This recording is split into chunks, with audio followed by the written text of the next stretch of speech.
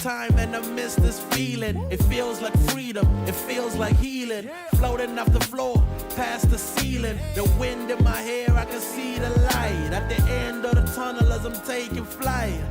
Man, I'm feeling like myself again. Hey, man, I'm feeling like myself again. It's been a long time and I miss this feeling. It feels like freedom, it feels like healing. Floating off the floor, past the ceiling. The wind in my hair, I can see the light at the end of the tunnel as I'm taking flight.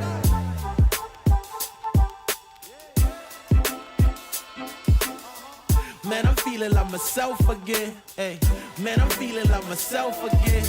Angels fascinated, reporting back to the maker. I'm emancipated, blow a kiss out the neighbor. Saying bye to Felicia, saying hi to Miss Parker. I was in the darkness, didn't stop me shining though. I was at the bottom, but it didn't stop me climbing though. Talents, we ain't hiding those. Cook out, I'm providing flows. Homie, you invited, getting reunited. With the real you no longer gotta hide it. They love to see us fighting, love it when we are divided. Yo, we bout to make a man. Food on the table, big stacks in the bag. Drink in my hand, watch me do a little dance. Take a little chance, kicking with a queen. Chilling with my mans, going with the flow, mixing up the plans. Listening to jam, stresses out the window. Kick your feet up and relax. Ease your foot up off the gas, and if you're going through it, this too shall pass. Woo! Hey. Hey, I'm feeling like myself again. Man, I'm feeling like myself again. Yeah. It feels good, don't it? Woo! I love it.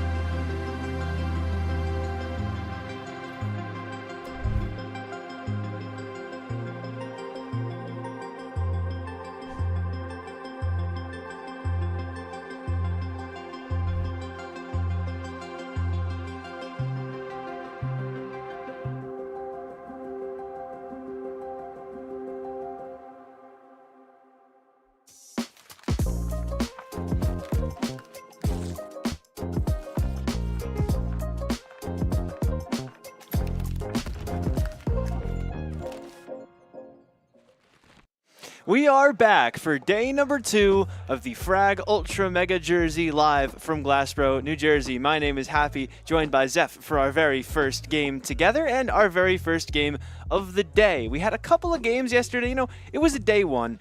It was a lot of stomps. Yeah. But starting off the day with Factor FlyQuest Red, it seems like it should be a pretty compy match. Yeah, it's going to be a very interesting matchup for sure. I know FlyQuest Red, they're coming into this event after winning the previous season of ESL Impact, so they're riding a little bit of a high coming into this. Yeah. And meanwhile, Team Factor, you don't really know too much about them, in all honesty. They're, I believe they are it is their full 5 here at this event, but they are an IM team, if I'm not mistaken, / ESEA main. Okay. So I'm not really too sure what to expect from Team Factor. Maybe they'll throw a curveball in here. I mean, who knows? I mean, be quite honest, we don't really know their map pool either. Yeah. We're kind of relying here on the FlyQuest Red map pool. Yeah. And like we were saying, they did just win Impact, so they're going to be running a high off that. Ancient, of course, being their permaban, nothing too surprising there. And with Factor banning Inferno, that will take out, actually, FlyQuest has worst map. So Train coming through by FlyQuest. That's a 60% win rate for them. Mirage from Team Factor. That's actually FlyQuest Red's best map, a 62% win rate on that. So this map will definitely favor in FlyQuest Red in itself for those first 2 maps. And I imagine the next ban will probably be Nuke or Overpass. Yeah, okay, so Nuke, yeah, that's pretty standard. They're not a big Nuke team. And Dust 2 being the final map pool, we have their 3 best maps in this entire series. Yeah, it seemed like it would be a FlyQuest Red favored game. I know sometimes when they play the Tier 3, Tier 2 NA teams, like in some of those, like, you know, some of the like ESEA Cups or, you know, the ESL Qualifier Cup, you know, that whole series, sometimes they can struggle in the full best of 3s. But, you know, given that Factor is a team we don't have a ton of info on, and that FlyQuest Red is super notable, having just won ESL Impact, and that they just got their 3 best maps, it's looking pretty good for them. But I feel like in this situation, it's like a pressure's off kind of scenario for Factor, right? Like, you're coming in as the team where I believe 2 players on this team just earned HLTV pages off of this tournament, which is really cool.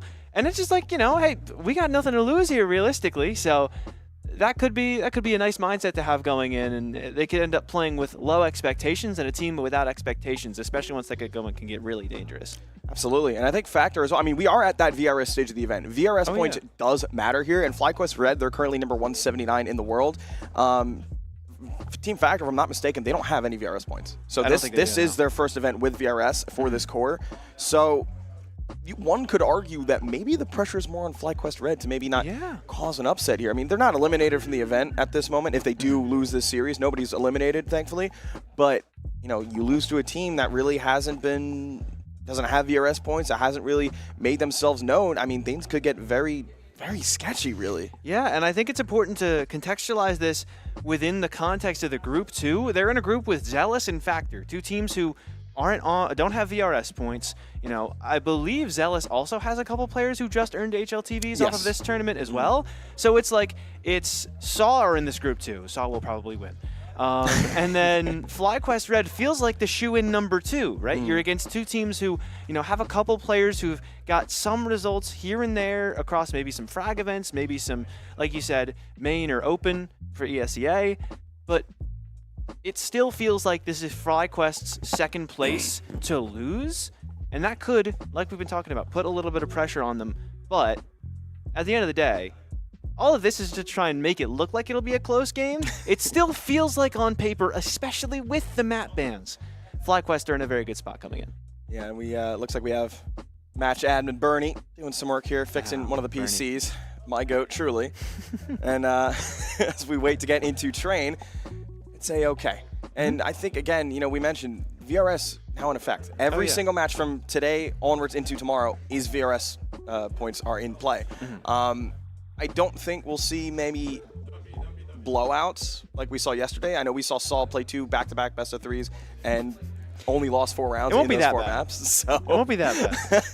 I don't think we'll see anything here in this match, and I don't think we'll see any more blowouts in that previous match. I know we mentioned yesterday on the broadcast that usually in these early stages of events, it tends to have these higher-ranked EU teams or higher-ranked NA teams going against the lower-ranked teams, and 9 times out of 10, it's a blowout. Yeah, exactly. And then, of course, okay, she's waving something around there. But once the strap book's out of order, she's got to reorder it. But as the event goes on, these teams will start to get more evenly matched up against one another. Yeah. So it'll be a good show today, I think. I'm expecting a good series out of these 2 teams. Yeah, I think there'll be a couple games where it's like, you know, SAW versus Zealous, or, you know, even like down to, I would say, SAW, M80, NRG, maybe even Marsborn could have a stomp or 2 today. But for the most part, it should get a lot closer. And I do think that, you know, for as much as we're painting this as a really good position for FlyQuest Red, I think that Factor has a decent shot here. I think that, you know, FlyQuest have had enough, like, not great results against, like, the Tier 2 NA scene in trying through, like, you know, that whole ESL Pro League qualifier, you know, that whole process. They've had enough, like, middling finishes in those tournaments where, you know, it's not unrealistic that a team like Factor could be able to do something. Factor also, you know, did get out of the upper bracket yesterday, if I'm not mistaken. Yes. It was off of like a forfeit and, playing some lower seeded teams, but it's still an upper bracket berth. It is not free to get that by any means. Well, if I'm not mistaken, they only played one match yesterday, and they won 2-0 over Corrupt Esports. So I'm sure they were pretty happy with that, because I do believe their first matchup would have been wildcard. Yeah, I think. Yeah. And no offense to Team Factor, but Wildcard is like one of the top 30 teams in the world. I'm sorry, like you're not going to win that. As much as I hate to say that, it's the players have been good about that too. You'll hear them talk about, so we play M80, and then after that we're going to play the team in the losers bracket. Yeah. Like they're unfazed. I watched Reactor 9 take 3 rounds off M80. They were like dapping each other up, like high-fiving, smiling, like, yo, we were up 3-1 on M80 at some point. We went on to lose 13-3, but that was a 2-round lead that we had. So people are still in very high spirits after playing some of these really good teams. Factor, fortunately, haven't had to do that yet. FlyQuest Red, the highest tier team that they've played so far, and we'll see if the ESL Impact North American champions are, just quite at that tier. Even though they haven't looked up to the M80 NRG level. This is definitely a match where they'll be able to show everybody if they are for real in the competition for, competing in the top 8, or if they're just, if it's going to be a little too close against a team like Factor, who they should, in theory, beat relatively convincingly. And you mentioned as well those lower ranked teams going against those very high caliber teams like M80, like Energy. I had the pleasure of casting Saw versus Carl's Money Crew yesterday, and I talked to some of the Carl's Money Crew guys going into that map or series, excuse me, and they knew what they were getting themselves into. They were going to be happy with just one map, so it's a-okay, and it does look like the players are getting ready. The fist bumps are here. And we're going to see Train as map number 1 picked by FlyQuest Red. Come on. There we go. Bibion took a little while to get to the girl on her right, but we're all good. We're in. We are in. Ladies and gentlemen, we've got Team Factor, we've got FlyQuest Red, and we've got Train for the first map of the day. FlyQuest Red starting that T side. Emmy looking to go out towards T-Con, and Bibion's going to actually find that first frag. Emmy's going to find 2 in Z. Philipek and Nova down immediately, and it's all going to be FlyQuest Red. It is just Aaron's Fury now in a 1 versus 5 with those dualies. The level of coordination there is just insane. That's what happens when you see 2 teams on this level. At the very least, FlyQuest Red. We saw Goose Breeder, I believe it was Goose Breeder, messing with the strat book, moving some of the pages around. They've got the strat book. I don't think Factor have that. And that's the real thing that's going to work so well for FlyQuest in this matchup, things like that. They're able to just coordinate plays so well, Factor are just not ready for it. Aaron's Fury nearly found a second, but did get caught from the side by Vanessa and burned the ensign in the process. So that will not go well. A dominant start for FlyQuest Red. Yeah, they're going to be happy with that. I mean, Train is definitely one of those maps where it's heavily CT-sided. I mean, we've seen some pretty insane comebacks from the last few Frag events, especially at Blocktober, where it felt like every time Train was played on stream, teams would have maybe a lackluster T-side. Then you switch to that CT side, and all of a sudden, you were down 11-1, 10-2 at the half. Now you're in overtime. And that's an incredible feat in itself. Yeah. But to do it consistently on Train, and especially on that CT side, it's definitely going to be something that we're going to have to look out for. But we do have to look out for this tech pause currently. So FlyQuest Red didn't win that pistol, but it looks like we have a bit of a tech issue, of course. Naturally. And if I'm not mistaken, I do believe right now on the opposite streams, I believe Upminds and Bonamont, if I'm not mistaken. We do have a couple other games live. We've got Saw going against Zealous, as we mentioned. They're in Group A currently on the opposite side of the bracket. So the winner of Factor and FlyQuest Red will go on to face the winner of Saw and Zealous. Then M80 and Foxhound and Maverick and Notorious are in Group B as well. And then we'll see the Group C and D later this evening, or later today, excuse me. Yeah, Maverick Notorious is a rematch of a game that was on stream yesterday, and it was probably the closest game we had on stream. I didn't get to watch a ton of that last game, but that Maverick Notorious game was pretty close. It's already FlyQuest Red pretty close to the site. They're just in there. It is very low resistance from Team Factor. They don't have the guns to contest it. They weren't contesting far out enough, and so Emmy's just going to take all that forward control. Bomb plant goes down. FlyQuest Red with a massive gun advantage and the bomb down. Already feels like the best Factor could hope on is like maybe 1 or 2 exit frags.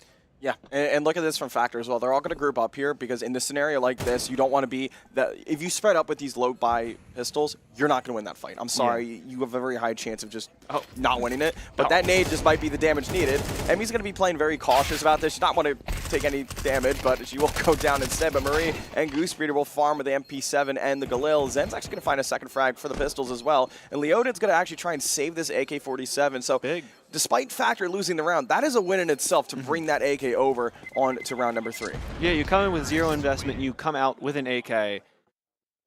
Basically, that's the best you were going to do.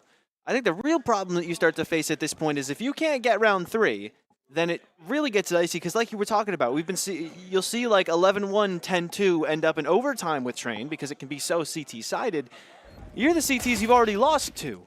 Like you don't have an awful lot more time to get on the boat. And so, as early as it is, it feels like it kind of can be now or never for Team Factor to fully lock in. But FlyQuest Red built up such a strong economy in those first couple that though they have Galils, they've got full util. And I don't doubt they'll be able to leverage this to the fullest advantage as they already make their way for the first time towards halls.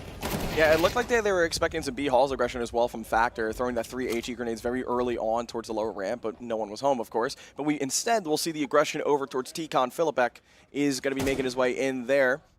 And FlyQuest Red are going to stall things out, though. They were gifted that frag onto Zen. They're going to slow things down now. Aaron's Fury is going to be up above on the rafters of the B-bomb site. He's actually jumped down. All right, but it looks like B will be the intended target for FlyQuest Red. He only has that FAMAS. Smoke and a flash with him as well, so... Or nade and a flash, excuse me. But an exec will be coming out now. Philipek is on this quick flank, so this could be costly for them. Team Factor, they need to try and get at least 1 or 2 kills here on this site exec, but the flank goes down. Philipek not able to find that kill on Marie. Goosebreeder chimes in with one onto Leodin as well, and it is going to be the A1S left in a 1v4, and it's not going to matter though. Nova goes down, and FlyQuest Red with a strong start here on Train. Yeah, Team Factor really didn't do anything to get in the way of FlyQuest. They didn't do anything to disrupt them. They gave them all that space to set up that execute. That's what I was talking about in round 1, right? FlyQuest Red are the kind of team that knows each other incredibly well. They have advantages that a team like Factor doesn't have. They can put more time into the game. They can really strat things out.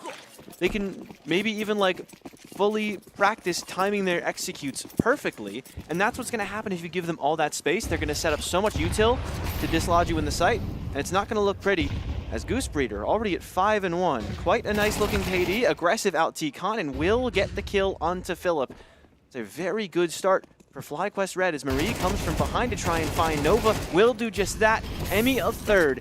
And Zen and Aaron are not in the best position to retake this. They're both moving down the staircase, or at least Aaron's moving down the staircase towards Long Dog. Zen's already there. BB just around the corner. Probably won't find much though.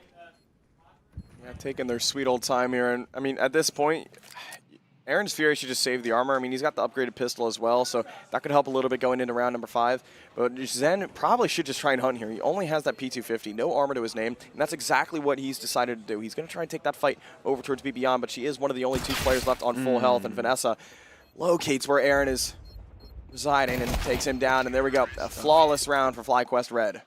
Yeah, they are really taking care of business. And it's still just like this, the way they're using util. We've seen a couple times Factor just kind of maybe throwing flashbangs or throwing mollies at things because they feel like they need to do something. Every bit of util is so well coordinated from FlyQuest so far. And that's just kind of been the big advantage. The flash right there from Vanessa to turn into the kill for Goosebreeder. That's a big man advantage early, and then they're winning the ones later on as well. So, good starts thanks to the util, but it keeps getting better because they're winning their individual engagements. And I feel like they might just keep running at A because it keeps working. Yeah, I mean, why not? Why change something if if it's working? Why not? Just keep doing it. And that's what you wanted the saying, but you couldn't remember. Yeah, I couldn't remember it. It's so early. Ooh, but okay, a little bit of action here. Nova gonna find 2 frags with the AWB. Vanessa will find Leodin, but Goosebreeder's made her way behind the lines though, trying to find this flank here onto the A bomb site, and has found the time, and she's threaded the needle, looking for impact, and there it is, takes down Philipek. And now they're gonna know exactly where she is. Aaron's Fury does able to maybe find her, spots the gun barrel. Nova with a 3rd in the round as well. He's having a huge round for Team Factor here. If Aaron's Fury is able to stay alive and Nova finds this other kill, maybe takes down Goosebreeder, Factor in a good spot to win their first round. Nova backs away. wants to play it careful. The big green is plenty strong enough to kill Goose Breeder no matter where it hits on the body. With the bomb not quite in their hands yet, they move a little bit deeper away from the A site. I'll pick it back up. That's going to be heard by Aaron. They're going to stick on A. Aaron starts to sneak up, but he wants to play this with his remaining teammate. And around the corner, Emmy waits. But it's Goose Breeder very far away. They're not close enough to play off contact with each other. Emmy could very easily get traded. We could end up in a 1 versus 1. Worse yet, it could be a 2-on-1, but Emmy finds the first one onto Aaron. Now they know what's up in Nova. An uncharacteristic miss in a round where he got 2. He needed to get 4. Oh! He actually got 3 with a very clean headshot, but the op shot missed just a couple moments before, so it's not enough to sneak through there first.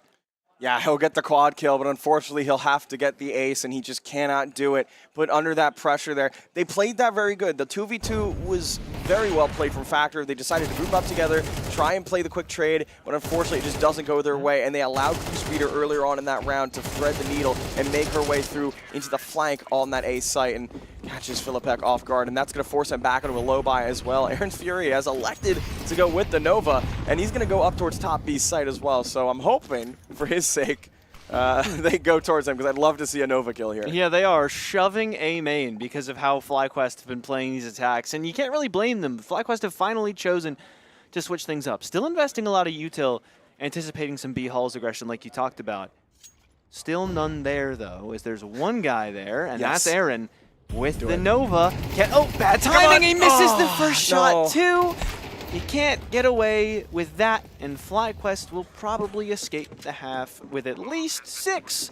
And we're only halfway through that half. They're going to get out of the first quarter flawless. Yeah, and it's been a pretty quick 6 rounds as well. I mean, the only competitive round we've really seen in between these two was the previous round, back into that 2-on-2. I mean, Factor, they really need to get something going here. I mean, you're on the best sided map in the entire map pool at this point. Train CT side is incredibly biased towards them. So if you're ending this half potentially 9-3, going onto that T side, and against a team like FlyQuest Red, it's going to be a climbing Mount Everest, essentially. Yeah. It's going to be a struggle. And speaking of struggle, unfortunately, Philipek still yet to frag. You hate to see it. You hate to see it early. This was a game that I personally was hoping would be a little bit closer. I still thought FlyQuest Red would be in a good spot, but I was hoping we'd see a little bit of something out of Factor. And so far, like you kind of pointed out, the only sign of life that we've seen was that near 2v2, that near 1v2 out of Nova in a round where he found 3. Other than that, where you were able to get an op in the hands of your opper, and he did get 3 kills, you still didn't convert that one. That's not really a given, especially if you keep losing these rounds. The op's expensive. You may not be able to afford, you're not going to afford that every round. You may not even be able to afford it every buy round. And even then, you might still have to glass cannon or something, sacrifice some util. And that's the only real thing that it feels like was able to get you close to winning a round. So, Team Factor, definitely a disappointing start for sure, but it doesn't mean there's not time to turn it around. Yeah, on a map like Train as well, you really need a significant off presence as well. I mean, and we're seeing that from FlyQuest Red. Emmy's 8-1 currently. Nova did have that quad kill earlier on in this half, but unfortunately I would have to say it's going to have to be Philipek. I need to see more out of him.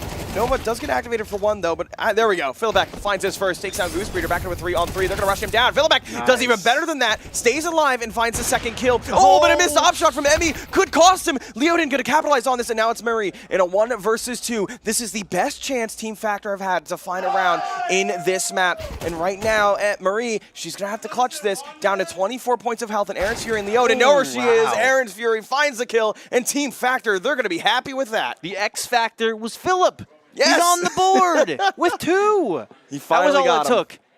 No one puts up 6 in a row on Philip without him getting on the board. Nobody gets 7 in a row without him getting on the board, I should say, because they did get 6. That's true. But that 7th was finally where he comes to life, and that was a much better played round by Factor, but I think that was just a matter of like, okay, FlyQuest Red keep running at A main. We all need to start running at A main too. And I think Fly maybe started to lose the respect a little bit. You already see this round, they're not sprinting out A main. They're doing a little bit more of a default than usual, and that's what's going to happen. Marie with a really nice opening frag. Leodin a little over-aggressive towards Ivy. Nova fishing for a pick back. I'm going to try and blow the smoke to see if anything opens up, but nothing there. And this is more what I was expecting to see out of FlyQuest Red. They finally drop around, and it's like, okay, guys, let's lock in. No more silly stuff running out A main all at the same time.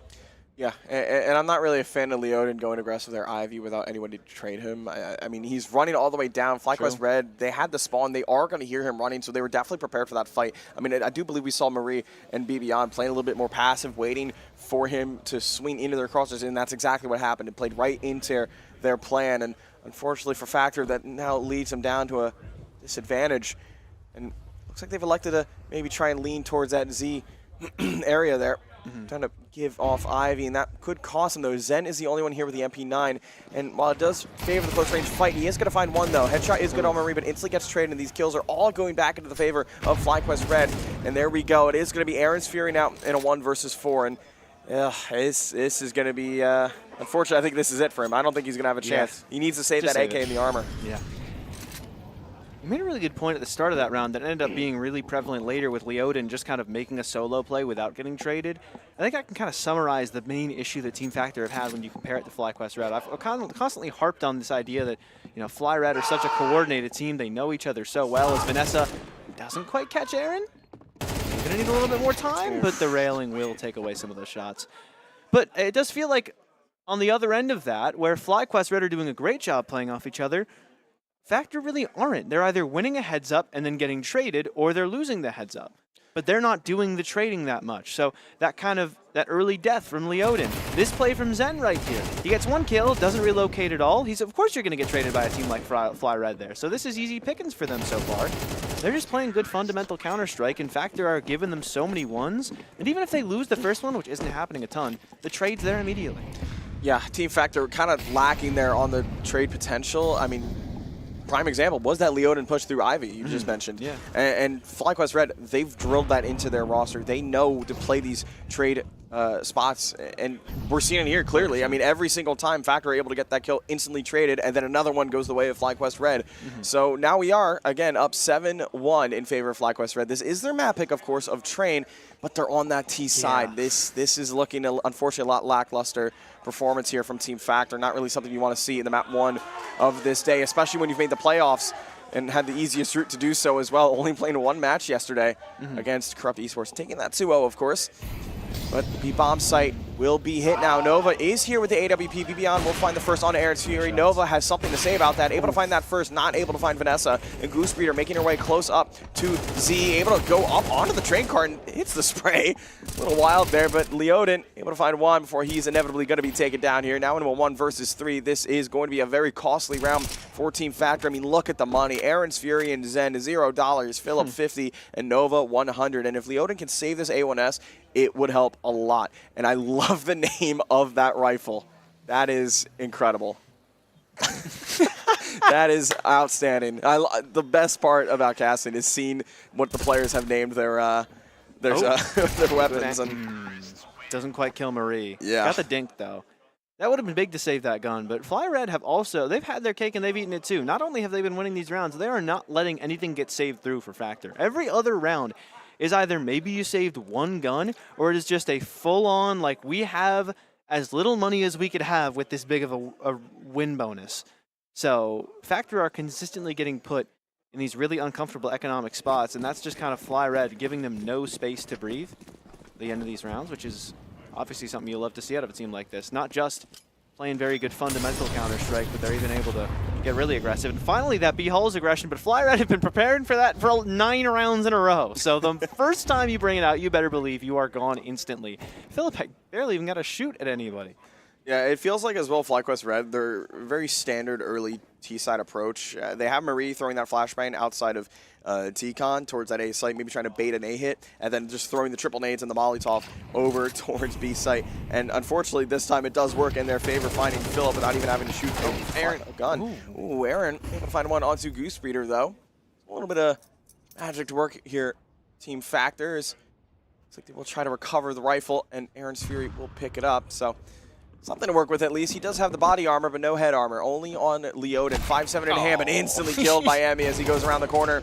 And it looks like Aaron's Fury, he's going to try and go aggressive here, try and make a play here for his team, trying to find something, but it's probably going to turn into nothing, unfortunately. But actually, okay, never mind. Just when he saw the back of Marie, BBN will help her teammate out and find that frag. And Zen, oh Zen, what can you do, my friend? It looks like Marie's going to go for the... Do it. Do it. Do it. No! Please. Okay. He got it. He got it. He got it. Oh, and he gets the second one as well. All right, Zen, you made up for it, my friend. He's going to go in for it. He wants a little bit more, but he's going to do a lot of damage to himself in that Molotov.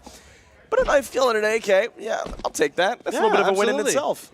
Economically, it's going to be huge. Big money off the AK. And look at, I think most importantly, look at what that's done for the team morale. They're laughing. They are having a great time now. You listen, you're up 9-1. We got the knife kill. I can hear them laughing over there. Exactly. You can see them on the cam. Like, look, I believe that's Leo who's closest to us. Like, look at that. Look at what that's done for team morale, man. Oh, like, man. That's so good, especially to have probably going into your map pick coming up next. As I say that because I don't think this will be that competitive of a map for the rest of it. But who knows? Maybe the team morale will totally change the vibe, and we'll see I can't believe he misses that. dueling 9-3 T-side halves on train. As soon as he missed that knife kill, I thought Vanessa was going to whip around and hit him. She just had no idea. It's A-okay, though. They won the round. That's all that matters for him. So up 9-1 on the T side of Train, and we do see that full buy coming out from Team Factor. AK on the back of Zen, and Nova does have the big green, is able to spot the one towards Hot Dog. Zen is playing very close up here, but a full blindness, not able to see much. And Philipek under this pressure. Nobody will have Aaron's Fury to support him, though. And BBN takes down Aaron's Fury, and then Vanessa will take down Philip. This A site has been cracked wide open. Well, FlyQuest Red, they are cooking up a fire round for them, and that's going to be round number 10, unless Nova can have a huge, huge 1v3 for them. So it is a 1v4. Dueling Ops stopped for a moment thanks to the smoke. He really wants this. He knows they can't afford to lose any more rounds. The Deagle comes out, does do some damage, but Fly Red just have way too many people alive to let that one slide. And that is a solid round for them once again. We saw them kind of stray away from that, you know, those A hits, because that was what they did a lot early on, and eventually Factor caught on. They gave it a couple rounds. Suddenly Factor's like, okay, we got to worry about B. We got to worry about everything across the map. That's exactly when they go back to the fast A play. So really well called by Fly Red so far, and it's got you a 10-1 lead. Yeah, and I think we did see there over on the camera for FlyQuest Red, Sheikh Zula, their coach in the background. He has been one of those players in NA for a long time that has been able to raise and foster these new talents coming. I mean, we see Grim. He was one of those players. Junior as well. Both very prominent players in North America. I mean, they've had a lot of impact on the world stage as well. I mean, we did see Grim playing on Liquid for a time and moving over to Complexity, who made, I believe, that second place run over at IEM City during the conversion to CS2. So Sheikh Zula now with the task of raising up these players of FlyQuest Red, and I do believe he's done a pretty damn good job so far. Now, they're certainly looking good today. Talked about it in the pre-show, this is their group to get second place in, and so far they're set to do that. Aaron with a really good opening pick, though, and that's not going to be responded onto. That's a really unusual thing to have happen, because Team Factor found an opening kill, and normally when they're in those positions to even win early fights, they get traded immediately. But that's not even what happened. They just have a straight man advantage for the first time in, I would think, a while. Who's where you're going to start to make a play back, though, and Philip needed that kill to find something. Zen's at least able to make it a 3 versus 3, but Fly with such a good pivot instantly into the A site, and no one there to meet them from Factor with the bomb already down. Yeah, but it feels like now we're in a very good spot. It is a 3v3 retake for Factor. I mean, this is the best retake scenario they've had since that 2v2 round not too long ago, and Nova still alive with the big green, trying to find some impact. He is going to be grouped up here with Zen. Leoden coming from Z as well. But all these players from FlyQuest Red, they're in the perfect spot to get traded. And there we go. Marie and Emmy chime in with one apiece. Leoden in a 1 versus 3. No kit on his back. And it is the final round of the half, so he is going to have to go for this. Able to find a first start on to Emmy, but BBN is in a good spot over towards Pop Dog. And Marie instead will finish it. And that's going to be an 11-1 start for FlyQuest Red. And they're going to be moving over to a very statistically dominant CT side. Yeah, on a map that they chose to go to, already up 11-1. Honestly, this one is a very, like, it's tough, man. Yeah. It doesn't get much tougher than this. As soon as I saw how the veto went, I mean, we're talking about FlyQuest Red's 3 best maps statistically they're playing. Yeah. Unfortunately, as soon as I saw that, I was like, all right, it's unfortunately, it just might be over for Team Factor. Hopefully they're able to put a better fight here on the second half. maybe, if it does come down to it, onto Mirage as well. So Yeah, they did pick Mirage, so. They did. I mean, Mirage is definitely more of a puggy map, so maybe Factor has something sure. up their sleeve to maybe counter the dominance of FlyQuest Red. Marie on the dualies, a smoke and flash and a kit on Emmy as well. So Team Factor have elected to go towards Ivy, and they will meet the Marie. That will be dominant, able to find one, not able to find the second one though. Goosebreeder is gonna be here to try and get that trade kill. Whiffs a little bit of the pistol kill. She's gonna have to find something, but Leoden finds it instead. So now into a 3-on-3, once again, Team Factor in a prime spot to get their rounds going here, to get something. They need it. Please, Team Factor, please. I'm begging. Oh dear, but they will elect to go towards this B-bomb site. Emmy will make the call to her teammates that they will be here coming through CT. They put under that pressure though. Beyond will go to the dualies towards top heaven. Going to be making that first kill onto Nova. Vanessa now down below, trying to support her teammate. Again, another headshot long range into the head of Leoden, and Aaron's Fury with the dualies instead. It's up to you, my friend. Can you clutch the 1v2? And it's not going to happen. That's going to be map point for FlyQuest Red. Yeah, a lot of potential, but I think we just see that already the difference between CT sides there with how fluid FlyQuest Red were on their defense of both sites, not just because, like, you know, you already have a setup that's really well set up to deal with Ivy. You go the 1-for-1. You're able to trade out frags elsewhere. You recognize immediately what Factor are doing. They're not continuing to push out from that Ivy spot into the A site. Instead, they're going back to CT. They already are rotating for it. Emmy's already trying to meet them at the rim. Everybody else is moving through B halls to try and stop a plant. That wasn't something we were seeing with Factor. They would get sites switched up on them like that. They would get fully executed on and only have 2 people there of the 5 on their CT side ready for that play. And so it just kind of goes to show how fast FlyQuest are able to play this CT side. And BBon already looking for some frags early. The MP9 only able to find the 1. That's now going to be a gun in the hands of the attackers. But Emmy will get one back with the XM, making it 2 inside of A main. And that's all that she wrote. FlyQuest Red picked their map for a reason. Yeah, and an absolutely dominant showing from them. A 13-1 victory, only losing that very close 1v1 round, I believe. And even then, like, look, they're happy. They know. They know. They're in a good spot. They want to make it to the Group A finals here, and they most likely will be going up against Saul, taking down Zealous, I imagine. And Team Factor, a little bit frustrated with themselves. I can see in their faces, a little disappointed. Maybe they wanted a little bit more impact from them on this map, but unfortunately not able to go their way.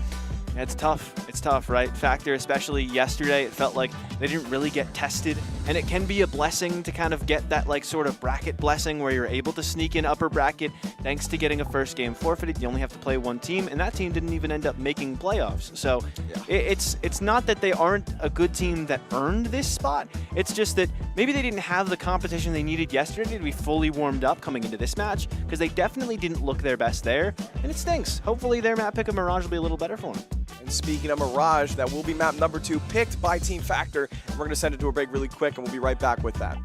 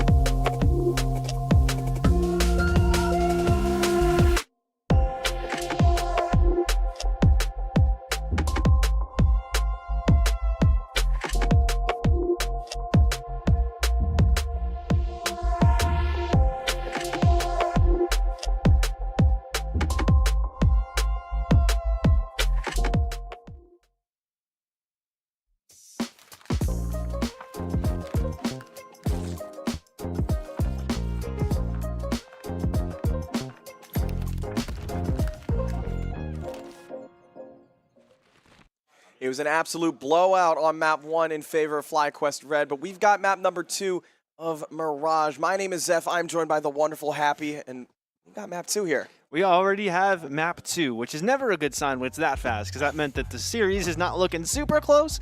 A CT side start on Train turned into a 13-1 loss for Team Factor. So that is just about as rough a start as you could have to the day. As a team who came through uppers, like we were talking about, they got a forfeit win early. They only had to beat one team to get in through upper bracket.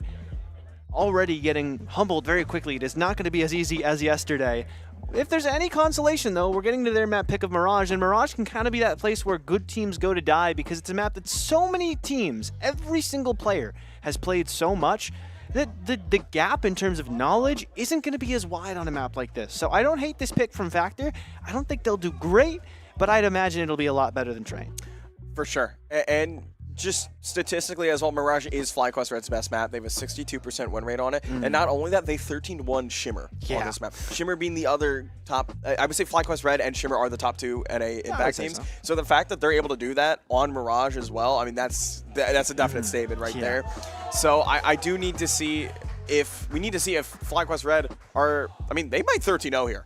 You know, if they're able to 13-1 Shimmer, I think they'd be able to 13-0 Team Factor, but you're right. Mirage, again, is one of those maps where anything can really happen. It is that really puggy style map in North America especially, and maybe Team Factor have a trick up their sleeve. I mean, they picked this map for a reason. Yeah, that's why I feel like that's the angle for them coming in. At the very least, maybe you can like find something off of maybe like a weird gimmick strat or just anything realistically. But for FlyQuest Red, all the reason to believe they will win. I still think FlyQuest Red is winning this map. I'd imagine Factor get 2. It's a low bar. A 200% increase though. It is, yeah, no. It would be a big increase compared to how they did on map 1. But I think generally the angle here for Factor is just we've played this map a lot over the years. We still haven't played it as a team as much as they have because they've been together for ages. But like if anything's gonna work, even if it is their best map, it's gonna be like this is the map that I'd imagine they saw as the one where, you know, like I said, the gap is the smallest in terms of how you know how to get around Mirage. We kind of saw Reactor 9 in a similar situation on Mirage yesterday against M80. They ended up, that was their better map. It was 13-3 compared to a 13-2. But still, you know, there's an angle here. So I see the vision. I just don't fully see it in terms of getting beyond Mirage and getting into Dust 2 because it'd be a lot. It would be, yeah. It does not feel like we're seeing Dust 2, at least in this series. Speaking of series as well, I mean, while we do have Factor and FlyQuest Red on the mainstream, we got a couple other matches going on here at Frag Ultra Mega Jersey. We've got Saw versus Zealous. Saw already up map 1, winning that, taking down Zealous in pretty convincing fashion. M80 taking down Foxhound on map 1 as well, both being ancient, of course. And they are already on map 2. M80 is up 6-0 on Foxhound. And the closest game we've had so far today, Maverick and Notorious, a rematch from yesterday's first map. Maverick are down 7-10 on their map pick of, I believe it is Dust 2, if I'm not mistaken. So, so far so good for the picks for today, but it looks like we are going to get into Mirage. Ladies and gentlemen, FlyQuest Red, Team Factor are going to be on that T side to start with, and we have Aaron's Fury and Zen buying up some utility, trying to make some magic happen. They've elected to go for this 4-man towards A, and maybe having that lurk of Aaron's Fury towards middle. Yeah, and a decent bit more action towards B for FlyQuest Red here, so the A angle is good. They've just got to take it now. You can't hesitate. You got to go and make that play. You push somebody out of middle. You have an opportunity in towards connector, in towards ladder even. As Aaron's Fury is going to sneak in, and they will not sneak in. They'll go loud into the A site with all of Team Factor other than Aaron and fight it completely free. Completely open for the planting of the bomb. Nova's going to sneak that down. And FlyQuest Red have set up for a full 5-on-5 retake, but you can see Factor getting aggressive. They want Philip and Zen to make a play towards CT, but the flash is so good. And Marie and Vanessa and then BB it's all just coming together. Nova stuck in connector in a corner that, well, he wasn't ID'd there initially. He's gone to the burst and has like no ammo left. Could look at the person defusing. It's a FlyQuest Red round win. Yeah, and Team Factor, a little bit of laughs there, I believe. I think they were having a lot of fun with that. Looks like someone's going to be changing their view settings. We have a tech pause in place. Maybe a little bit of a crosshair issue. Let's say okay. I mean, if you're going to look back, if there's ever a round to look back on for a pistol retake, it would be that round exactly. Oh, yeah. The flash was perfect in CT. I believe that was from Emmy to support her two teammates to take those two fights. I mean, both players at Team Factor were full white. They couldn't see anything. So it was very two easy, quick kills in the favor of FlyQuest Red. And then following up with those aggressive pushes up connector to find, I believe it was Nova, the last one remaining, in a situation like that. Not much you can do. That is the perfect textbook Counter-Strike retake. Yeah, it could be the problem where I thought the angle for Factor would be, we've played Mirage a lot over the years, like, as players individually, a little probably as a team as well, especially if you're picking into it. So maybe that could be a spot where we're able to take advantage of FlyQuest Red, but it seems like FlyQuest Red, on the other side of that coin, they've drilled it so much together that they can make situations like that shouldn't look scripted. Like, it looked like they ran through that like it's a T-side execute, except it's a CT retake. That's not the same level of, like, agency, where you can set up an execute as a T-side. You need certain conditions to be in place to go for a certain kind of retake, and FlyQuest Red have seen those exact conditions so much that they knew exactly what to do in that position on that retake. And like you said, it was pretty much flawless. I think only one kill for Factor, and it was one frag for Nova. Nova. I believe it was Nova. Yeah, it was Nova, yes. They do get the bomb plant too, so they have some money to work with here, and if I'm Factor, I would probably force buy into this. They've got that money to work with. Unfortunately for them, they're... Someone's waving something over the monitors. What is that? What is... Oh, he's going to show it. Is that a little devil? What's a bear? Oh. I still don't know what the other guy's got, though. Looks like a little devil bobblehead thing. Oh, they're doing the eyes. New Jersey Devils? Maybe, The honestly. one New Jersey sports team at the Jersey Land? Yeah, unfortunately, both the NFL teams for New Jersey are New York. New York. Or I guess some people call the Jets the New Jersey Jets, but they should do that. The Jets are just a New Jersey team. They have I feel like more people here like the Giants, but I feel like more people. Steve likes the Jets, if I'm not mistaken. Okay, I feel like more people that I've met in New Jersey, growing up in New Jersey, more of them like the Giants than the Jets. Yeah. But I feel like the percentage is like maybe 60-40. I feel like if you actually go to New York, it's like 80-20 Giants probably. Yeah. I feel like New Jersey claims the Jets more than New York does. Yeah, and unfortunately, the Jets not being a good team. Yeah, every year. That's true. Yeah, that's true. Yeah. I don't like my open team. This is your year. This is our year. We'll win the Super Bowl, or I guess we'll make IM this year or something. I don't know. But it's A-okay. It looks like the tech pause has been lifted. It looks like the FlyQuest Red players will be buying up here. We will be getting back into round number 2. You see that replay there, that perfect flash from Emmy, supporting Vanessa and Marie. Those 2 quick kills, and yeah, again, just a perfect textbook retake. And Factor have elected to buy up the upgraded pistols here. Tech 9 on Zen and a P250 onto Philip and Leoden. So they're actually going to elect to go for the full buy in round number 3. So I don't hate this, actually. Well, it should help them out a lot, get a good buy going here. And the one thing I've definitely noticed as well, when these higher-end teams are facing lower-end teams, so like yesterday with Saw, they won the pistol going into that second round. 9 times out of 10, if they're playing in like an event like Cologne or something, for example, playing up against those higher-level teams, they're only going to go buy those SMGs. Maybe a rifle here and there, because you don't want to invest too much to lose the money. Well, now here, FlyQuest Red, they're confident as heck. They know they're going to win this round. They have the upgraded rifles. Not as much utility, though. They're just that confident against this Factor lineup.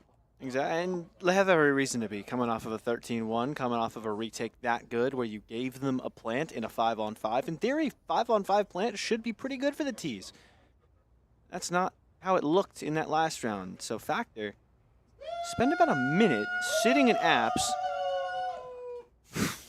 go nowhere, and now start to turn around to go main. FlyQuest Red have barely done anything because there's not really much to be done. As you can see, Goosebreeder looking all the way out mid towards T-spawn. This timing could be really good soon, but they're just going to run into A first and run straight into the Shredder. If Factor's able to get a bomb plant here, that is a win for them, and it's not going to matter, though. The Shredder here of Emmy and Vanessa will get it. A 4K for her. FlyQuest Red, a very clean second round as well. We will see that full buy coming out now for Team Factor. A bunch of AKs, I imagine, in play. And I do believe there's a chance we could see the op on Nova. He did save, so He didn't invest anything in that last round, so I think that was the goal. Okay. For him to get the. I'm not gonna lie. At first, when I saw how they were routing themselves for this second round, I thought their Team Factor were gonna like to go for a French timeout to talk things over, see how they wanted to play their next buy round. But they decided against it. It looks like maybe they're that's what they did in apps too. Maybe. Who knows? Maybe that's what they did just before they. For that whole minute where they really didn't do too much. Probably just expecting some kind of aggression out of FlyQuest Red, though. FlyRed's so disciplined, though. I mean, they lost one round, like, not even that early on, off of trying to just run out A main a couple too many times in a row. And they have given so much respect to Team Factor. Not too much. They're still playing dominantly, but they have really locked in since losing one round. They are not doing anything that they shouldn't be doing. That's that Sheikh Zula effect you were talking about. Yeah, Sheikh Zula, once again, being one of those very rare players to kind of foster this NA talent and put them to a very good spot. And that's a good start for Aaron's Fury. Nice whip around from him, finding the head of Goose Breeder. So a man advantage for Team Factor, but it's ripped away from them, though, by Emmy. And all these kills are being ripped away from them. FlyQuest Red in a one-man advantage, though. Nova decides to disagree with that statement, and so does Zen. So we are back into a 2-on-2. Team Factor, if they want to win this buy round, this is the perfect chance to find something here on the T side. Zen electing to get that bomb down. Vanessa and Emmy will be going this retake. Emmy's made her way all the way up. Does, I believe, spot the rear end of Aaron's Fury, or Zen, excuse me. Nova is in apartments. They're going to clear out this B bomb site, and there's the back. Oh, dear. Emmy's going to find the time and able to find Zen and the headshot as well. Able to find herself in a prime position. And FlyQuest Red will find number 3. It is number 3. I don't know why I thought it was number 2. I completely blocked the second round out of my mind because nothing happened. But FlyQuest Red with a very solid retake in that position. It was a little awkward on B. There were some odd plays like Marie opting not to try and play for the trade towards Van, instead really ducking down, sort of playing low profile, but they obviously knew she was going to be there, so it kind of just turned into 2 kills back from Team Factor.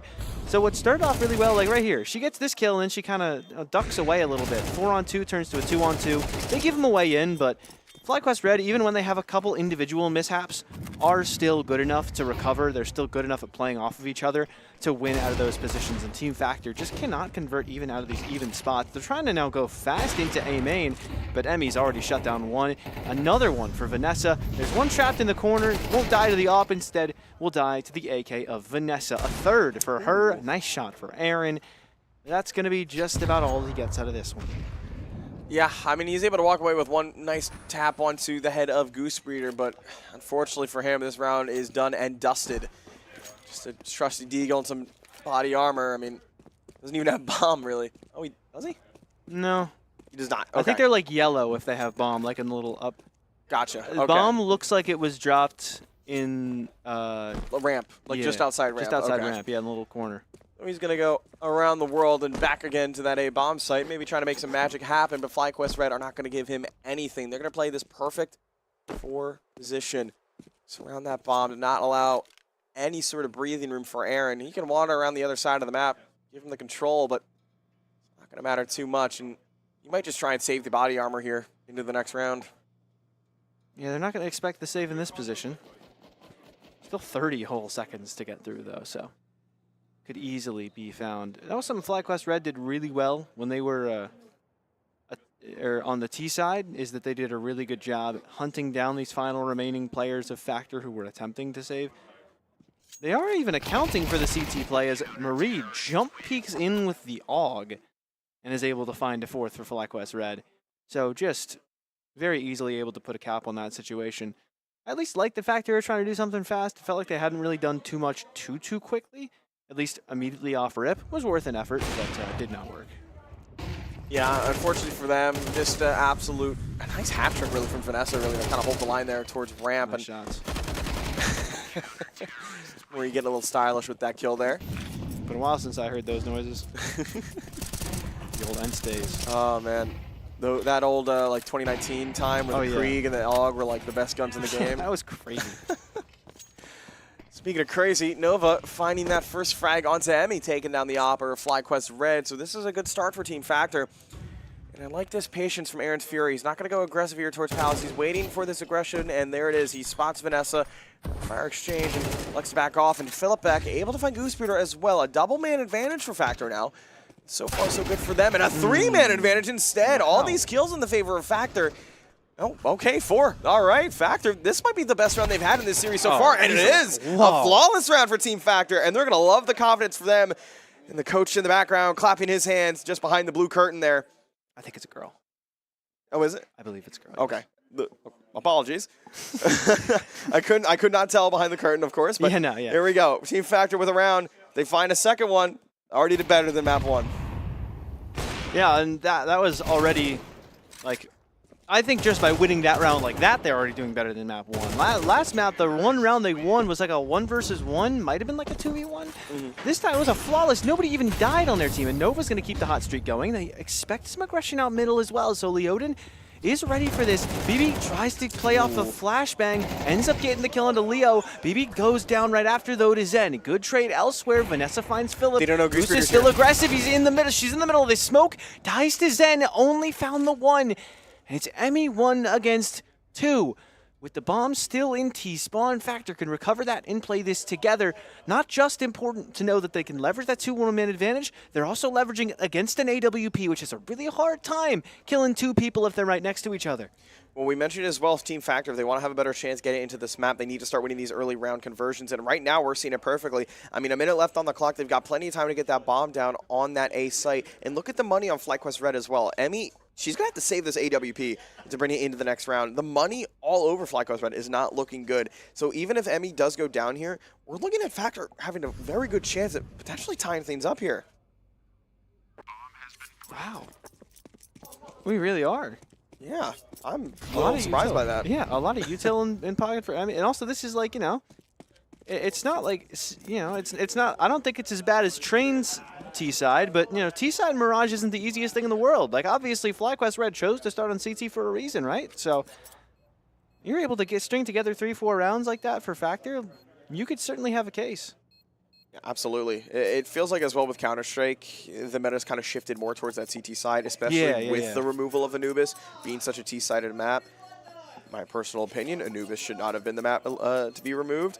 I agree with you. If I'm not mistaken, I think a big part of the reason why it was removed was a lot of the higher-end pros were not a fan of the map.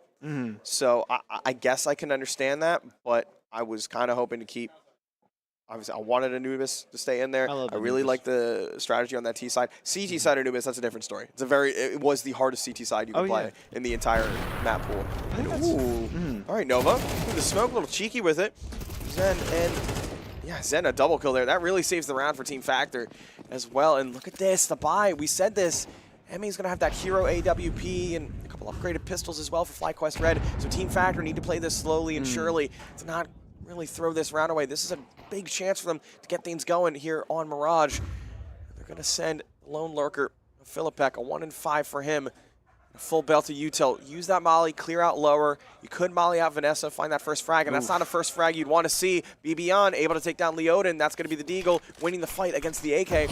And Nova's going to get tagged down to 13 HP as well, and Emmy is here at this B bomb site. So this hero op will be put into action. Misses the first shot, put under that pressure. Able to find 1 onto Philip. Looking to find the no-scope, but Aaron's Fury will find the headshot instead. BB we saw her get the opening frag, trying to make some magic happen here, and their timing's good. Running right through, but Aaron saves the day. Saves his teammate's life to get this bomb down, and Zen and Aaron Fury a kill each, and now back into a 1 versus 2. Vanessa with it all to try and keep the dream alive for FlyQuest Red, to not give Factor any sort of breathing room into Mirage. Sneaking out from Market. Decent crossfire on this position from Catwalk and Bench. The flash goes through, it's not even needed because Zen swings on his own in perfect timing. And that's a 3rd in a row for Factor. You said it. They could be looking at 3-4 just off the back of winning that 1 round. Because of the way the Fly Red saved, they will have a pretty solid buy coming into this round. Realistically, the only issue is that maybe some people could use some head armor or 1 extra like flashbang. But like, you know, your CT side, you're okay with that going into all AKs. But Team Factor looking really solid these past few rounds. And even after losing the opening frag in that last round, which was what you pointed out as a way to get into the game for them, they still are able to convert. Yeah, and now it gets in that situation where if Team Factor are somehow able to find this full buy round as well, I mean, FlyQuest Red are broke. There's a very real chance, and I cannot believe I'm saying this, unfortunately.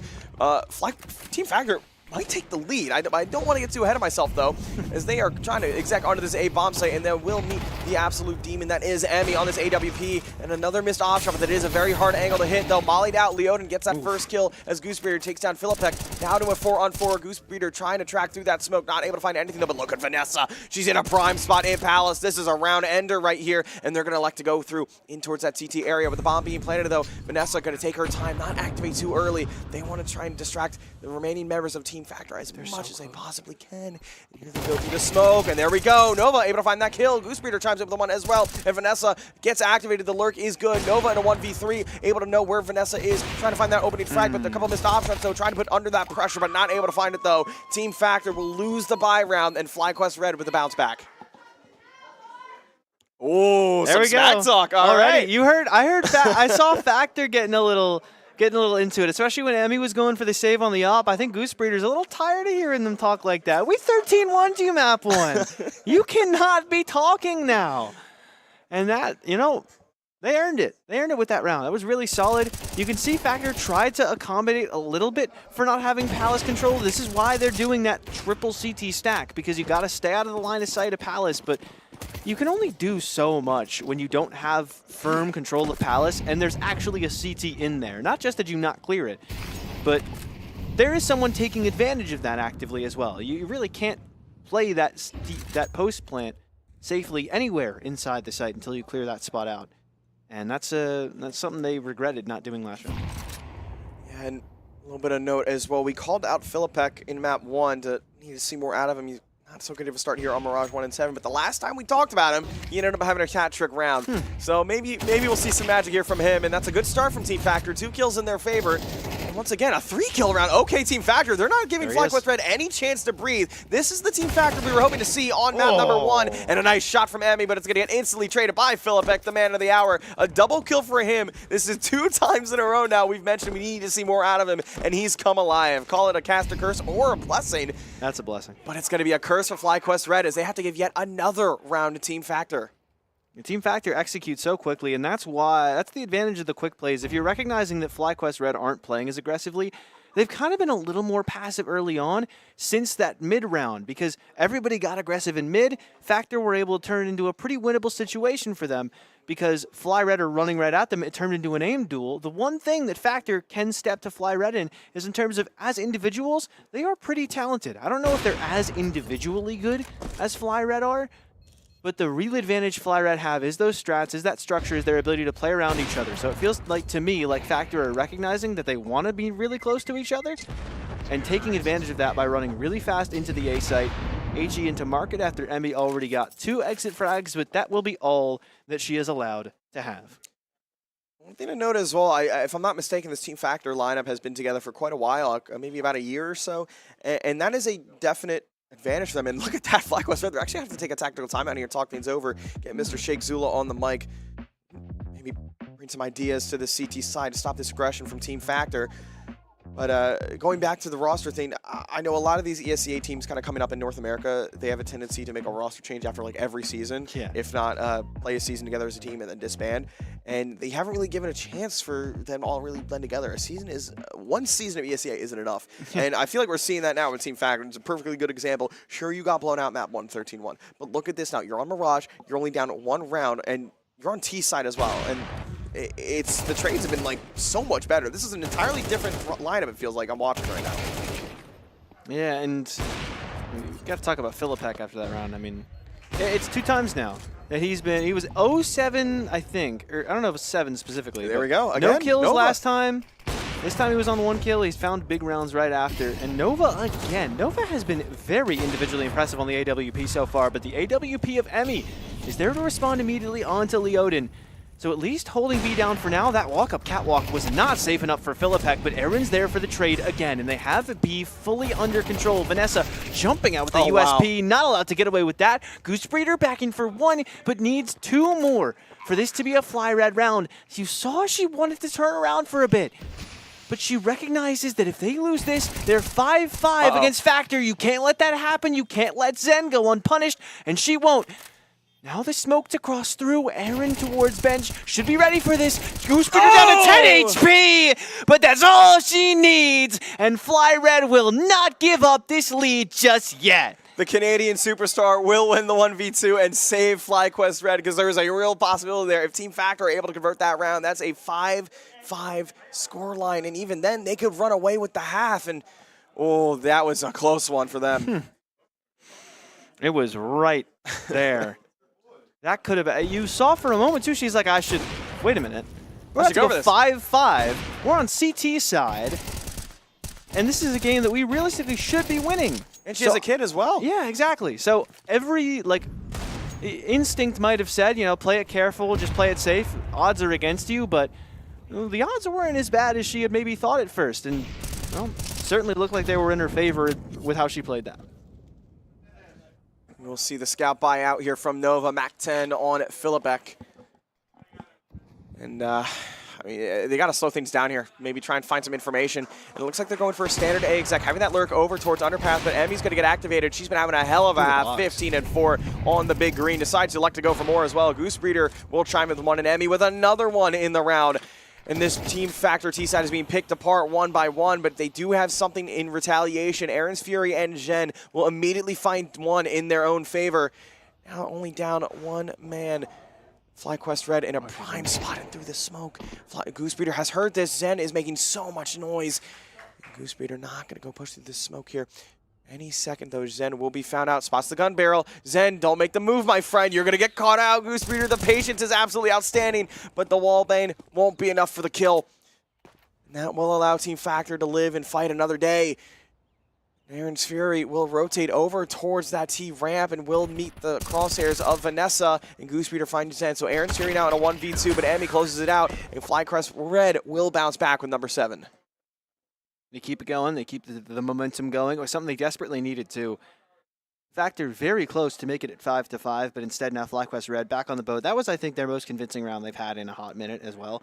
So you'll have to see them getting that momentum back. Goose Breeder getting on the board for more, but I really feel like it's been a major op battle today. That's been the main storyline. We talked about how Nova, I feel like, has been the most individually impressive, at least from what we've been able to gather from this game, consistently getting a couple of opening picks. And then Emmy on the side of Fly Red, who's been picking up the op, whenever she can. 17-4, I want to say, was the score. Yeah, line? 17. It looked like it was 17-4. I believe it was 17-4 if memory serves. So that is a really good scoreline for her. So it really does come down to, how long these operas are able to live, how much impact they're able to have. And though Nova's doing very good, the only player on his team to have 9 kills, everybody else is 8 or below. He isn't the only one who's positive, as Aaron's Fury is 8-7, but still. Yes. I have to say as well, I mean, both Emmy and Nova, they've been able to find these opening kills for their teams every single round. It's just that Emmy's able to extend past that and find those multi-kill rounds back to back.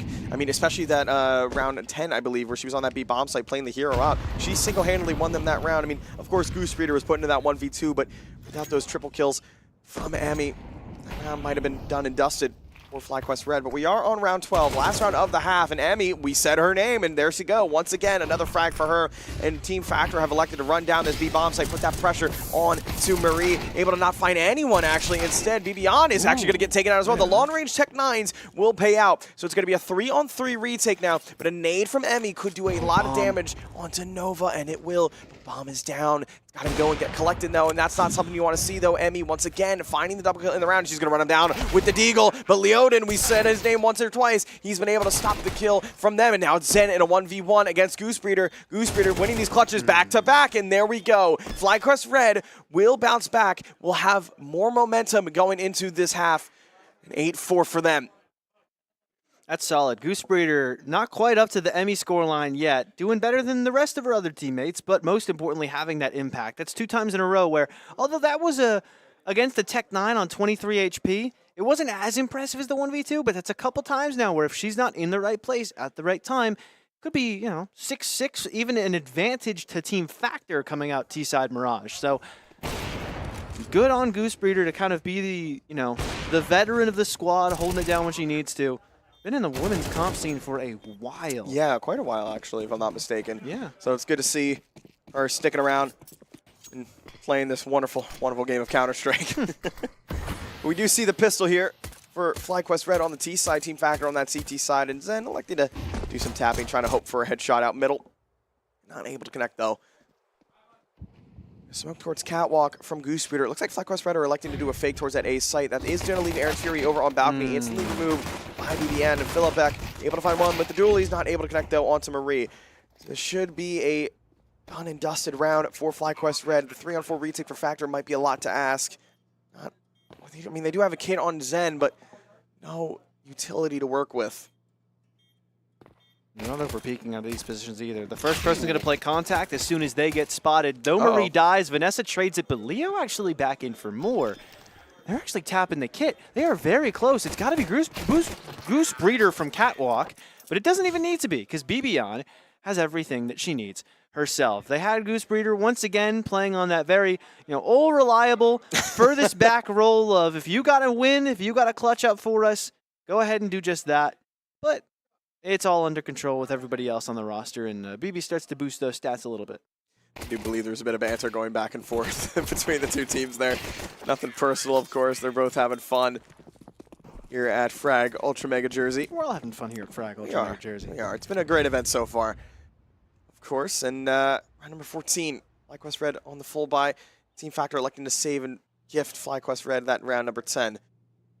But for the record, this is not an elimination match. This is the first for Group A. So the winner of this will face the winner of Saw and Zealous, which I think we can both agree it most likely will be Saw.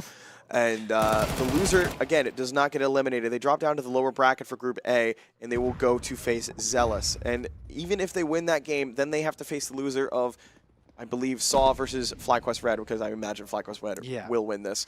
And could be the rundown. Still a chance at the playoffs. Yeah. So double elimination at the end of the world. And it might be a double elimination there for FlyQuest Red. Both Aaron's Fury and Philipek going down to the MAC 10 of Goose Breeder. Before she gets removed as well. Zen and Nova here on this A site. And a shot from Bibian. Oh, dang. And there we go, another one as well. That's going to be 10-4 in favor of FlyQuest Red. Yeah, they're starting to take control. That winning of the pistol round was huge for them, too, because now you can get a little bit of a bonus. And what once felt like it could really be a close game during the T side of Team Factor, if one or two 1vx's go the other way, has started to turn back into, FlyQuest Red are taking care of business. I will say, this game feels a lot closer than, if it ends up being a 13-4, that is not doing it justice for just how close it felt and just how competitive Factor were on their T side. Well, let's hope it's a little bit more competitive than that by the end, because Leo, if he's able to get one or two here, could do something. Okay. He will find the first. Around the corner, Goose Breeder able to keep it under control. And Vanessa's going to get that bomb down, too. What does Factor do to respond here? Well, first off, they need to retake this bomb site. But, I mean, they've got the utility to work with, though. But they can't lose Zen over in CT. He's not in really a tradable spot here, though. Nova is there with the AWP behind the smoke to really try and help out, but it might not work out for their favor.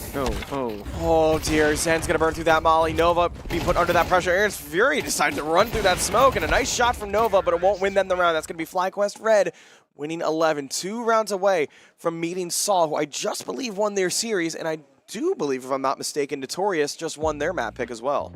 That'd be huge.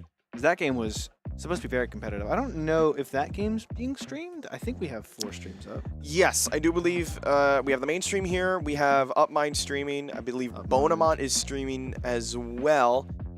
Don't remember who else is live. Gotcha. But we do have a score update. So Saw did take down Zealous 2-0, 13-3 on Ancient, and a 13-1 on Nuke. M80 taking down Foxhound 13-6 on Ancient and 13-1 on Mirage.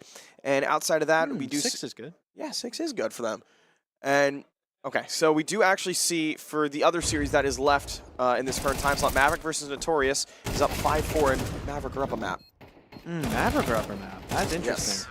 Because it looked pretty good for, I believe you had said it looked pretty decent for Notorious. We're in a lead like 10-7 at one point, so. Yes, yeah, they were. That was a huge comeback from Maverick there to try and take map number 1. And they won that game the first time, too. They did. They did. A 3-map thriller. It was fun. It was a great way to set the pace. Yeah. And well, Goose Breeder set the pace here.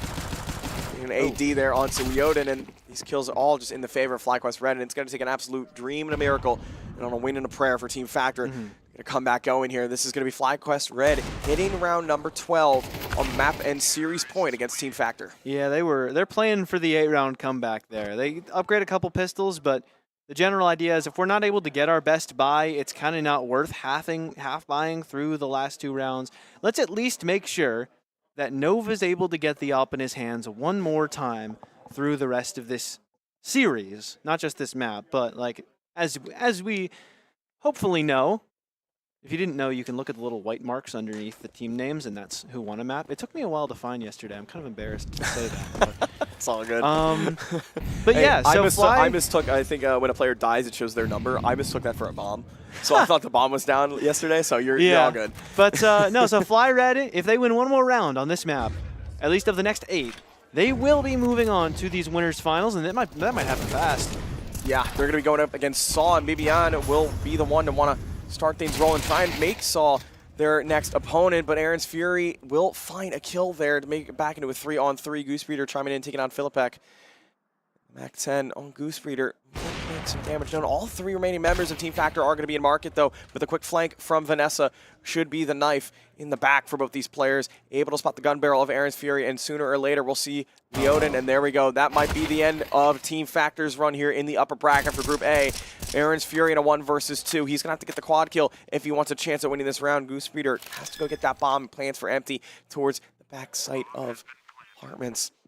And I like this. They jump down, they're playing this together, and oh, Aaron's Fury able to find that first kill onto Goosebreeder. Emmy trying to stay this game in their favor, trying to keep the dream alive for Factor, but it's not going to matter though. Emmy, the superstar opper of this FlyQuest Red lineup, take Mirage. Wow. And a good map for FlyQuest Red. I was right to think that it'd be closer for Factor than the last map was, because Train really was not too competitive at all. Here, through that first half, we really did feel like we had a competitive map so far, and that 13-4 is now officially the most competitive map that I have casted so far this event, which you don't love to say that a couple of maps in, but it was still really solid, and I do think Team Factor put on a good performance at least through a couple of those rounds, keeping Fly Red very honest, forcing them to play their disciplined Counter-Strike, and whenever they didn't, doing a good job finding some of those openers on that T side. So I'm really excited to see what this team could do moving on into the lower bracket. I think that match against Zealous should be really competitive, and I wouldn't be shocked to see them playing against FlyQuest Red once again in just a few hours. Yeah, absolutely. And I mean, the score doesn't really tell the full story. Sure, it was a 13-4 in favor of FlyQuest Red, but for a little while there in that first half, it really seemed like it could have ended 6-6, possibly even more for Team Factor. So despite losing this series, a lot of positive things to look at for Team Factor. I mean, they've got the lineup. They've definitely got the Opera Nova. He had a stellar game. Aaron's Fury with a couple impact frags as well. Philip K, when we called on him to make some impact, he found that impact. And honestly, if I'm Team Factor, he lost the series, but I'm still pretty happy. Yeah, I'll be very content with that as well. Unfortunately, that is all that we have time for our first best of 3. We've got another one coming up in just a moment once all of the next matches are fully seeded. So please stay with us. Stay tuned across all of the 4 streams that we have for Frag Ultra Mega Jersey to see who is moving on to the winners finals. And then we will be back with this stream to bring one of those matches, one of those best of 3s to you. So, I don't know, don't go anywhere is fitting, because it might be a little while until one of those games ends, but make sure you stay tuned and keep an eye out for when those next games come up, because it might be sooner than you think.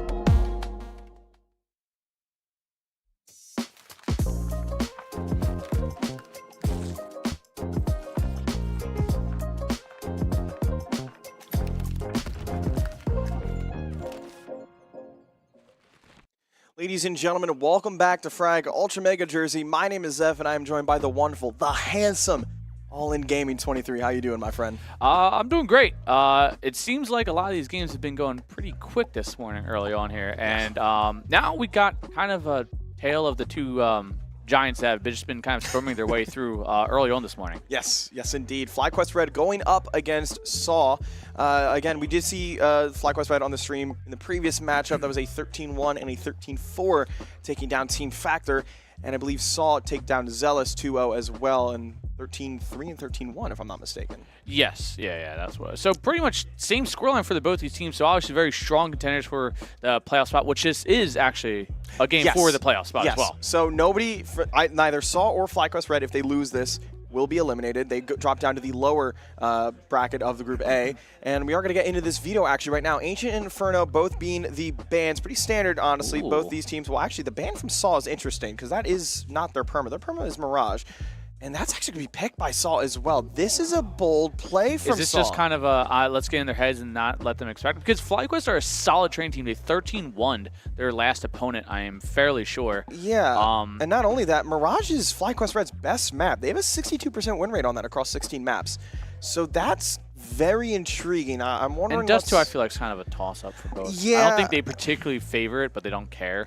Yeah, no, I mean, both teams, they've got the appropriate amount of reps for Dust 2. I definitely think, yeah, okay, so Saw, it is their best map. They're 5 for 6 on an 83% win rate. Okay. But I don't know. I mean, this veto just kind of... Maybe the... See, here's my thought process. Because FlyQuest probably wanted this, realizing they're...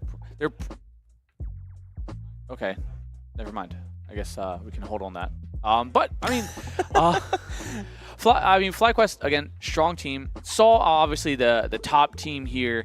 And I think, FlyQuest can definitely put up a performance, especially the way these map bans can potentially go. Again, I think FlyQuest have a lot riding on this. Because Saw, I think, are obviously the favorite here at this point. So yes. FlyQuest have a lot to gain off this, but not a lot to lose because, in their kind of scenario here, they're an advanced ECL kind of level team, while obviously Saw top 25 in the world currently, I think. Yeah, top 15 actually, number 15 on the VRS. Which, I mean, this one might just shoot them up to top 10 potentially if they sure. win this one. So, I mean, it's gonna be hard for them. But here comes the real. Just disregard the map vetoes before. They don't count. But this makes more sense. Mirage is banned by Saw, FlyQuest ban Ancient. Dust 2 is FlyQuest pick, so I'm not sure. There's Nuke for Saw, which we did see Saw play quite a bit of Nuke yesterday, Overpass banned by FlyQuest, and then ban Train, obviously, for Saw, and then we are Inferno as a decider, which, didn't you say that was their... So Inferno is not one of their most played maps for Saw. It's their floater? It's kind of their floater. They played it 10 times if they really have to, 50% win rate on it. Okay. However... That's also 50% win rate versus Tier 1 teams. That's true. And speaking of Tier 1 teams, their most dominant win that came very recently was a 13-1 over Team Liquid. Oh, they continue to disappoint me so much. Yeah. Team Liquid, why? Yeah, they do that to the whole country, it feels like sometimes. Yeah, we're just built to be depressed, I guess. But, I mean, we have some hope in FlyQuest here. I mean, they've been looking really solid here. They've been pretty much easing through day 1 and obviously now into day 2. And I think this is their real first test. Oh, for sure. Obviously, this is like the biggest test. Between, Saw, M80, they're the two teams that, tops here that you really have to particularly look at and go, this is going to be hard. And if there's a player for FlyQuest Red that I really want to see stand out, obviously it's got to be Emmy. I mean, she is the opera of that roster, and it is Dust 2, a very op-favored map. But not only do I want to see Emmy pop off, I really want to see Goose Breeder continue her dominant streak as we saw against Team Factor. She was a major... I don't want to... She was getting pretty loud, too. She was getting very loud. Which is kind of funny. A lot of banter back and forth between these She was, two teams. I think, the only one, actually, screaming. I believe so, yeah. No, I remember it cut to the camera there, and we saw her kind of standing up and yelling, showing off the arm. Whoever's on the end here. Is it Marie? I think so. She, looked over at her like, oh, we're doing this. Okay. Yeah. It was funny, and she was flexing all her sleeves too that she has, and she was like, "I got more than you." And they're like, "It's not fair. You're sponsored. You're sponsored." But here we go. Saw versus FlyQuest Red on Dust 2, picked by FlyQuest Red on the T side. Smoke and flashes out towards Lawn from Vanessa. Aragorn will be here with the duelies to try and deny. An early smoke towards Lawn. We're going to run right through that. Aragorn finds 2, finds 3. A good triple for him. Emmy chimes in and finally takes him out of the round. But Emmy and Vanessa now with it all to do to try and get this pistol round for FlyQuest Red. Vanessa making her way up here. Emmy close by in tow. Low HP to 38, so obviously not many shots, but Mataris finds the kill towards the low HP of Emmy. 1-on-3, Vanessa has to do a lot here. I mean, maybe she can get this bomb plant down if she can get this kill towards that Gandalf player. He's tucked in tight. He's not going to be coming out anytime soon. Ammo running low. Crazy gets the kill, and Saul takes the opening round. Yeah, a pretty dominant round there from Aragorn. That triple kill with the dualies was absolutely clean as it can be. I do like the early smoke as well, trying to maybe force FlyQuest Red to respect that smoke, and a little bit of a smile there on Mutaris. Love to see his face again. I got a pleasure of actually interviewing him at Frag Blocktober. Lovely, lovely man. And yeah, very good round there for Saul. Yeah, definitely. I mean, had it with money after all those dually kills there. But M4's route, 1 MP9. Very light on the utility, I guess. Kind of gambling the fact that FlyQuest not going to really be buying much around no bomb plant. Don't really want to force. And Dust 2 is a map where, sadly, you need that utility if you are the Teasen. Great nade coming out from Mataris as Famas comes through. Crazy finds one as well. He's just going to kind of relax on top of Xbox here, and he's going to eventually find the kill. And that's Saul keeping 5 alive now. Yeah, clean sweep for Saul, and that's what you want to see if you're a Saul fan. The Portuguese coming all the way to New Jersey. Honestly, I've never a day in my life where I was like sitting at Rowan, like, man, I can't wait to see the international CS team of Salt play at Rowan, New Jersey. Well, that M80 coming in, Energy as well. Of course, lovely seeing Nitro again in the server. Stable of NA, an absolute legend. And well, Saul, I mean, they are coming off that third place finish at PGL Masters Bucharest, so they're riding a pretty big high here. Big high indeed. And they had to just kind of maintain that energy. Story finds that opening kill towards enemies. Make it a second towards Goose as well. BBF at least finds a trade towards Craze. But it is going to be still that man advantage for Saul. Trying to work the angles here. Murray, she's just going to kind of play that passive angle, waiting for maybe for someone from Saul to try and play for some information. But Saul, they're, you know, very seasoned team, and they're not going to make these small miscalculations of, with the man advantage, you don't need the information. They got to come to you regardless. Absolutely. And look at them as well. They're not really in good trade potential, and I think they all know that. That's why they're playing so far back. And plus, you know, you mentioned being up a man, there's no real need for it as well. They have no information whatsoever on where these remaining FlyQuest players will be, but it does look like Aragorn will soon be able to make that call there as Marie is going to make her way outside of Lawn, but it's actually going to be her finding the frag onto Aragorn. So a good start for this potential for FlyQuest Red. Back into a 3-on-3. They've elected to maybe go towards this A bomb site, but they have stalled out a little bit here. It does make me believe that Vanessa's going to throw the CT mid smoke, try and bait that fake towards B. And it's working, actually. That's going to force Story and Agile to stay back here and towards CT mid. Mutaris is going to be pushing up here, trying to crunch down Vanessa, and that's going to be a big kill for this round. Here we go. Bomb going after BBN, and this retake is on. And BBN now kind of stuck in this position here. It maybe, Mutaris tries to go for the high ground there. Nearly gets taken out by that spray, but it's all back in this man advantage position. And it's going to be a lot on this cat to try and divert the eyes elsewhere, but the peek from BBN, but it's Agile actually also get the kill at the same exact time there. They saw it sweeping their way onto site, clearing it up. Put that bomb plant down, and honestly, it was a good mid-round call from FlyQuest. A real great kind of adjustment there, realizing that Story is going to be that thorn in the side of mid for at all points in time here. So you got to kind of draw him away from the the points of interest if you're FlyQuest. Yeah, that early double kill from Story really set the tone for that round. I mean, just when you think FlyQuest Red are able to buy those upgraded rifles to have a chance at a buy round, it's instantly ripped away from them at the hands of the Portuguese Opper. And well, now it looks like they have caused it's actually a tech timeout, excuse me. So looks like we've got a little bit of delay here as they will be solving that. One thing to note I want to mention, though. I had the pleasure of casting the previous game, FlyQuest Red versus Team Factor, and on Mirage, FlyQuest Red were actually a little bit rattled in that first half. Factor kind of sticking it to him there. Yeah, no, I saw that, and I could... Shake was kind of hands on the head a little bit a few times, too. I saw him kind of getting a visually upset. I mean, not necessarily like mad at the team, but just like, oh, no. This is kind of closer at times than I thought. But then, the hand slipped, and FlyQuest just kind of started running with it. I mean, it was, It was a 13-4. Yeah, I know, but it was what, 8-4 half? 8-4, yeah. And so, like, they're once that has flipped, FlyQuest just solid on that side. And maybe that's the case here. That's kind of what I'm hoping. This is FlyQuest pick, right? Yes. Dust 2 is FlyQuest pick. T-side Dust just kind of sucks. I don't disagree. Not at all. I hate it. Look at that. Beautiful. Especially when you have to contest story in mid, dude. Oh, man. That's just not fun. He's been having a great tournament so far. I mean, they've dropped, I think, about 8 rounds in total across 4 series. And once again, Story, just an absolute dominant performance from him. And FlyQuest Red have elected to go for this B pop, it looks like. And they're going to run right on through. Tech9 in the hand of Vanessa and find this entry frag, but instantly shut down by Agile, the hat trick for him. And of course, Story, we can't finish around without him. But finds his second op kill, and a 6-0 start for him, and a 4-0 start for Saw. Yeah, Story just lighting up that scoreboard early on, constantly getting Saw in that man advantage scenario there, and FlyQuest just having to constantly contest with playing that man down. Nobody on FlyQuest breaking over 1 kill currently, but I would say the first real true round coming out from FlyQuest. They have an op there on Emmy, so maybe she can make that space. Yeah, I like this position here. Maybe you can catch Story off guard, but it's going to be a hard one to... They're going to hold the angle for a little bit, but eventually think better of it. It will eventually get cleared. And ooh, what is this? I was kind of wondering that too. Is that a CT mid smoke or is that a door smoke? That is a CT mid. That is the door smoke. Okay. Did that land on the hinge? That was on the fly hinge smokes. Kind of nutty. Okay, no, it landed by the door. I was gonna say that is absolutely incredible. That lands. Story though. Of course. Yeah, he gets a kill. I was like, all right, guys, you guys got it right. Yeah, it's all good. I got it from here, boys.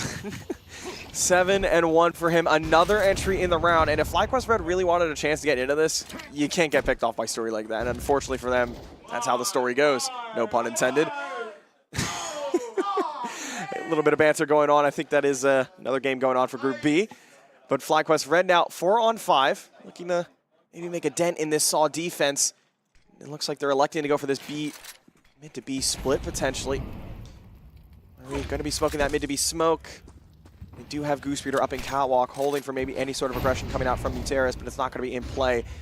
FlyQuest Red, here we go, Crazy. It's your turn, buddy. You're up, and Aragorn from behind is going to get activated, and now the swing's going to be good, and that's going to be all 4 kills in the favor of Saw. 5-0 now. Keeping majority of those players alive here for Saw. FlyQuest, even with that maximum potential of weaponry and utility, are just being hard countered from Saw. Again, it's Story opening pick consistently every round so far for the last 3 or 4 rounds. Then Agile with a quick cleanup from like long or mid. We're seeing Saw adapt too well for FlyQuest currently. I mean, you're seeing, that op get the pick, kind of rotate around, kind of just float around. And it's a good flash. And Oregon still gets 2 though. Goose Breeder with the trade with the MAC-10 picks up that M4. Still having to contest with Mataris on site, as well as the rest of Saul kind of floating around there, making their way around, and Praise, he's already on the flank. Yeah, this is just an absolute dominant round here from Saw. I mean, yeah, it gets brought down to a 3-on-2, but these long-range rifles will do the trick. And a flawless 6-0 start for Saw. And if I'm not mistaken, it looks like Agile and Muteris haven't even died yet. Oh, dear. You are not mistaken at all. We get a attack timeout, so FlyQuest, I'm assuming this is a FlyQuest one. Yes, yeah, Sheikh Zula on the mic. Yeah. So he's probably giving him an earful right now, probably telling Emmy where to post herself up to try and get something. And I wouldn't be opposed, honestly. Not necessarily challenging Long, because Long's kind of a hard challenge depending on your spawn with that up. But just kind of a back B plat pick. I mean, it's not the go-to with an op. Obviously, on a map like Dust 2, everything is very spawn-based. For sure. And it seems like going through middle, Story's always been there to find 1 or 2 frags. Going towards long, Aragorn has held his own. He really hasn't needed too much help there. Always able to get the multi-kills. And towards Catwalk as well, Muteris able to find them as well. I mean, B site, they've only gone there once, really, and that was on a low buy. So yeah, I don't want to say the entire map is shut down just yet, but they haven't had the luck that they've wanted to find. For the cat pick. Is this the boost? Oh, it is. Well, maybe not. They're going to molly off from there. Or no, it's its own smoke. They're going to try and peek over and try and get this cat pick. I do like the play. It might actually catch Saw off guard. Probably expecting Emmy to be towards long or B. Crazy. He's going to break this smoke open, but he may come up empty-handed. Yeah, unfortunately, Muteris has backed off from Catwalk. Maybe read them, or maybe just by pure luck, able to back off and not take that death. And FlyQuest Red losing that. There we go. Story again. That's like the 3rd or 4th round in a row now. We've seen him find that entry kill with the AWP. And he's certainly having a great start. 8-2 for him. Oh dear. FlyQuest Red, they need to figure something out here to shut down this Opper of Story. And my goodness, this is really starting to slip away from FlyQuest Red. All right, 10 flashes through mid. That's how you counter Story at this point. Because he really is. He's the linchpin right now. He's holding this team down in mid. And mid, on a map like Dust 2, you have to have some presence. You don't have to have full control, but there is a presence to keep. Oh, not sure if you saw that rotate, but that was a dangerous one there. Eric going deep inside long pit here. He should get cleared. Flash going over top. Dodged that one, swing, but nobody actually hard clears the deep angle. But he comes up empty. Story, of course, finds his one. It's a man advantage for FlyQuest, but not for long. Story swings. He finds 3, 4, looking for the ace now. Last alive is going to be Bibia, but she's nearly dodged the shot there. And Story uncannily with a miss, but that was a hard angle to contest with. Bibia making her way up. She doesn't have bomb. It's posted along, and the ace from Story in the most dynamic fashion possible. Right in a story in itself right there. That is a fantastic ace from him. 12-2 and 7-0 for Saul. Just when you think FlyQuest Red have a chance to find something, anything, Story is there to rip it out of their hands. And my God, what an ace. I'm going to be saying his name a lot this event. You can already tell. And Ozzy was great positioning there from a lot of those FlyQuests. Not clearing that deep pit nearly kind of bit them. But thankfully enough, turning around is Vanessa. Great reaction, but sadly, Story.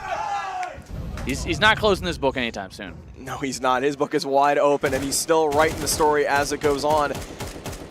FlyQuest Red, unfortunately, back onto pistols, not able to get the bomb plant in the previous round. Oh, that's chunky. Oh, and the aggression from Crazy will net him that 1 kill immediately, and he's going to be put under that pressure. Smoke into lower will cause some confusion and delay as long as he can. Able to find a 3rd and the 4th, maybe. Aragorn chimes in with the 1 as well, but Goosebeater now in a 1 versus 5. We saw the multi-kill ace from Story the previous round. Now it is Crazy's turn to find a 4K potential, but Muteris will steal it from him. The hat trick from Crazy, and 8-0 now. My God, what a dominant defense from the Portuguese.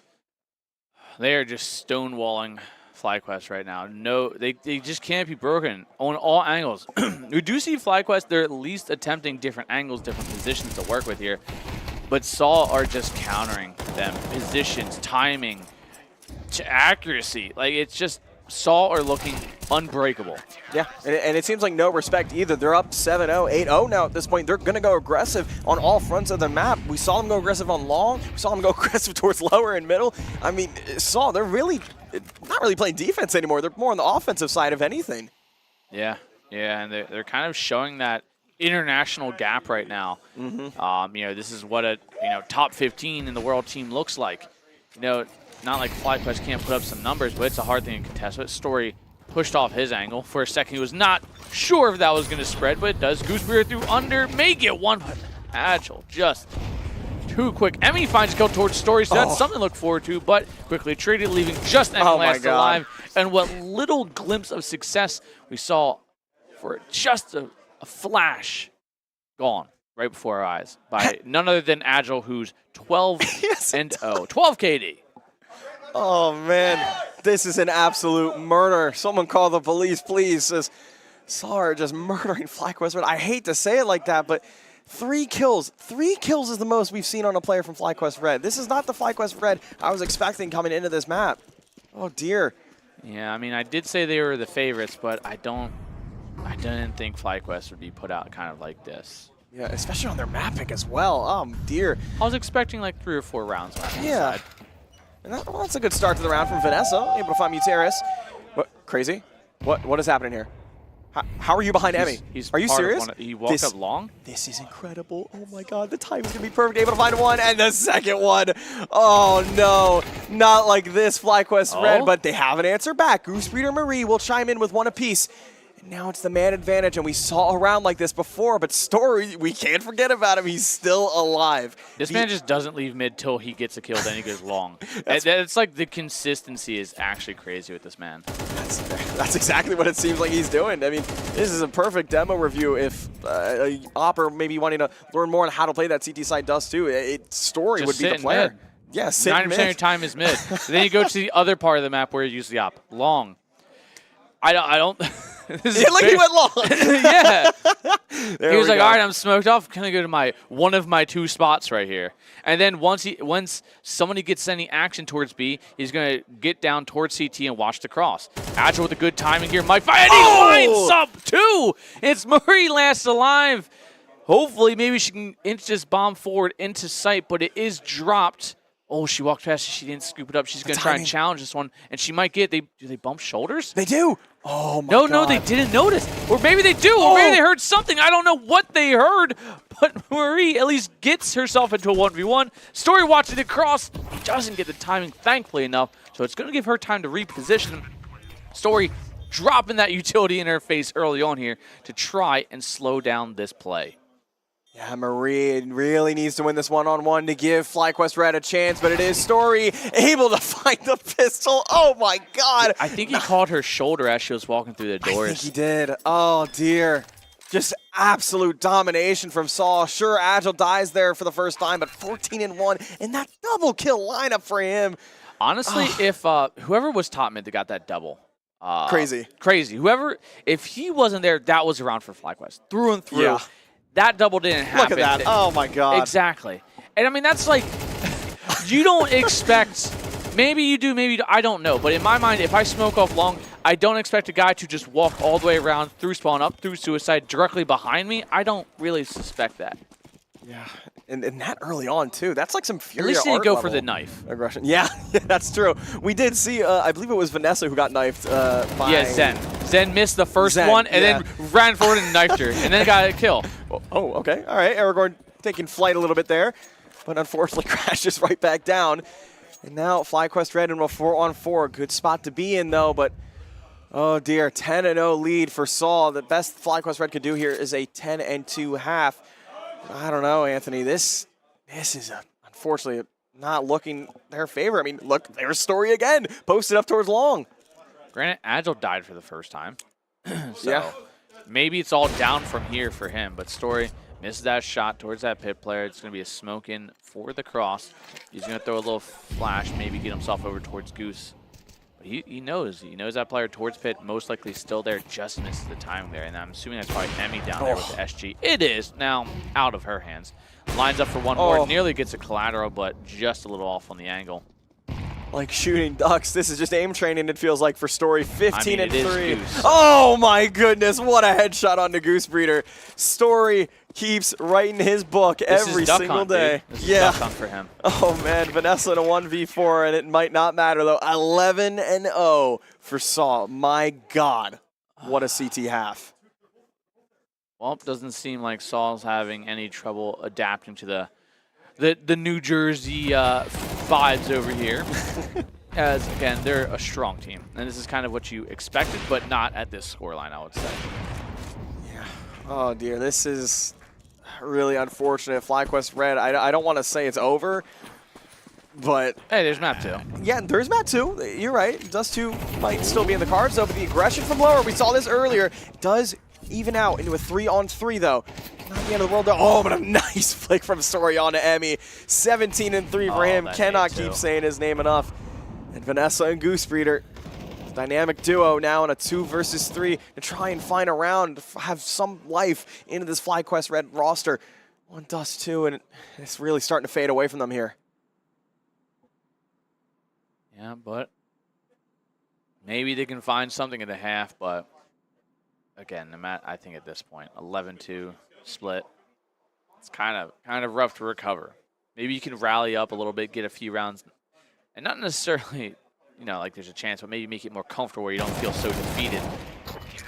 I'll say that, and there it is, 12-0. Story finds his kill in the round, of course. He does, and this is all of Saul, really just playing up to snuff here, playing the best that they can kind of throw out there. And, FlyQuest, they're still smiling. Yeah, and you kind of have to just smile through this pain like that. I mean, it sucks, but Saul is Saul at the end of the day. Now, how much time do you think has elapsed since the beginning of this game?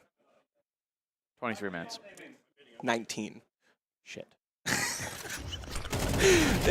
Oh my god. To be fair, a lot. That's what the first 10 to 15 seconds of the rounds usually look like. Yeah. Either that or Story and mid getting a double. Yeah, pretty much. And so they want the 13-0. They want the 13-0 so badly indeed. They're trying to speed one FlyQuest Red here on Dust 2. They've elected to slow things down a bit. Playing a bit of a default here on the T-Pistol, trying to see how FlyQuest Red will be playing this pistol, but they will spot the 2 on long. That's going to force Story to back off and group up with his teammates. Looks like it's going to be a mid to B split here. Having Agile over towards upper tons, and yeah, okay, no smoke in hand for either team, just a flashbang. So very bold play, but the jiggle from ace sight from Emmy will make the call to her teammates. So we'll be going that mid to B split. Gunfire exchange here. Emmy able to find one on an air gun and a second one as well. A nice shot onto Crazy.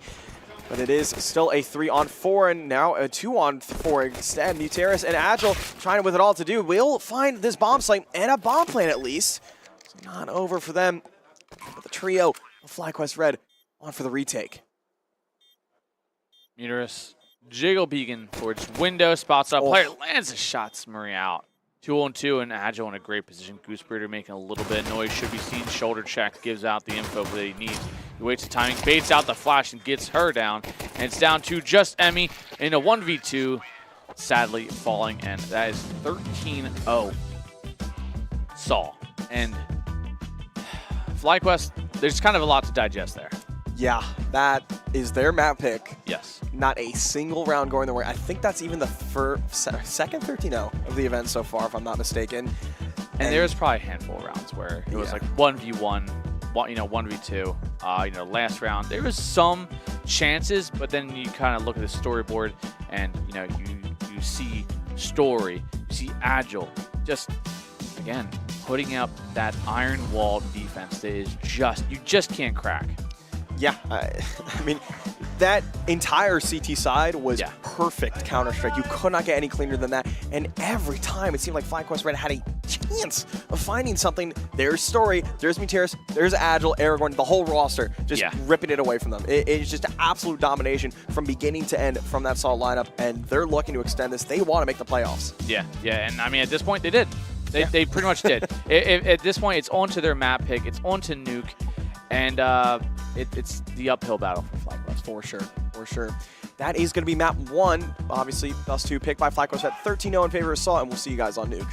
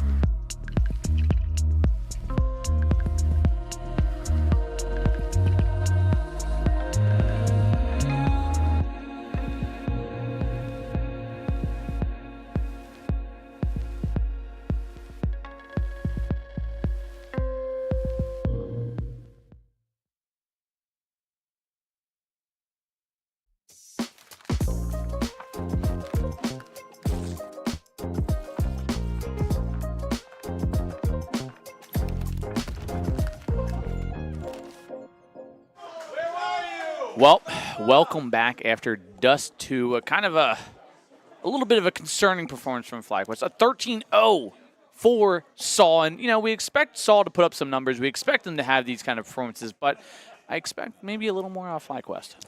Yeah, I'm really hoping we see more out of them. Yeah. Unfortunately, with Nuke, they have a 17% win rate on it in the last 3 Mind you, months. Dust was FlyQuest's pick.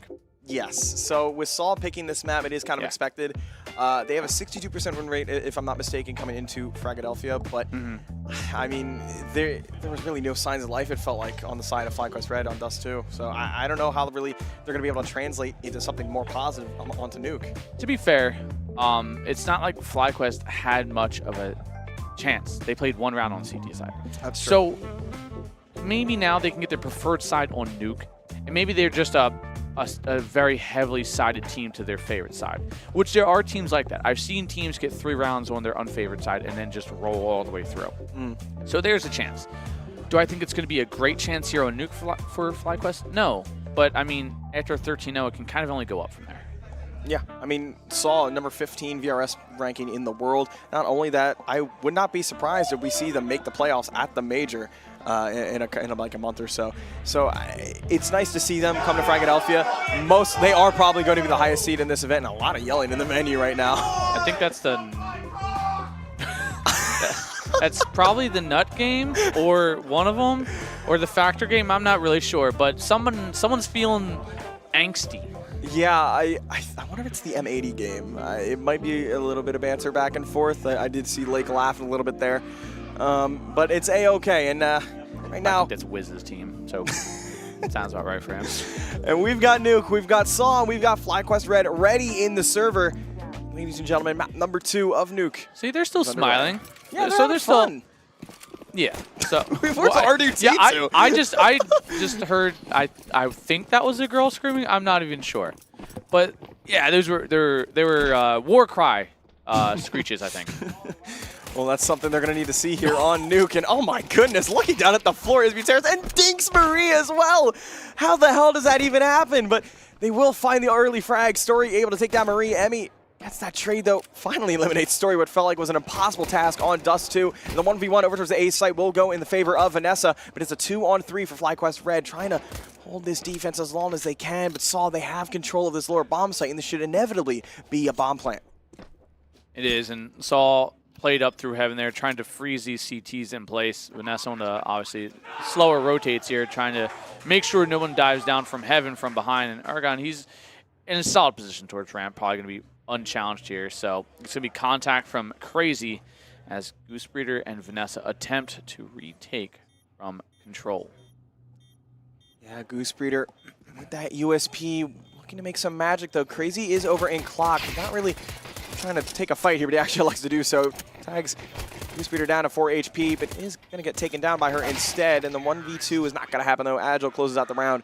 And Saw will continue their 13-0 streak and make it a 14-0 rounds in a row. Yep, and with FlyQuest not really, they're laughing. So, that's honestly, I love to see that kind of stuff. A lot of these teams, if you just got 13-0'd and then you lose pistol, they're usually pretty in their own feelings. But yeah. Goose, veteran player that she is, obviously been around the scene for quite a long time, realizes, like, these things happen. Unavoidable. And while this is the second round conversion, a little bit of a score update. Obviously saw taking FlyQuest Red map 1 13-0. M80 winning map 1 against Maverick, so they're up 3-0 on map number 2. Foxhound and Notorious, very back and forth. 7-6 in favor of Notorious and an 8-7 lead for Factor. Nice shots from Story. Nice double headshot kill, but finally gets removed. Shooting the bodies on the drive-by. Hey, you got to do what you can here to have a little bit of fun in this game. And there we go. Muteris finishes out the round with a Glock kill, and 2-0 for Saw. 15-0 now. Yeah, likewise, playing the long game here. Got to get in their heads, Make them start shooting bodies, and you can catch them off guard. I think that's the real play. That's how you win this. Yeah. You start shooting Story's body. He gets shaky with the op because he's so concerned if he dies, he's going to get his body shot. And that's the real play. And we get a nice little replay here. Saw a couple of the FlyQuest Red players laughing and Shake Zula giggling in the background. Yeah. So, they're having some fun at least. Forgetting about map 1, focusing more on Nuke. And now we do get to see the first buy round out here for FlyQuest Red. Looking to maybe change their trajectory in this series. Marie over posted towards the ramp room with early smoke down. Goosebeater removed by a flying Galilka from Aragorn as he finds a second one as well. I'd love to see the replay on that if possible. I don't know how the hell he does that, but oh my goodness, FlyQuest Red, the defense is certainly starting to come alive, and there we go. FlyQuest Red, and they're screaming, they're pumped. Look at them. Oh, smiles all around, a little bit of a giggle there from Sheikh Zula. And there we go. The streak has ended. Nobody beats FlyQuest Red 16 rounds in a row. Yep, nobody. And, you know, Saul was like, yeah, it's okay. I mean, there it is. Aragon oh, my just God. All right. Goomba stomping Goosebeater there. But great defense there from Emmy and Vanessa as well. Finally pulling them across the line there, getting it. And now, I say that with the utmost confidence, FlyQuest only down a round. They're taking attack timeout, and they're still laughing at it. Oh, man. I love that. I think the coach is very concerned because he's out there doom scrolling behind him. No, Mouse is their coach. Oh, yeah, I sorry, think that's what the match admin. Yeah. Get off your phone, good sir. Come on now. Oh, man. Laughs all around on both sides that's of what the they server. really. I know they're typing right now. Oh, I hope they're typing. I can see them. They're typing something. Yeah. I'd love to hear. I don't know if it'd be possible. Ooh, okay. Nobody yelling, of course. That's really all you can do. Have some fun with it. That is kind of why we're all here at the end of the day. You know, the money and the VRS is great, but we're here to play CS and make some friends along the way. Or enemies, I guess, depending on how you really pan it out. Well, it seems like Notorious and Maverick are starting to become a bit of enemies there. They've faced each other 2 times, and there's a chance that they could face a third in this event. Yeah. I mean, all right, man. Sorry, my bad. A little hurt by that, all right. I don't think we're doing that bad. Personal, while Goosebeater gets Story out of the round here, and maybe we have a tie scoreline. I think that would be pretty cool. It would be very nice for FlyQuest Red to tie things up here with Saul, but man advantage. They're going to have to net the round, though, instead. Gutierrez with the MAC-10 over down towards lower. It looks like they're going to try and timing the outside single door, able to find one. Marie able to hold the line here for as long as he can. Emmy chimes in with one as well, and a second one for her. This is an absolutely dominant defense from FlyQuest Red, something we didn't see on Dust 2, but now's the time to change that. Agile in a 1v5, now 1v4, but only 10 HP to his name. This is certainly an undoable round for him, and FlyQuest Red, for the first time, will tie up against Saw. Unless Agile is a Warlock and just kills all of FlyQuest here, which I don't think is going to happen. He might get one. He might get Emmy, who's low HP, but other than that, should be pretty much tradable. We see all of FlyQuest got turtled up here playing the defense. There it is. We're tied up, and yeah. See, that's all. And, two. Count 'em, 2. And Saul's like, yeah, we know. You got to. It's tied. And, you know, FlyQuest can hold their head high that they've tied Saul. Yeah, it's an accomplishment. It's a feat in itself. Not a lot of people can say that they tied a top 15 team in the world. Well, I think that does actually break the bank for Saul, so there's a chance FlyQuest Red could start to, dare I say, get the lead. And this is FlyQuest. Nope, Saul. Nope. It's Saul's match. Oh, look at Vanessa. She's found the timing perfectly. Oh, but the Tech-9 whip around won't be enough. Only able to net the first kill, but the Tech-9s are singing loudly as Agile chimes in with one as well. Man, disadvantage for FlyQuest Red, and the retake is on, but Crazy has picked up that AK, and it's going to be 3 Tech-9s as well. We've seen some pretty incredible rounds in this tournament with just Tech-9s, and we might be seeing it here again, and Story finds another one. This defense is starting to crumble, and there we go. Story again through the smoke, finds the A1S kill onto Emmy, and Marie, oh Marie, what can you do in this 1v4? Not too much she can do. Saving is probably the best option here. That money for FlyQuest, kind of a little hurt. They came into this round limping financially more than physically as Agile gets put down, and Marie almost could have found herself a few more, but at the end of the day, it is we saw claiming back that lead now 3-2, and that money for FlyQuest, it can buy, but it might just be a hero rifle. Yeah, that was a round FlyQuest Red should have won. Unfortunately, did not go their favor. I mean, these Tech-9 whip around from the Tech-9 were crazy. No pun intended, but it was kind of nuts. Or crazy, I should say. But we're able to take down one, at least for Heat. Inevitably goes down, but 3-2 lead now for Saw. so far so good for both sides. A little bit of life out of FlyQuest Red. Terrace trying to get a little bit aggressive outside, going over the smoke towards blue box, and Emmy, that's a good start. Chimes in with Marie. BBN's going to chime in with one as well. Hold on just a moment. This round is swung in the favor of FlyQuest Red. Man advantage for them. Now Saw are going to have to try and pick up the pieces and put the puzzle together and figure out how they're going to win this round. Yeah, kind of what he said, I guess. I don't know if our mic picked that up, but that was timing was impeccable. It was fantastic. Which they are just kind of turtled up here in towards lobby, playing the trades, which is the best you can do, but the kill towards Vanessa. That's actually the rifle out. Story finds another. Bibia finds one of her own. It's a 2-on-2. I mean, she's holding, but the barrel's going to give away her position. Easy clear for Mataris, leaving Marie with just the deagle, no armor. Verse 2. She stays over here in clock. I mean, Saul could actually go right into her favor going out of this B bomb site, but they're going to be taking their sweet old time. Yeah, here they go. They're going to that B site. She's in a prime position. If she strikes at the right time, she could get this bomb plant, stop it, and find the one, but never mind. Story, the headshot's good. Not only can he use the sniper, he can use the AK.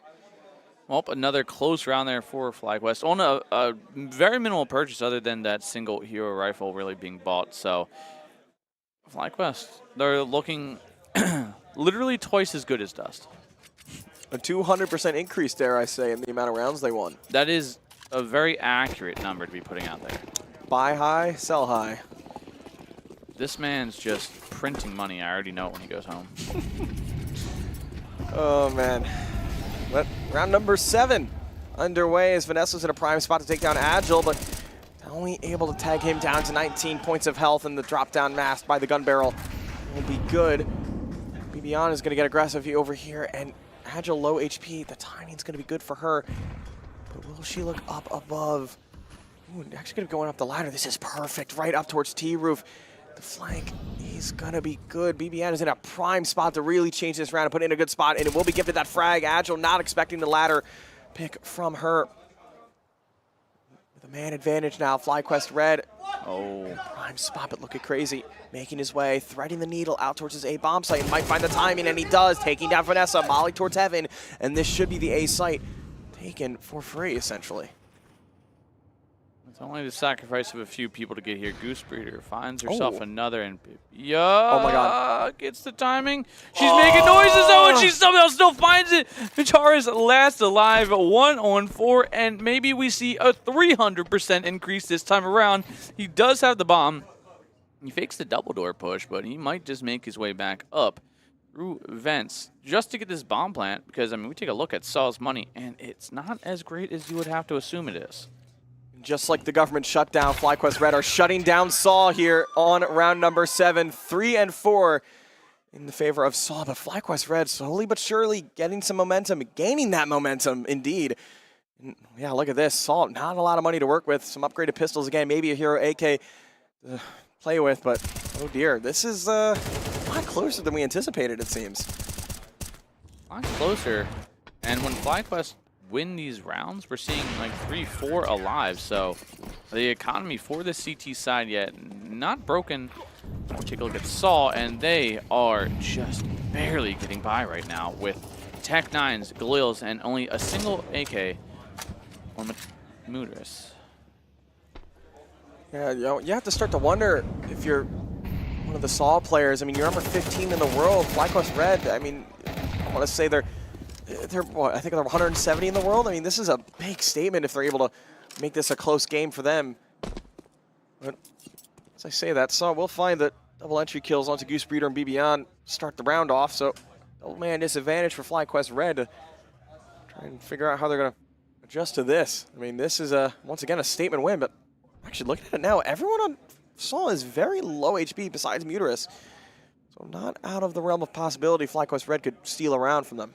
I mean, one nade can change the trajectory of this map quite literally. I see one on Marie. And I sure do as well. Emmy gonna get herself to heaven. Eventually gets there. Stumbling over the ladder. But Saul, they have sight control. They're just waiting for a peek from none other than Emmy. Goes for the wide swing and somehow comes out still pretty okay, all things considered. There is the quick flank on Heaven, though. Emmy might beat the timing here and try and save into CT. And there is a Muteris over in Secret as well. They're trying to hunt these kills. They're trying to get these rifles taken away from FlyQuest Red, and that's a good start. Emmy going down to Story, and now Marie trying to hold on to everything she can. A1S in hand and some utility and a kid. That would bode very well going into the next round, but Crazy's coming up right behind her. This could be curtains for her as her location has been found. Thinks dies to bomb still. Yeah, oh, this is over. She's dead. There's no way she's going to be able to live through there.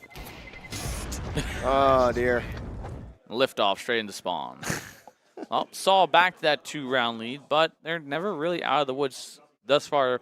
From what we've seen, FlyQuest can make things work with just a single rifle at this point. So there's going to be a little bit of a timeout, a little bit of pause here on the side of FlyQuest. They try and kind of gather themselves. I mean, they got 3K, nobody over 4. So this is a 5-7 armor buy. I don't think they really test their luck here. And I think they, you know, as long as they can get 2-3 kills with these 5-7s, they keep that T-side economy kind of in check. Don't let it run away. And, well, they leave Saul kind of still, you know, concerning. For sure, and FlyQuest Red, I mean, having Sheikh Zula on the mic, being in that coaching role, that's really helpful for them. I know we mentioned it in the first series as well. Sheikh Zula has been kind of that one player to fill in the gap for, I believe it was Sean Garris, who back in the day was the guy that kind of fostered up this North American talent. Sheikh Zula bringing up Grim, bringing up Junior, all these players that have made an impact on the world stage, and it's great to see that he's still around and translating over to the impact scene, trying to get these FlyQuest Red girls into form, and so far so good for them, really. I mean, 3-5, and everyone seems to be firing on all cylinders as well. But it's going to be an absolute bloodbath on outside as Saw 4 quick kills and concession. Marie, once again, 1v5. Oh, dear. You know, FlyQuest has been looking a lot better since we've seen Sheikh Zula step into this role. And, you know, we've seen slow progression. Oh, thank God there was no knife. I mean, you have 2 guys, you turn the corner, and they're both just knives in your face, and somehow you get shot in the back of the head. That's the best case scenario for you, is getting shot right there. As, you know, still all smiles on that side of the squad. But yeah, Sheikh Zula, he's pulling these girls in the right direction, I think. He's doing some good stuff with them. Yeah, I mean, we saw a lot of dominance there in the first series, and from what I understand, looking at their previous 3 months, they've been doing pretty good. I mean, they won Impact Season 8, so they're riding that high coming into this event, of course, and they're going to be very pleased with that. I believe they are the #1 Impact team in North America, if I'm not mistaken. Either that or #2 behind Shimmer, but I could be wrong in that aspect. I think Shimmer might still have it. Well, they signed with a new organization, didn't they? Yeah, they're with Sakura. Sakura, okay, gotcha. Yeah. That's what I believed. I knew they changed on names. I just didn't remember what the organization's name was. But yeah, they're either way, FlyQuest Red, top 2 Impact team in North America by a mile. Both them and the Sakura lineup are very dominant. And right now, so far, so good. BBon chiming in with a kill on Aragorn. And Vanessa's put into a good spot. She's going to reside in Asia to make a dent here on the attack we saw, but 3 kills in quick succession, all in their favor. And Emmy, the star opera of this lineup, 1 versus 4. Clutch is up to her, and it looks like she's electing to try and give it a shot. You know, at the very least, if she goes out in absolute dripping fashion here. The emerald gloves, green arm. Wow, yeah. And I think she has an emerald butterfly as well. I mean, you can't take that away from her. Big fan of the color green. Actually, green's kind of meh for me. You don't like it? Nah, I'm more of a purple, blue kind of guy. That's fair. That's fair. You know, a Doppler phase 3 kind of guy. Ooh. I'm a simple guy. I like a good black pearl. Very black affordable. Pearl. Yeah. Yeah. Let me put a down payment on a car. Depending on the car, that might just be a car. Yeah, really. I was listening to a guy tell me the other day. He ended up selling his Volkswagen Jetta to buy a blue gem, or not a blue gem, a Sapphire M9 bayonet. Yeah, those only go up in price, unlike used Jettas. So yeah. I mean, honestly, who's the real winner here? Yeah, I mean, he lives in LA. Public transport's okay out there, so it's not a big deal whatsoever for him. But I'm sure he's barely affording to live in LA anyway. At that case. Yeah, yeah. I got to hear him tell his dad on the phone too. That was amusing. Yeah, I wouldn't say that out loud. That was very amusing to hear. I mean, he's an adult, so it's if my fine, son ever tells me, Dad, I sold my only means of transportation for pixels on the screen. I'm like, I thought I raised you But better. it's an But he's investment. just like me. He's just like me for real, and Aragorn is just like me for real, tries to whip out the knife. And Muteris does have a 4K in the round, looking for the ace. Potentially another ace for Saw in this series, but it seems like Agile is trying to give that to Muteris. They're going to go knives out. Oh, man. Oh, here we go. Story not able to find it. Marie able to get the 5-7 and the second one as well. Don't throw this round away, but the bomb will go off. Oh, my goodness. They're like, listen, all that yelling and that screaming is going to cost you, and it's going to be a knife. I mean, honestly, if Saul stopped running at them with knives and actually started using Zeus, they might get there. Maybe, yeah. I mean, the Zeus, it feels like it's unreliable though most of the time. You try and aim at the enemy and I don't think I've ever bought a Zeus in CS3 yet. I mean, Sal, if I queue a Sal, he gets 2 a game.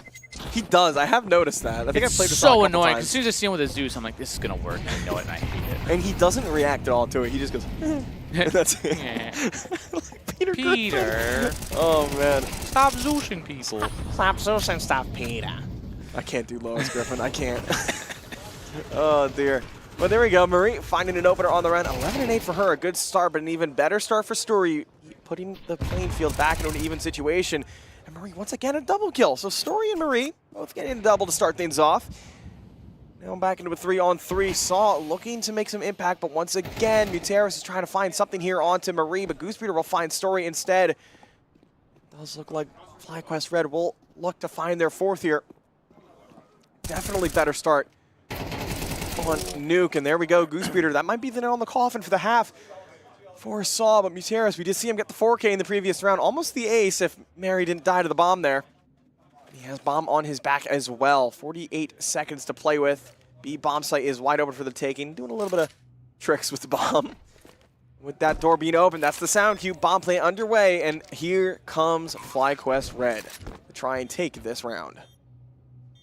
He's just going to sit posted up here towards Squeaky, and we see FlyQuest start dropping some utility, start clearing out these angles. Don't want to throw this easy kind of scenario where you can find yourself pretty solid 4th. Finding one, not going to be expecting this second. Oh, the timing eventually gets her into a 1v1. And Marie's low. It's pretty much who shoots first at this point. The line. She's sticking. He's sticky. Pros don't fake. And there it is. FlyQuest find a 4th. That is exactly what I said. 4-round difference here for Saul. So at the end of the first half, a 400% increase. Yeah, despite losing the 1v3 clutch, he's got a smile on his face. Happy for the FlyQuest Red roster to find that. If this was Dust 2, he would have opened that door and just. But Oh, because he's like, okay, they got some rounds. Maybe I just don't full send it. Can't risk it. Just playing the round, trying to get that 9-3 half, but it ends up being an 8-4 half in the favor of Saul. Now switching over to that CT side, and we saw it on Dust 2. And my God, was that defense just dominating. My goodness, not a single round for FlyQuest Red. Yeah, and we did say that this man's just always eating croissants. Leave Sal alone. Leave Sal alone. Oh, well, it is going to be the first couple kills. They're actually going the way of FlyQuest as they get themselves in towards ramp. It's going to be Aragon in towards double doors, finding a quick 2 kills in succession, making it a 3rd, possibly a 4th. Goosebeater last alive. She is on a 1v3. Trying to make a play here with that Glock in hand. No armor. Slowing things down a bit. All she can really do in the 4K for Aragorn. A hell of a 4K that is. Seems like he just spammed the USP there and was able to find 3 headshots. That's you don't get to see that too often with the USP. Nope, I can't do it. There's a lot of things I can't do. Like probably win a round against Saul. Or FlyQuest Red for that matter. You could get a kill against Saul. I could get a kill, yes, but you know, with the XM on Nuke, anybody can die. That's true. I'm actually upset no one's put out an XM. What the hell? Yeah, XM on Inner is an absolutely devious combo. I've been pleasured playing that a couple times and works out pretty convincingly. Yeah, especially going down in event as well. It works a very amusing way. And speaking of amusing, it's going to be all Saws. Aragorn and Story will all chime in for kills. Hat trick for him. And a 10-4 lead for Saul. So we will see the buy round now for FlyQuest Red, but now it's getting into that question. I mean, think they have a 16% win rate on this map. This could potentially be curtains for them in this series. Yeah, obviously starting off their better half, I would say. Now going over to T, which T side knew can be rough, especially when, kind of like you alluded to before, just the iron gates of defense known as Saw. Won any and all maps at this point. Buy round. Just utility everywhere. A lot of early util. We do have those anchor players still holding on to the smokes on the CT side, and well, Story's not going to hold on to his rifle as he's going to be taken down by BBon. Player advantage for FlyQuest Red. 1S in hand, trying to make some impact for them. The back and forth there between Goosebreeder and Agile over towards Heaven finally gets taken down, but 2 quick kills in concession for FlyQuest Red. Now it's a double man advantage for him as they try to take down this A bomb site, and now it is just Muteris here with the MP9. We saw him in the 1v3 before. Now he's going to try and do it in the 1v4. Muteris being pushed down one by one, and it's not going to matter though. FlyQuest Red find their first T-sided round in this series. You definitely know when FlyQuest win a round. Yeah, they're screaming and cheering, and I can't blame them. I mean, going against the... I'd be upset if they weren't. Especially the first time they got around. If they were quiet, I'd be kind of upset. I expected more. A lot louder and a lot more. But they're putting up numbers, not only down 5 in 5 rounds. One Saw is probably better than 100% of the chatters in chat, probably. If I'm not mistaken, I think Marie just threw a mini smoke. I think. I'm not too sure. I've never seen someone throw a smoke from that angle. That actually might have been one of the crossbows outside. Or, oh, no, excuse me. I'm sorry. That's the smoke right towards Squeaky. So that allows any team maybe want to haul their booty down towards Vent. That gives them the opportunity to do so, but FlyQuest Red won't take that opportunity. Instead, opting to go in towards Secret, and Crazy's able to find one onto Goosebreeder. And he's going to stick around, trying to find the second one, though. BBon is going to be above Mini, and he's going to get taken down, too. 2v5. Emmy and Vanessa with it all to do, and that's a good start. Emmy taking down Crazy. We still got 4 players now against Saw. Vanessa 1v3 now to try and keep FlyQuest Red in this round. 8 and 12 for her, and well, she's going to have to get the 4K if she wants to give FlyQuest a chance to really make a statement win here. And Vanessa making a lot of noise as she drops down through the stairs, but slowing it down, maybe baiting into rotates right into Story. Actually, great shots from her. Finds her second kill in the round. Now 1-on-2. Vanessa has it all to do. Bomb on back, trying to make it back all the way to B, but B might be a little hard to break into. Well, I mean, it looks like she's opting to go in towards the single door. Agile is there. If she pre-aims correctly, this can be brought down to a 1v1, but she's going to opt down, and it's just barely going to miss it. Agile finds the headshot, and Saul now 2 rounds away from certifying their playoff chances here at Fragadelphia Ultra Mega Jersey. Well, coming into this one, we're seeing Saul just definitely maybe second guess things at first, but now they're looking a little more cleaner. And hey, that man ain't got no shirt on. Yeah, Lake is fully shirtless in the LAN center right now. Hell yeah. Alrighty, I think it's getting a little hot in here, actually. It's a weird... Switching jersey to hoodie. You want the polar opposite route, actually. It is weirdly warm for early November, though. It's like 62 or something. Well, I mean, that's called fall weather on the higher end. But, I mean, realistically, it was 34 yesterday. It was kind of pretty much freezing when I woke up. But, yeah, no, sun's out. Sun's out, guns out for Counter-Strike. That is, the guns are out. And, well, they're a little lackluster from FlyQuest. Going to opt to play for OT, actually. Unless, they win this one, then they don't have to worry about that. If Saul can win a couple pistol rounds in this scenario, I think FlyQuest Red have a shot at doing it themselves. But Glock on Vanessa and BBon, it might be a bit of a tall task for them. And Marie is going to get very close to Aragorn. I believe that is through the closed door, but the aggression from outside will pay off. Story able to find one, though. Muteris not able to find really anybody, but is able to escape with his life. Long-range Glock from Vanessa won't connect either. It will. Okay. That's the combo I'm liking, the purple combo. It is a very, what is that skin, by the way, on the Glock? I feel like I'm completely forgetting the name of it. Hell if I know, man. Hell if I know. I don't remember Glock skins too often other than the Fade. And a 12-5 scoreline for Saul, looking to 2-0 FlyQuest Red, but it's, don't worry, if you're a FlyQuest Red fan, they're not out of this tournament just yet. This will just drop them to the lower bracket for Group A, and they will fight for a playoff spot, I believe, against the winner of Zealous and, I'm forgetting the other team. Factor. Yeah. Zeller and Factor. Zealous and Factor. Okay. So the winner of that should be facing the loser of this, which unfortunately will be FlyQuest Red. But again, will not be out of the event, will not be out of playoff contention whatsoever. There is still that lower bracket, but what there really isn't much left is utility for FlyQuest. Goose Breeder and Bibia almost completely out, while everyone else kind of crazy with this position again, and he's just so slick at finding these angles and positions to work around. It's down to Vanessa and Bibian. Last alive, 2 on 4. All 4 just to buy themselves a lifeline to get themselves to OT. Yeah, Saul looking to continue this undefeated streak, not dropping a single map so far at this event. And, I mean, if they win this 13-5, that means they've only lost 13 rounds across 6 maps. That's not bad whatsoever. I think this is the most rounds a single team has even gotten on FlyQuest, or on Saul. Everyone else has either got 0, 1, or 3, I think. Yeah. Yeah, pretty much.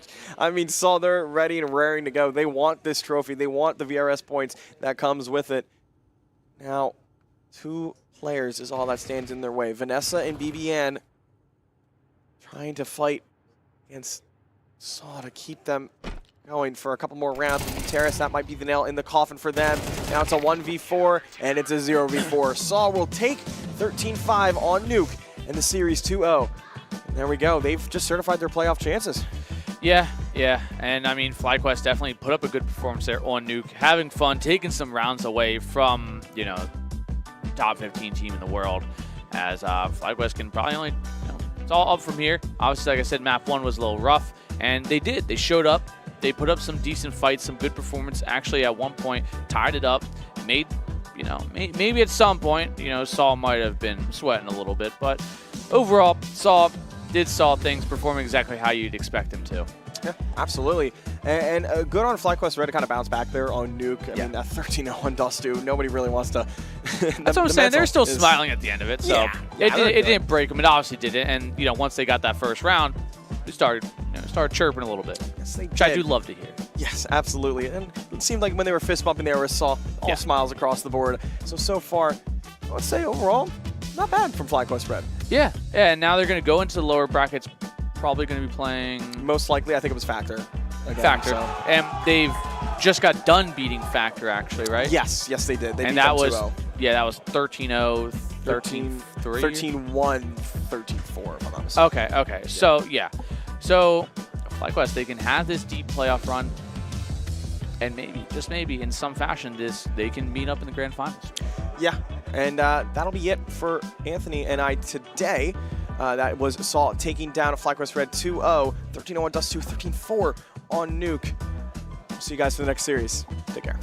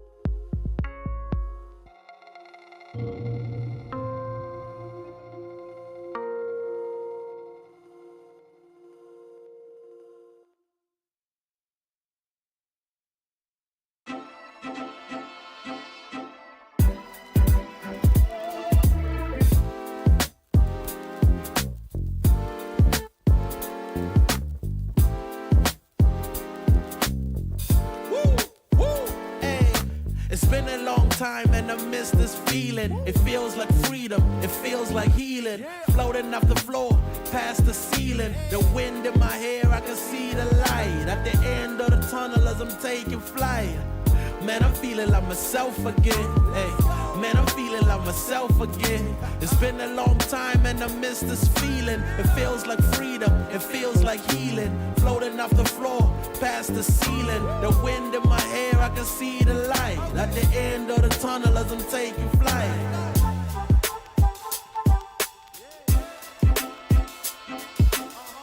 Man, I'm feeling like myself again. Hey, man, I'm feeling like myself again. Angels fascinated, reporting back to the maker.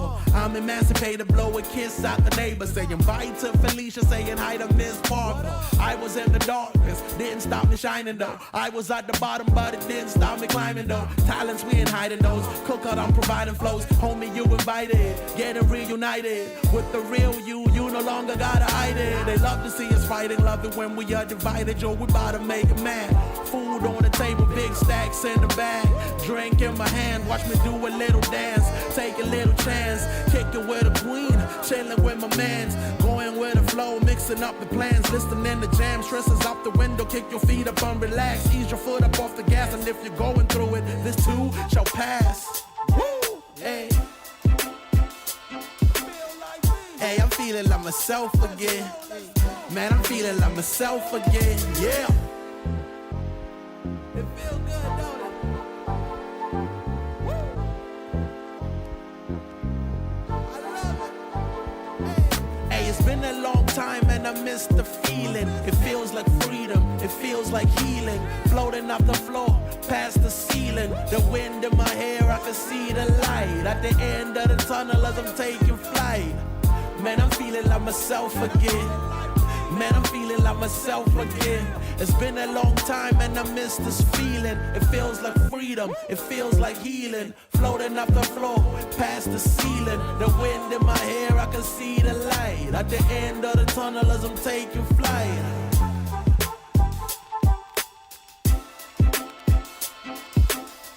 Man, I'm feeling like myself again.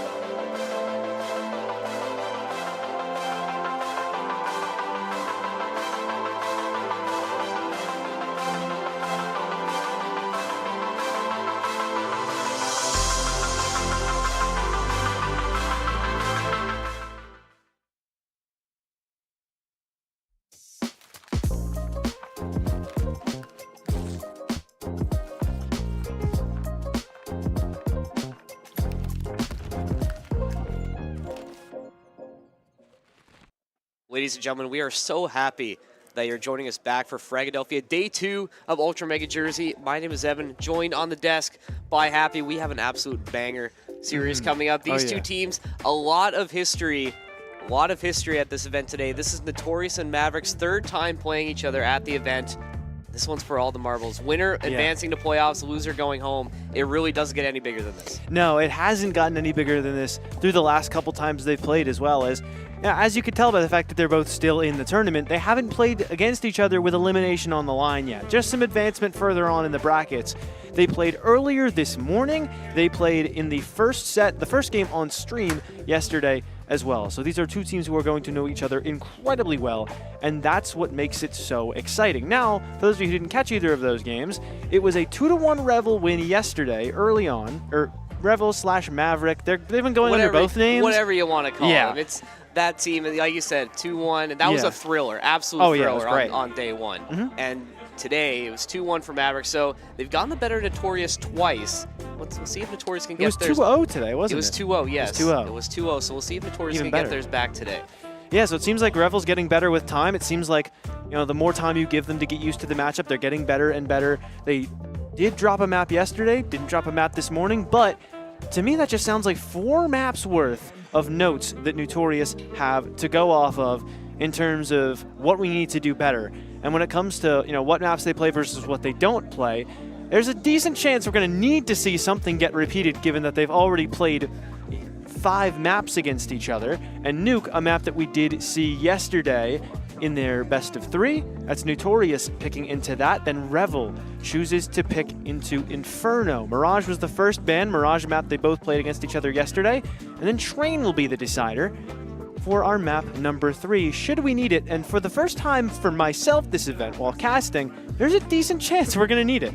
Yeah, I think so. I think this definitely has potential to go the distance. Obviously, a lot of stakes in this one, so both teams need to be at their absolute best. Not surprised by the picks so far. Rebel taking Inferno earlier today, 13-7. I think they feel very comfortable on that map. They feel like they have the mental advantage. Nuke, obviously, we saw it yesterday as well. Both teams very familiar with how the other operates on that map, so it's going to be really interesting to see how they come out. Notorious especially, they're a team, they play off of energy. They play off of hype. If you've been in the venue, if you've seen a lot of their games, they have this entourage with them.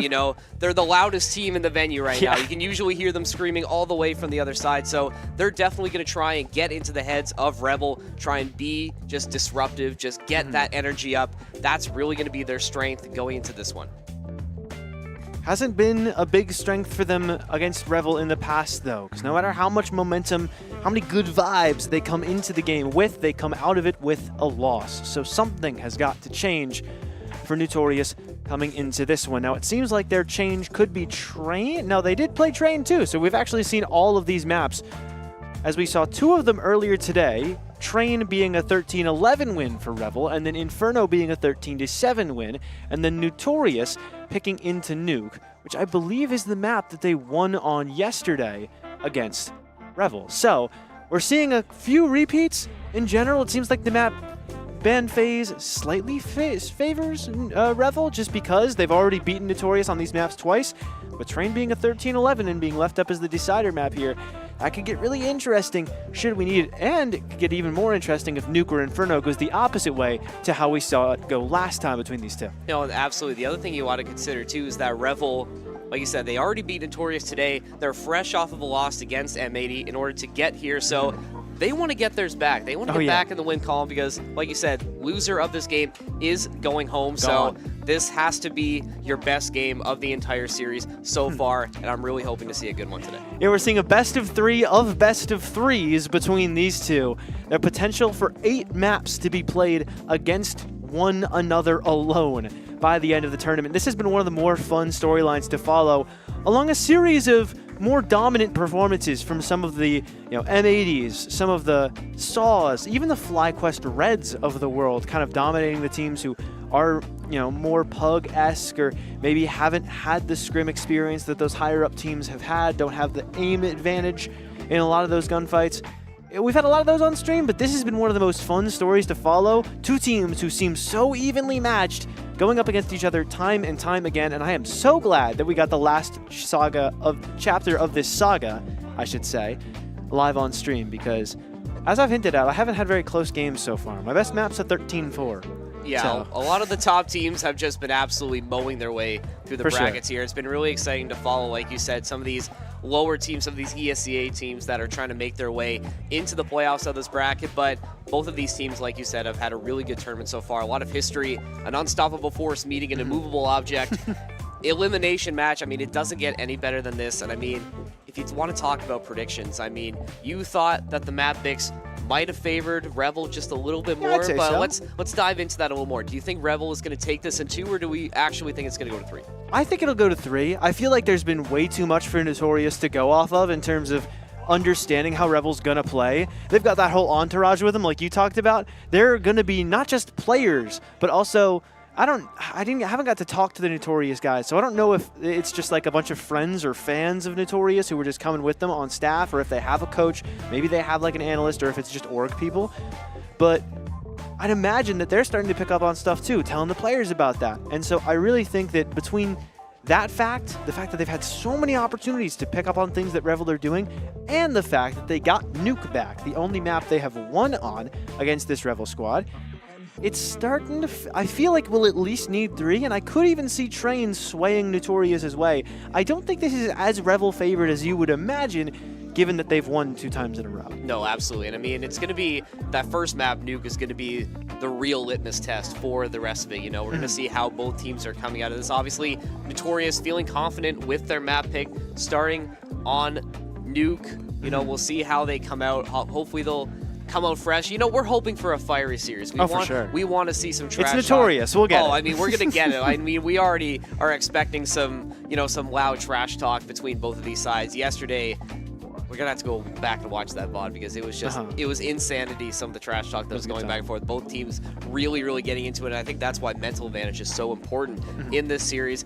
If you can secure it early, get into your opponent's heads, that might just be the advantage that you need to pull through into the playoffs. And I mean, when you look in the playoffs, you know, we already have some teams confirmed for playoffs. Your Saws, your M80, I'm sure Energy is going to be right behind them. Other really good teams that are on the brink that need to get in. So whichever team makes it into playoffs, it's going to be tough for them. There are some really, really high-level teams that are going to be meeting them in the playoffs, but depending on how this one goes, maybe they'll be ready to face those higher-level teams when the time comes. Yeah, that'd be really inspirational if we got to see that, because to me it kind of feels like that upper echelon of teams with, you know, M80, NRG, and SAW, like we've hinted at so much. I'll sneak Marsborn in there as well, because they feel like a top T2 team when a lot of the other teams through the rest of the groups aren't necessarily at that level yet.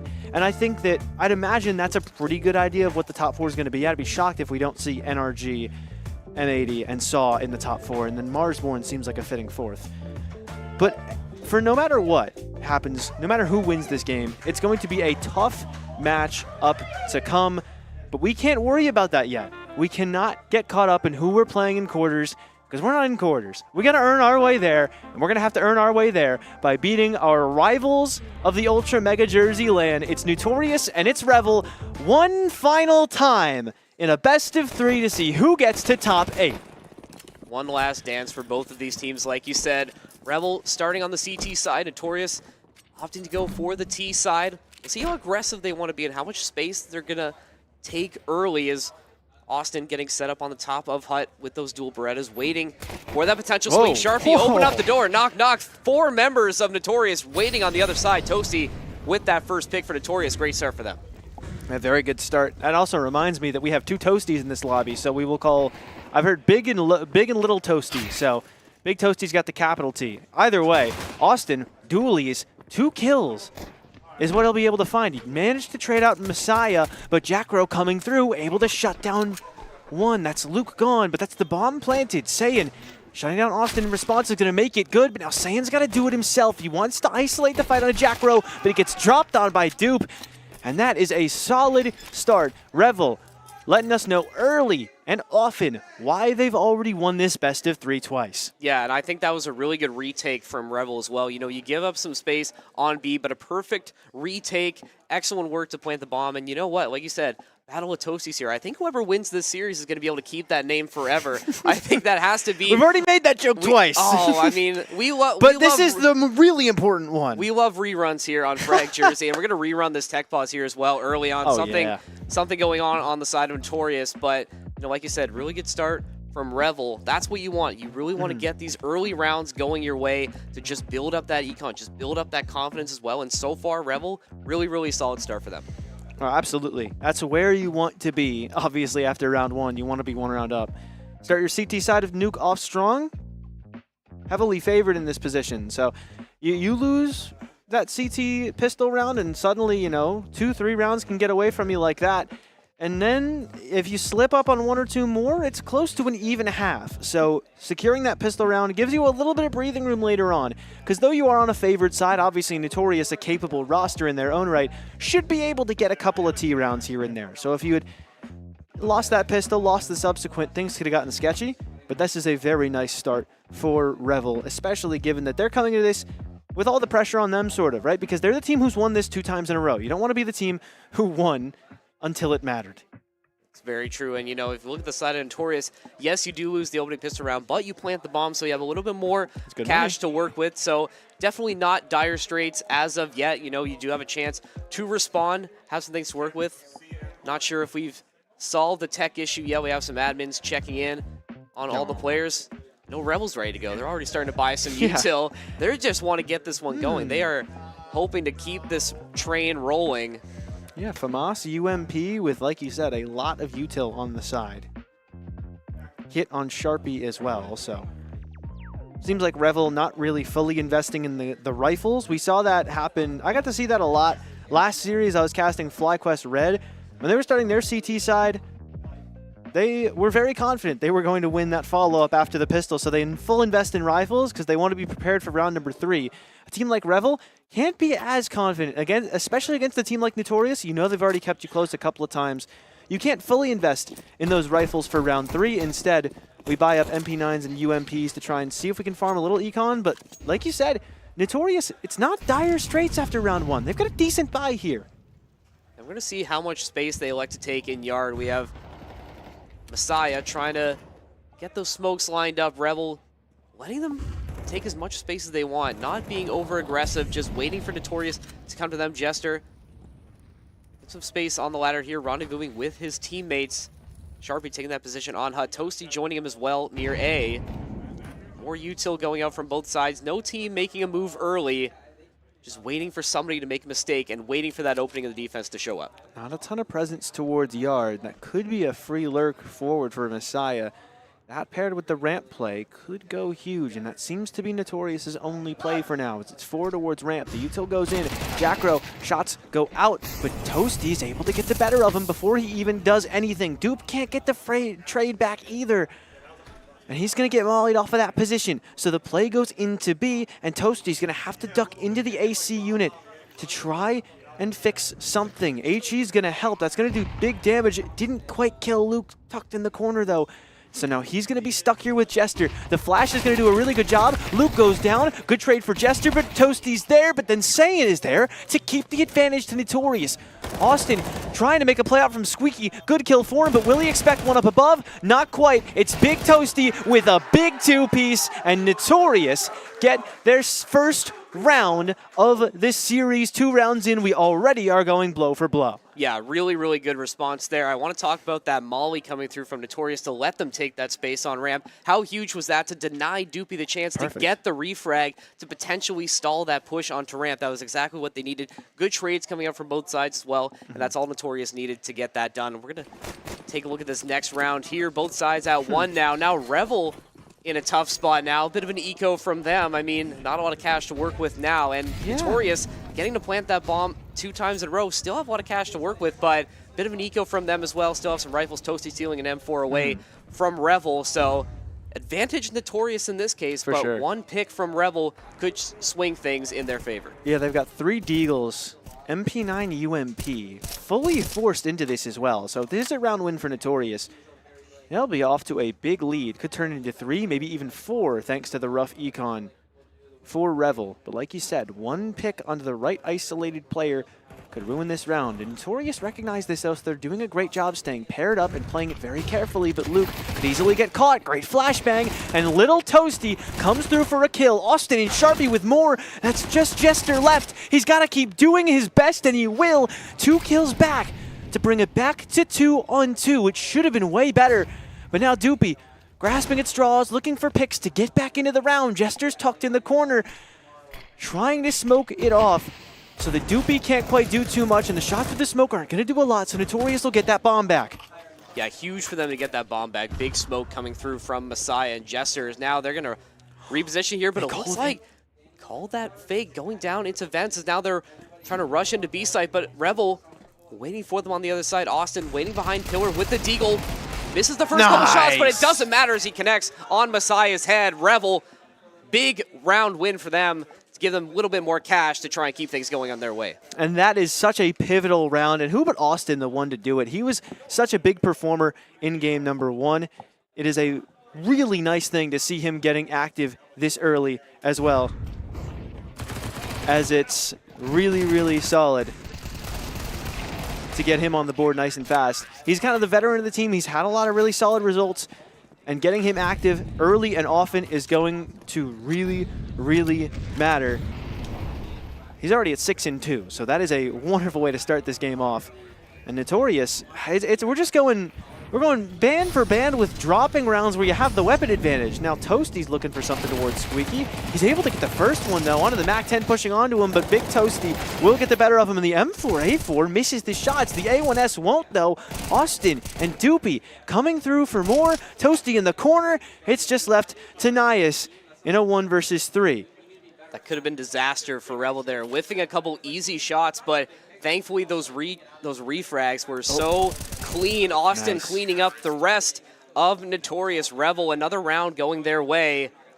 Looking a little bit more composed from what they started. Notorious, some mistakes early. Rebel, also some mistakes, but thankfully they've had a lot of trades to get things going here. Toasty on the doors here. I mean, whiffing an easy shot onto Big Toasty, but thank goodness Doopy was there to get some of those refrags. Yeah, really well done by Revel to play so close to each other. It's kind of like it's what it seemed like Notorious were doing last round, where you recognize you have a really good gun advantage and you don't want to let that go to waste, so you try to make sure you're trading each other out as well as possible. Even if that means you have to retake towards B because you went so heavy on A, that's fine. And in this case, Revel did lose a couple of those opening fights, but they made sure to trade it well. The HE is so well timed, nade. And Jackro gets 2. Could have gotten a third if Doopy's HE didn't take the kill from him, as Toasty has one very low by the vending machines. It's Jester trying to fight around the corner, but Toasty is ready for him no matter where he tries to move. Messiah is able to get Sharpie though. The problem now is, can Jester get away? He's tucked in the corner, getting walked on from ramp, getting stared at from lobby, but the player in lobby of Toasty actually falls back to the site and ends up taking Messiah down first instead. Jester alone on 18 HP, hoping the burst to land a fluke headshot, but it won't, and it's Revel to 4. It's been a really impressive start there. Talk about that big nade defending ramp there, just shutting down Notorious's push there, and that really was where the round fell apart for them. Once they lost those first 2 members, it just all collapsed in on itself, and Rebel taking advantage of that here. We're going to see it again on the replay.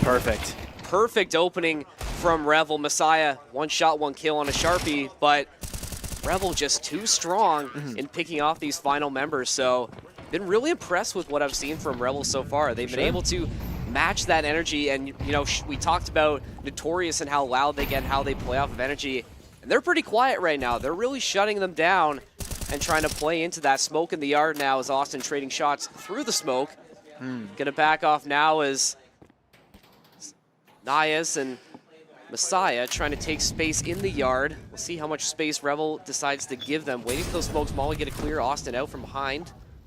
Corner there, trying to reposition himself.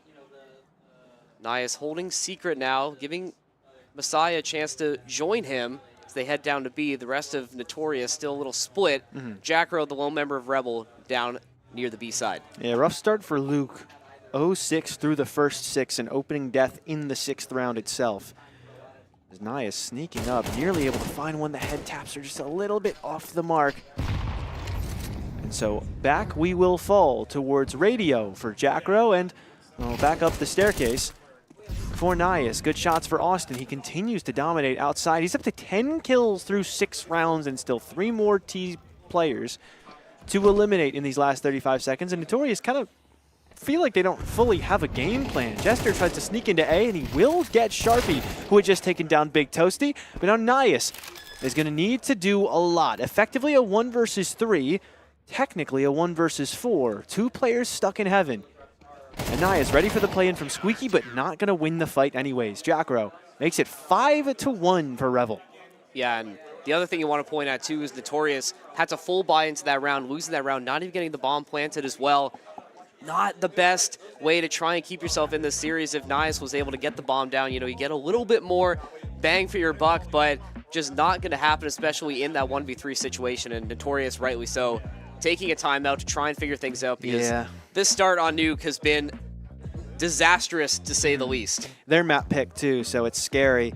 I don't know if I love calling attack timeout going into a round where you don't really have enough money to buy anything, right? Because it feels like the impact of the timeout won't be immediately felt because there's not a ton you can do coming into this round number 7 with only at best maybe some deagles. Unless you're going to full force here, which I feel like maybe wouldn't be the right play either, but regardless. Revel on 5, it's very important to stop that train as soon as possible. You were talking about it before the show. Momentum is the name of the game between these two. Revel coming in, having won 4 of the 5 maps these two have played against each other in the last 30 or so hours. And Notorious not even starting off this map with much momentum, and it's the one they chose to go to. Yeah, it's like you said, disastrous is the name of the game for this one. And look at this, Sharpie, perfect timing, turning away, full flash, doesn't matter. He still finds 2. Falling apart once again for Notorious. Toasty gonna fall as well. Austin with 2, Sharpie another. Revel continue to dominate on Nuke early. Notorious left holding the pieces, gonna have to force buy into this one, or else this one is fully gonna slip away quickly. Notorious need to find something. I mean, you can look at the players right now. They are just dumbstruck right now. Very quiet right now. Trying to rally the troops to find something. I mean, you need to get anything of value in order to stop Revel because they are just looking so dominant and so locked in right now. Already at 6. That's enough so that if they lost every other round, it'd still be an even half. Now, that is still a pretty good half, 6-6. Given its T-side nuke for Notorious, and Jester is going to get a pretty good start to this round as he takes down Doopy through the smoke. Smoke gets popped outside though, and Austin is just having a field day. 13-2, turning Yard into his playground. And as these smokes start to fade, he'll see a couple more members of Notorious, but they won't see him. As he tucks in next to the garage door, he'll swing wide and find that everybody has left. Nias is still holding this walkout from Hut. But for now, everybody's playing it slow on Notorious, maybe looking for a slow play towards B and catching a lurk or two to try and get a couple picks back, but they're already at the advantage. As Austin around the corner, gonna take that advantage away and take the op out of Nias' hands as well. I mean, you talked about it. Austin has had a great first half. 14-2 right now, just complete domination from him. You know, it doesn't matter what pace Revel is playing. They have an answer for anything Notorious is throwing at them. 1v2 now. Austin in this situation. Crazy flick on Masai. Isn't going to be able to get the one in. Vents, Jester finally getting one back for Notorious. That's some noise being made from their faithful as now Notorious a little bit more cash to work with now.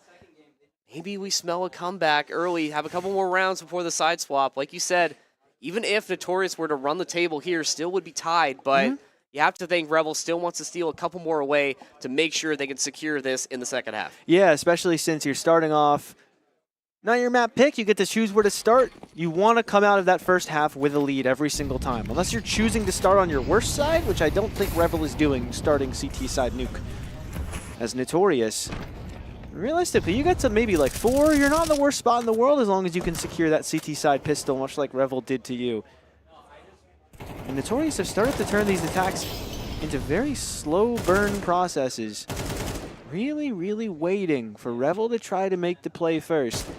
Very default look with members in lobby. Members looking towards ramp, a player towards outside. That's Messiah, who's been losing this lurk battle a lot to Austin. Most people losing battles to Austin today, though. So I was just going to say, he's been on fire right now for Revel. Currently at 16, you can count that. Still a couple more rounds to go in the first half as well, and you know he's going to be a force to be reckoned with. Nias, though, finding that pick onto Jackro, and Austin going to have to fall back, giving Notorious the chance to go down ramp and swing B. Doopy, a little member of Revel down there, going to have to wait for the rest of his team to join him. Missed shot on the op. Nias finding one. More picks coming through on both sides. Austin back in the 1v2 situation now.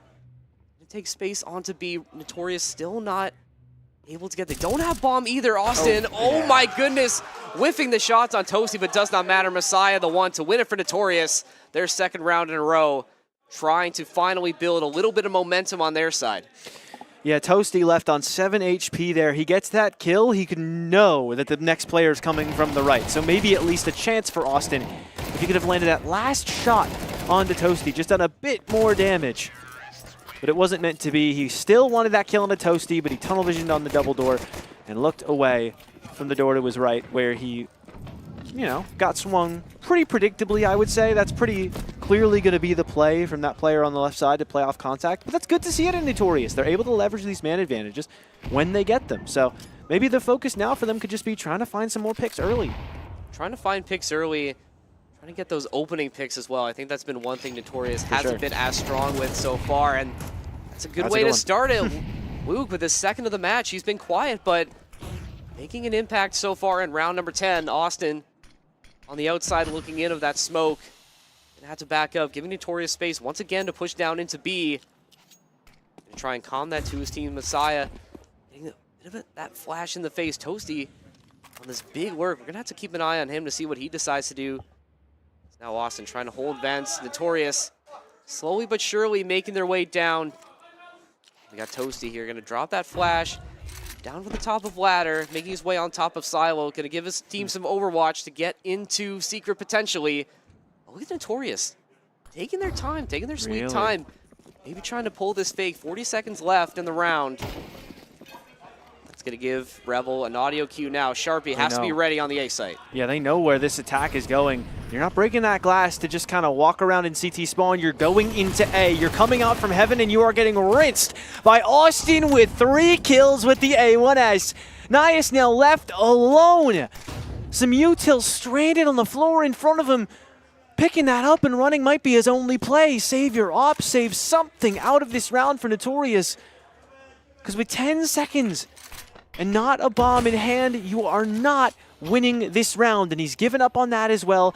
Sitting with an op inside of his smoke. I have not seen a more defeated man all weekend, and I've watched Tier 3 teams take on pro players. Yeah, I mean, it had a chance for Notorious to steal that away, but just a disastrous push through heaven. I mean, Rebel was ready for it. I think that was a bit of a mistake, giving them that audio cue with the broken glass to alert them to this fake that was coming through, and they take advantage of it perfectly. I mean, you had that opening pick, you had all the space in the world to go down yard, but it does not matter as Austin, like you said, spraying it down with the A1S, and Rebel going to be happy they were able to get that one back as we hear some trash talk going on between both these sides now. Is Rebel going to take attack timeout?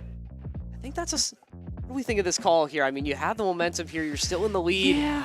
Take a timeout, maybe just get a breather, just rethink your strategy. Maybe not everyone's on the same page, but you can secure a couple more rounds before you swap sides. Rebel definitely in a position to plunge the dagger on map 1. I would have loved to wait for your T side to use this, though, especially since you've already locked in 7 on CT. It's obviously not like the most ideal half, only 7 CT rounds, but you just won. It felt like you were in the driver's seat. Calling the tack timeout, to me, only really gives them a way in. It gives them an opportunity to talk over some more T side plays. See if you can figure something out. For you, it's mostly just, all right, guys, keep doing what you're doing. So I would have rather maybe gotten 8 or 9 rounds, or let's say you get 8 or 9 rounds, wait through the half, and then when your T side starts to struggle, maybe save it for that point. But you know, I'm not the coach. I'm not on the team. These guys are far better than me at this game, so I trust their judgment. Well, we're just passive observers here, and we can see that both sides econing just a little bit. Not full rifles on either side. Nice, the only offer on the board for either side. Look at Jackro in a boost position, ready for this swing through trophy.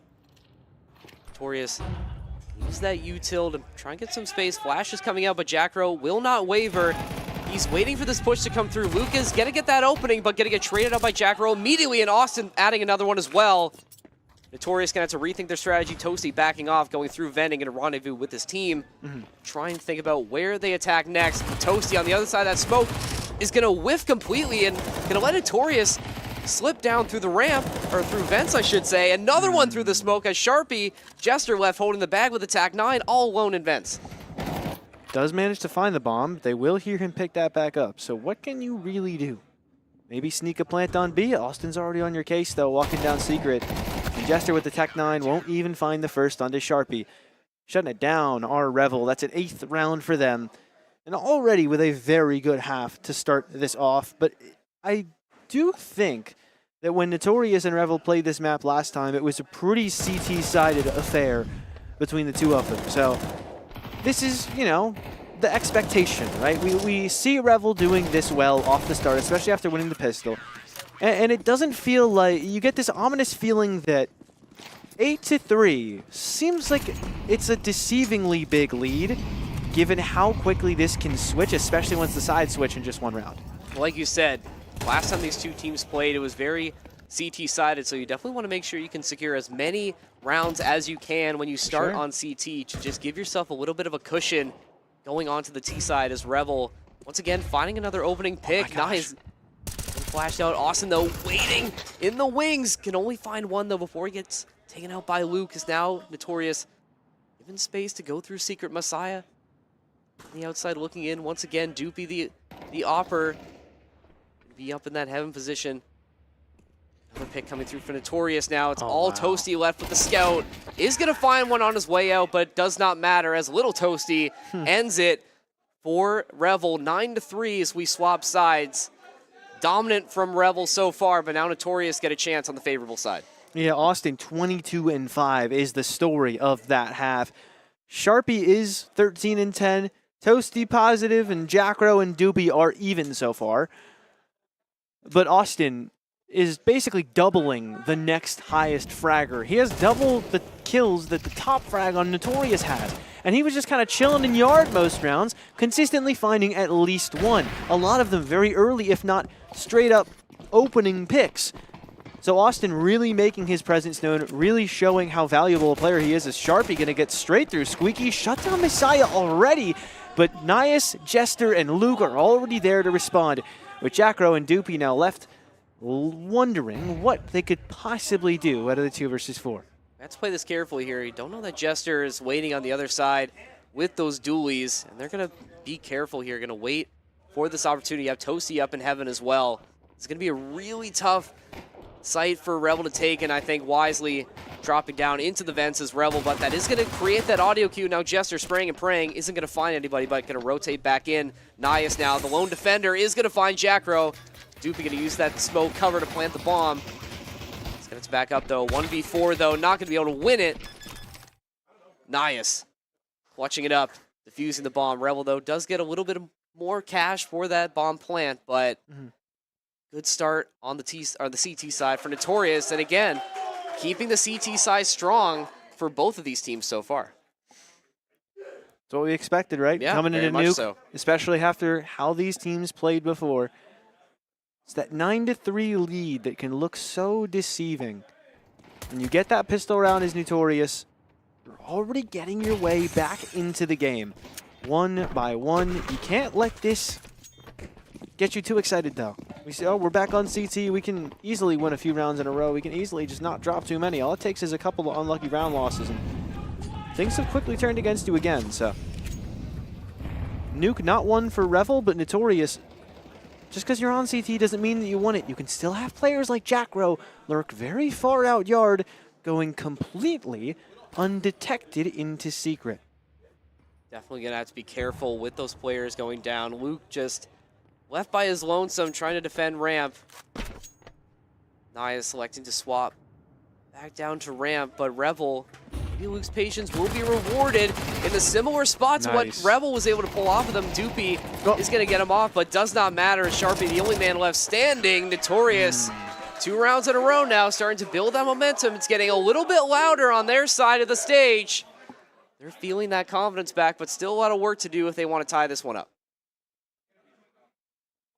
Always more work to be done. But the nice thing about that round is that Revel pretty much put everything they had into it. So now, Revel are in a really bad spot economically. We could be looking at a 9-6 lead. But it's going to start to feel less and less like a lead for Revel, especially if the round after this one doesn't go so well. So I'm going to assume that this one won't be the best. We've still got 2 MP9s to farm up the money, and we still have an XM. Unfortunately, we couldn't get rid of that one yet. But it should still be Notorious kind of farming and taking care of business. Oh, it's giving away where it's at. I think that was an intimidation play there. Just, you don't want any of this I'm smoke, swinging man. with Just, a shotgun. I'm swinging with a shotgun. Back up. Do not swing me through a hut. And they wisely are going to back away. But Rebel, you know, if they want a chance to get back into it, need to find a way to get an opening pick to go their way. It's a good start there. Great shot. Sharpie does get the pick that Rebel needed. Still 4 all, though. Nias and Jester trying to hold it down on A. Still with that shotgun. we called out earlier, Nias waiting for Sharpie, waiting for these audio. He's in a really good spot, but he just gets it after it looked like it wasn't going to land. Revel now behind the 8-ball. Austin with the deagle, not going to help you at that range. Nias with the AK is going to win that fight. Now they managed to take the gun away from Revel. They didn't manage to take the Tech 9 out of Jack Rowe's hands, though. And though that might not sound like the scariest thing in the world, it's already gotten a kill, and it's already gotten them into the site. Nias with the flashbang out from heaven isn't going to make a play yet. Instead, it's Doopy looking for something, but he won't find much. Messiah takes down Jack Rowe, and Doofy's alone, and he will get nowhere. Got some chanting going on right now. Team Nut chants. It's starting to get loud now as Notorious starting to find some life on the CT side, but the players, they know that they need to continue to be locked in. There's still a lot of work to be done if they want to mount this comeback. Revel, I mean, you've dropped, how many rounds in a row has it been now? You've dropped, just looking listless on the T side. You need to find something to get back into it. Wouldn't mind seeing a more aggressive take. I think Revel's been taking a little bit too much time in trying to figure out these executions. Get Notorious off their game, try and make them make mistakes in the rotations. Just get the bomb down to get yourself some more cash if you end up losing the round. I think that's what they're trying to do. Make that space in yard. You got Toasty on top of Silo. Util going out. You need to make sure that you don't get swung out, though, as Toasty v Toasty now on the roof. See who ends up winning it. Jack Rowe finding that opening pick. Little Toasty is going to win that duel, though. Only 2 members left for Notorious. Good chance for Rebel to finally get some positive momentum, but Notorious not done yet. Walk into the A site, attempted, but Jester's gone already. Messiah, nothing doing. Revel hits soon, I think. double digits. And you can already hear the difference in noise. Revel, it seems like trying to fire back at the Team Nut chants with some shouting of their own, but you just can't step up to the full-on entourage that Nut has brought with them today. And Revel, at the very least, able to step up to Nut inside the server on their T side. That was crucial to at least get on the board, especially in that round there, because Nut had won 3 rounds in a row, but you could at least say, look, it's pistol, it's a weird buy, then we had no buy. We finally get the guns out, we win our first T-side round. Now Notorious are really set to look a little bit scared, because we finally had a straight-up round, and we lost the first one where we had to just win some good old-fashioned Counter-Strike. It's going to get sketchy. How big would this round be if it goes Rebel's way? I mean, you look at Notorious's econ now. Jester completely broke. Luke not too far behind. This could break Notorious's economy if you're able to come out on the other side. Toasty not able to spray down Jack Rowe. 3 all now. Nias gonna have to be careful with him on the off. Jack Rowe gonna get that bomb down. Nias trying to figure out. Oh, he does get a look at Sharpie, but doesn't know what to do. He just completely flounders that attempt at a pick. Luke, though, going to spray down Sharpie in response, but Austin and Jack Rowe very, very low on the side of Rebel. This has to be executed perfectly from Rebel. And it will be. Luke, MP9 gets 2. The Team Nut chants Look at that. getting louder in the venue is now that lead just still not enough. Rebel can't be comfortable. They can't be feeling comfortable yet with Notorious getting that energy back. That is insane. They are so passionate. I don't know where everybody came from. Like, this is, it's literally like Nut Nation, bro. That's Nut Nation That's out Nut there. Nation right there. Nut Nation repping loud and proud. Emphasis on the loud. And I think there's some mix of noise going on right now. There are a couple other games that are being played right now, so I think both are mixing in with the Team Nut chants. I want to know who the one who's really screaming is, because there's one guy who's just been shouting like crazy since we started. And I think he's a little closer to us than all the way over there. So I want to know what team he's on, but either way, round 18. We knew this was going to be an intense series emotionally. Like we said in the pre-show, this is the 3rd time that these teams have played against each other. A lot of trash talk exchanged between both sides, and obviously, with the stakes of this round, the loser having to go home from Frag Ultra Mega Jersey, stakes have never been higher for both of these 2 teams. Stakes need to be higher for Notorious now as they lose Messiah. Sharpie, though, on 11 HP, so you could count it as maybe a 4v4 in sense, but look at this. Nias Trying to jiggle peek with the off. Oh, he does get a look at Austin. Too much shoulder being shown there. Has to fall back, though, but some good intel for Notorious as now they know where Revel's going to try and execute. They're going to call this rotate down from the ramp. Revel's execute is known, or at least their idea at an execute as of 10 seconds ago is known. Whether or not that's what they'll continue to do, still a question mark, as Sharpie on 11 HP, like you'd pointed out. Gonna be that entry because at such low health, there's only so much you can do. Missed shot from Nias, that's uncharacteristic. They won't miss onto Sharpie though. Toasty with a trade, but he only trades the first, and Luke is there to keep his team ahead by one player. Bomb in an awkward spot. Doopy on 12 HP. Jackro dropping through the vents. That's going to be so audible. And Doopy's gone. So Jackro's now got to do it himself in 10 seconds with these last remaining players hiding around corners. He wants to sneak up to A, but he just doesn't have the time to do that at all. And so he's just decided to save the AK. And Notorious are only down 2. Only down 2 now, and you feel like that lead from Rebel, that big lead they had, just feel like that momentum is slowly slipping away from them with the way Notorious have been playing. You know, you pointed it out. The team that's been on the CT side has been the stronger team thus far in the series, and that continues to be the trend. Notorious has finally found that second gear to click into. But Rebel, they've been fighting, but they just can't get these positive rounds to just string them together. They can't string these positive rounds together. Notorious has done really well at responding to that, digging in, trying to find it. Nias continuing to be a danger with that op, holding ramp. Gonna make it a lot harder for Rebel now as you lose Sharpie. One rifle now in Jackro's hands. Have to make sure you can lurk around here. Look at Austin.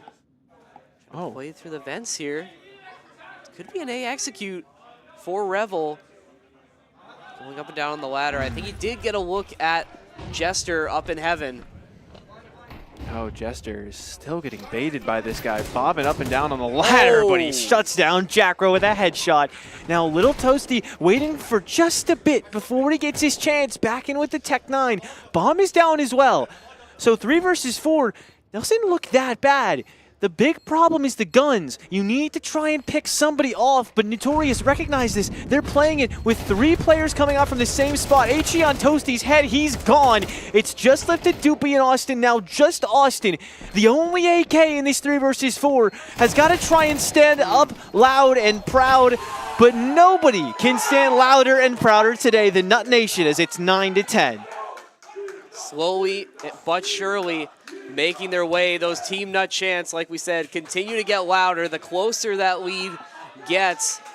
We're going to take a look at that replay here. Another big pick from Nias with the off, and I like how Rebel was trying to play that. Toasty trying to hold it down, does find Jester, but Nias just Assassin's Creeding down onto his head, just can't do anything against that. Austin once again losing that 1vX situation. Been quite the momentum shift now. Rebel just hasn't been able to close this one out, giving Notorious a chance to be in this position. They need to find something, anything, to go their way right now if they want to hope to close this one out. And there it is. Finally something going their way as they find that opening pick, but a lot of work to do still, as you still have quite a few members of Notorious who are going to be defending Yard, but Austin giving Rebel just a little bit more space to work with. Toasty going to have to fall back now. Yeah, Austin still dominates Yard, even from the T side. It hasn't been as prevalent as he had, I think, 22 at the half. He's only at 24 now. That was his second kill of T side so far. I don't know if that gets picked up on stream or not, but that was the loudest shriek I have heard of the weekend. I think we know. I think I know this. It's Zealous and React, or it might be Zealous and Factor. That's the game that's being played now. I might have to get confirmation on that. I thought their game ended. Maybe it did. Looks like it's 13-2. Yeah, I think it's Reactor Reactor 9. HLTV. I believe. Either way. Okay. We've still got a 5 versus 3. Way. Plant's going down. Toasty able to stick that. It looks like a pretty much 1 round for Revel. Toasty, now that he's gone, Big Toasty that is, it's a 2 versus 5 for Jester and Luke, and they are not looking to be in the best position.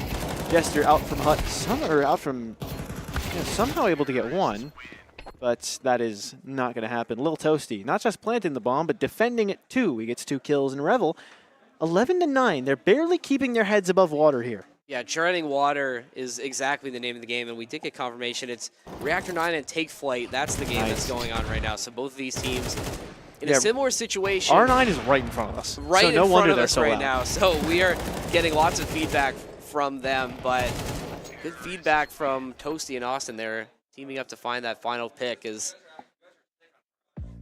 Nut taking a tactical timeout here. Wisely, I think. Revel 2 rounds away now, but it's been an ugly T-side for them. Only 2 rounds to go. Thankfully, they were able to build up some of these points on the CT side, like we said, as Revel's still trying to have a little bit of fun, still trying to have fun in front of the camera. Nice to see that. Notorious, all business, all serious on their side, as they know that they have a position where they can steal this one away, and they've done a really good job at getting back into this situation, but Revel just needs to try and lock in a little bit, try and build some positive momentum in their favor, get some of these good rounds, string them together, and it's all going to come down to these opening picks if they can find them. I actually forgot how many tactical timeouts teams have. For a moment, I thought you only had one. They have so many, so good use to make sure that you're getting the fullest out of them. As we've already seen both teams call tactical timeouts thus far. That's our 4th one of Nuke. Very clear that both of these teams requiring 110% effort just to get a leg up on the other team for a moment. Jester coming into this with just a 5-7, the only one on a pistol in this round, but he's in a better spot than Messiah. That is until he goes down, but Messiah died just before. Nye is the only one to find anything thus far through the round for Notorious. And Big Toasty now is going to go hunting along with Luke, looking desperately for some kind of a pick back. Have to find something, but Revel continuing to play slow. Oh. Trying to fake that bomb plan to bait out Big Toasty, but look at this as Hicks coming through at the same time. That fake, though, do wonders for Revel. Doopy can get the bomb down. Jackro and Sharpie cleaning it up. Revel, match point for them. They finally get some positive momentum on their side. Notorious now left holding the bag. Not a great buy situation for them either now. Do you fully commit here to try and make this go a little bit farther? What do you do on the side of Notorious? They're going to take their last timeout of this round. Wow. Try and figure out, electing to pick more util rather than guns. They must feel confident that they can find that opening pick using that util to their advantage. Try and steal away some of Rebel's AKs.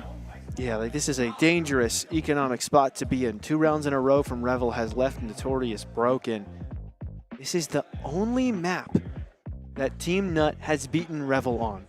They've played 5 maps against each other. This is the only one they've won so far. 5 different maps as well. Train, Inferno, Mirage, Nuke, and I forget the other one. Train Inferno was this morning. Mirage and I'm trying to Nuke. think as well. It's escaping me. We'll confirm. I forget. We'll confirm with Prod after this game, and we'll check back in once we head to map number 2 in this series. But we have another round in front of us right now, so we'll see what's going to happen here. Notorious, their backs against the wall. How do they respond? Revel finding their stride once again after a rough start to their T side. They can close this one out, but it's been a tough battle on all sides. Both teams fighting for their lives at Frag Mega Jersey. Nobody wants to go home, obviously. Not on day 2, not when you could taste the playoffs in front of you. Both teams feel the pressure now as both teams waiting for that opening, playing as slow as they can, waiting for that util to maybe give them something to work with. Who's going to blink first? Revel's doing such a good job playing this close together, not giving those pistols the pick that they need for this to be a winnable round. Messiah down to 19 HP, but Luke is able to get the first one. They're baiting him into going for the AK, though. But instead of continuing to wait on that bait being taken, Doopy runs away as Saiyan gets Austin down. Notorious are somehow pulling this back. It felt like Nuke was their only chance coming into this series. And now their only chance relies on just pistols, but Doopy is going to take one of those pistols away, and Jester's was completely ineffective. Lil Toasty's getting the bomb plant down as Doopy holds for Luke, and though he had an AK picked up, he'll actually get to hold on to it. because Doopy missed at the worst possible time, but now another player comes into the lobby, and Luke is under heavy pressure, but from the side, Toasty with the XM, Luke and Messiah keep the team alive. Notorious bring 5 pistols into the round and come out still alive on their map selection. Somehow, some way, this series continues. I mean, we were talking about how this one had potential to go the distance, and we're seeing it in full force now. And you can see on the camera there, look at the crowd that's behind Notorious the orange. now. The Nut Faithful. I'm not going to call them that, actually. Keep calling them that. I like it. I don't think I'm going to do that. Okay.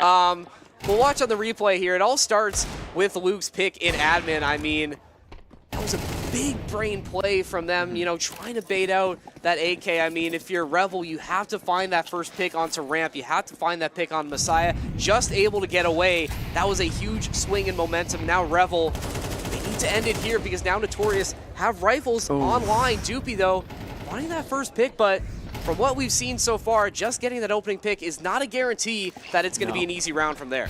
Not even a little bit, but Revel having that to work with, but Austin's giving it away. The King of Yard on CT side has been nullified for the most part. On the T side, Sharpie's had to step up in his place. The only other one to reach the 20s in terms of kills, but Toasty's getting the plant down, and the B site's been completely given up. We haven't seen a B plant in so long, and it seems like Notorious weren't expecting it. Sharpie with a kill, but Messiah gets it back. 3 versus 3, and Notorious are taking their time. Perhaps not the right time to do it, but Nias missed it. We looked away at just the last moment, but Jester's still trying to get his team back in. Jackro trades, but Messiah is now left alone against Lil Toasty, and with less HP, there's no chance! It seems like your odds were better with just pistols, because the moment you get the guns back, the map is done. Revel, 13-10. Wow, what a match from Revel and Notorious, these two titans of Frag Ultra Mega Jersey. I mean, it was a little ugly on the T side for Revel, but they don't ask how, they ask how many, and right now they have 1 win in this series. I mean, what a start to this series. What a match on Nuke. I mean, we were teeing this up as a great rematch, and I think so far we've been spoiled with the play from both these teams, and we still have at least 1 more map to go. For sure. I mean, wow. I mean, I'm at a loss for words right now. I mean, that was such an exciting way. I mean, it's Inferno next. Revel's map pick. It was 13-7 last time they played against each other, so you have to be feeling confident if you're Revel. Yes, you did scrape this win together, but going to come from map pick next, and that's where we're going to go next. After this quick break, it's Notorious and Revel, round 3. Inferno is coming up. You don't want to go anywhere.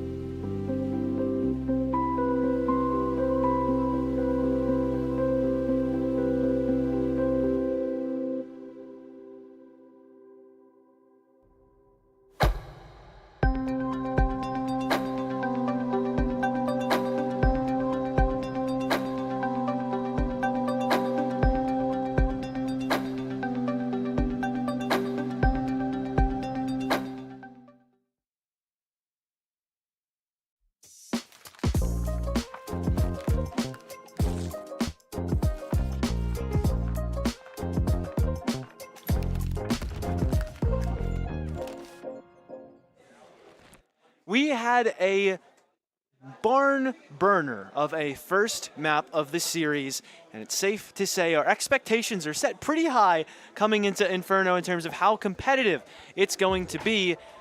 That map was big for Revel. They took away the only map that Notorious have beat them on all weekend in the 5 maps these guys have played against each other.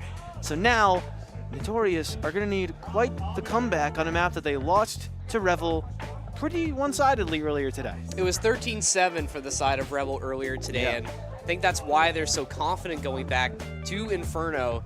Obviously, it depends on which side you're starting. I would like to think if it's Rebel's pick, you'd want to start on the CT side, obviously. Defense on Inferno is, you don't want to say a little bit easier, but it definitely is something you can take CT advantage sided, of. yeah. It very much is CT-sided, I would say. But, you know, Notorious, despite the fact that they were down a lot on the end of the first half, they were able to claw back into it, make Revel sweat a little bit. It was an ugly T-side for Revel, but they got the job done. So if you're Revel, you want to make sure that you can lock back in and dominate once again. If you're Notorious, it was just out of reach. You have to feel like you have the ability to get back into the series. You just need to play off contact a little bit better. Just get those ones. You were able to do it a lot. Just have to make sure you can lock back in and try and force a decider on Train. We're going to see if they're going to be able to do it, but Rebels map pick. They have to be feeling confident, like we said. Have to have some strategies cooked up for this. Yeah, I mean, you don't pick into a map without feeling so great on it, and they clearly felt good after this morning, like you said, 13-7. On top of that, it was almost the most one-sided map between these two thus far through the tournament. We've had 2 13-7s in favor of Revel. We saw a 13-6 in favor of Revel as well. Otherwise, it's been a lot more competitive than that. We've seen a couple 13-10s. Yet to see one get to OT. 13-10, 13-11. OT, I feel like these guys have got to get at least one OT against each other, given how close they've been. But that's the tricky part, is because, you know, having just one Inferno, I don't know if Revel are going to let this one be as close as Nuke got. Well, they can't. I mean, with the way Notorious was able to claw back once they swapped sides, you have to make sure that you can stay locked in and stay dominant as early as you can, especially if you're starting on that CT side. Like you said, Inferno, very much a CT-sided map, and we saw what Notorious was able to do once they were swapped on the optimal side. They were able to claw back in, and the only reason that Revel was able to steal that one away was because they had built up so big of a lead on their starting CT side. So that makes this first half so critical for either side to make sure you can build up that lead, play off that positive momentum, and try and make sure you can ride that out into the sunset. For Revel, that would be excellent to see them make to the playoffs. Notorious, have to lock in here. Your backs are against the wall. You can't afford to lose this map. Obviously, you will be going home if you drop it here. So the pressure has never been higher for Notorious. And we'll see if Revel can put them away, or will Team Nut Nation, will they force the decider on Train? Would be only their second map taken off of Revel so far this weekend. If it wasn't going to be Nuke, I personally felt like it was going to be 2-0. It wasn't Nuke. It has to be Inferno. As Revel already makes some fast progress up Banana, not a ton of util into this pistol round from Nut. Instead, they bought up 4 players' armor, and then a flashbang on Toasty, as well as maybe some other util that already got thrown. So Banana was a very nice and easy take for Revel, at least up to this point. Getting further past barrels could get dicey, especially with 3 players here. And Jackro going to start to recognize this. Austin just looking for some head taps. Won't find what he's looking for. Instead, Toasty with a wide swing, and that's big Toasty. Taking him down first. Opening pick goes to Team Nut, and they're running it down Banana. They're looking for more. Jackro with the kill, but big Toasty gets another one. 3 for him in this round. Even damage dealt to Sharpie all the way down middle. 2 versus 4 for Revel, and they are abandoned very far away, but at least Sharpie gets that one back. Damage onto Luke as well, abandoning him in the T-spawn, and the bomb picked back up too. Yeah, now Sharpie's recovered the bomb, and now Banana completely wide open, and Sharpie just hustling down Banana as fast as he can, but Messiah making it interesting. Now Sharpie is going to be able to get that bomb down. 3 members of Notorious still alive. Sharpie going to crawl his way back to the top of Banana to try and defend it as much as he can, but you have to be perfect, and that was a perfect headshot onto Luke now. Banana defense still holding stout, but Sharpie at 50 HP now. back up behind the fountain. Those double Berettas going to finish the job. Jester opening it up for Notorious. Like we said, that dominant CT side on Inferno, so strong, and Notorious proving why early. Notorious with a very good start. You said they didn't pick into the map. You'd like for them to start on CT. Of course they're going to start on CT. I'll take that every day of the week. And Revel had a decent position at times. You get that trade back from Jackro. It looks like they're starting to work things back as Sharpie makes it a 2v3. This was the big questionable decision, though, from Doopy. Kind of abandoned that fight. As his teammate is getting the bomb down on B, it felt like they were maybe a little bit out of sync there with those last two players. So we got to start to sync up a little bit better than that, Revel. You already won one map. You've beaten these guys 6 other maps before, but that doesn't mean that this is a formality, or at least 5 other maps before this one. That still doesn't mean this is a formality. Rebel still feeling confident, you know, electing to buy a couple rifles, Sharp with the Galil, Austin with the AK. Have to feel like they believe they're able to tie this one back up, but Nias on the bottom of apartment stairs is going to find a pick onto Doopy. Now Notorious with another cushion for this round. Rebel have to rethink their strategy to rotate back out. Notorious with a stout defense onto A. See what they decide to do. Nias dropping back down. Waiting for them to swing, but Austin is going to get the better of him through the smoke.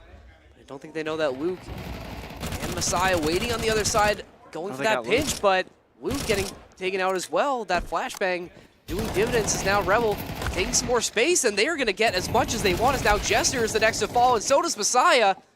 Rebel with the man advantage, also going to get the bomb down.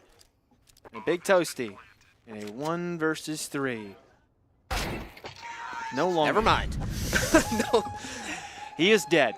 The MP9 was already not the best gun to have in that position against some pretty formidable guns on the T side, and Revel already on the board that early, looking to make it often as well. And look at how good the money is for them versus how bad it is for Notorious now. Honestly, given the state of both of these teams' econs, you would think that Notorious should just not buy anything up into this next round, but they are going for the force. 5.7s, Deagles.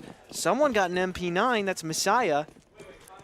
It's a shaky buy, especially against 3 AKs, an M4, and an MP9.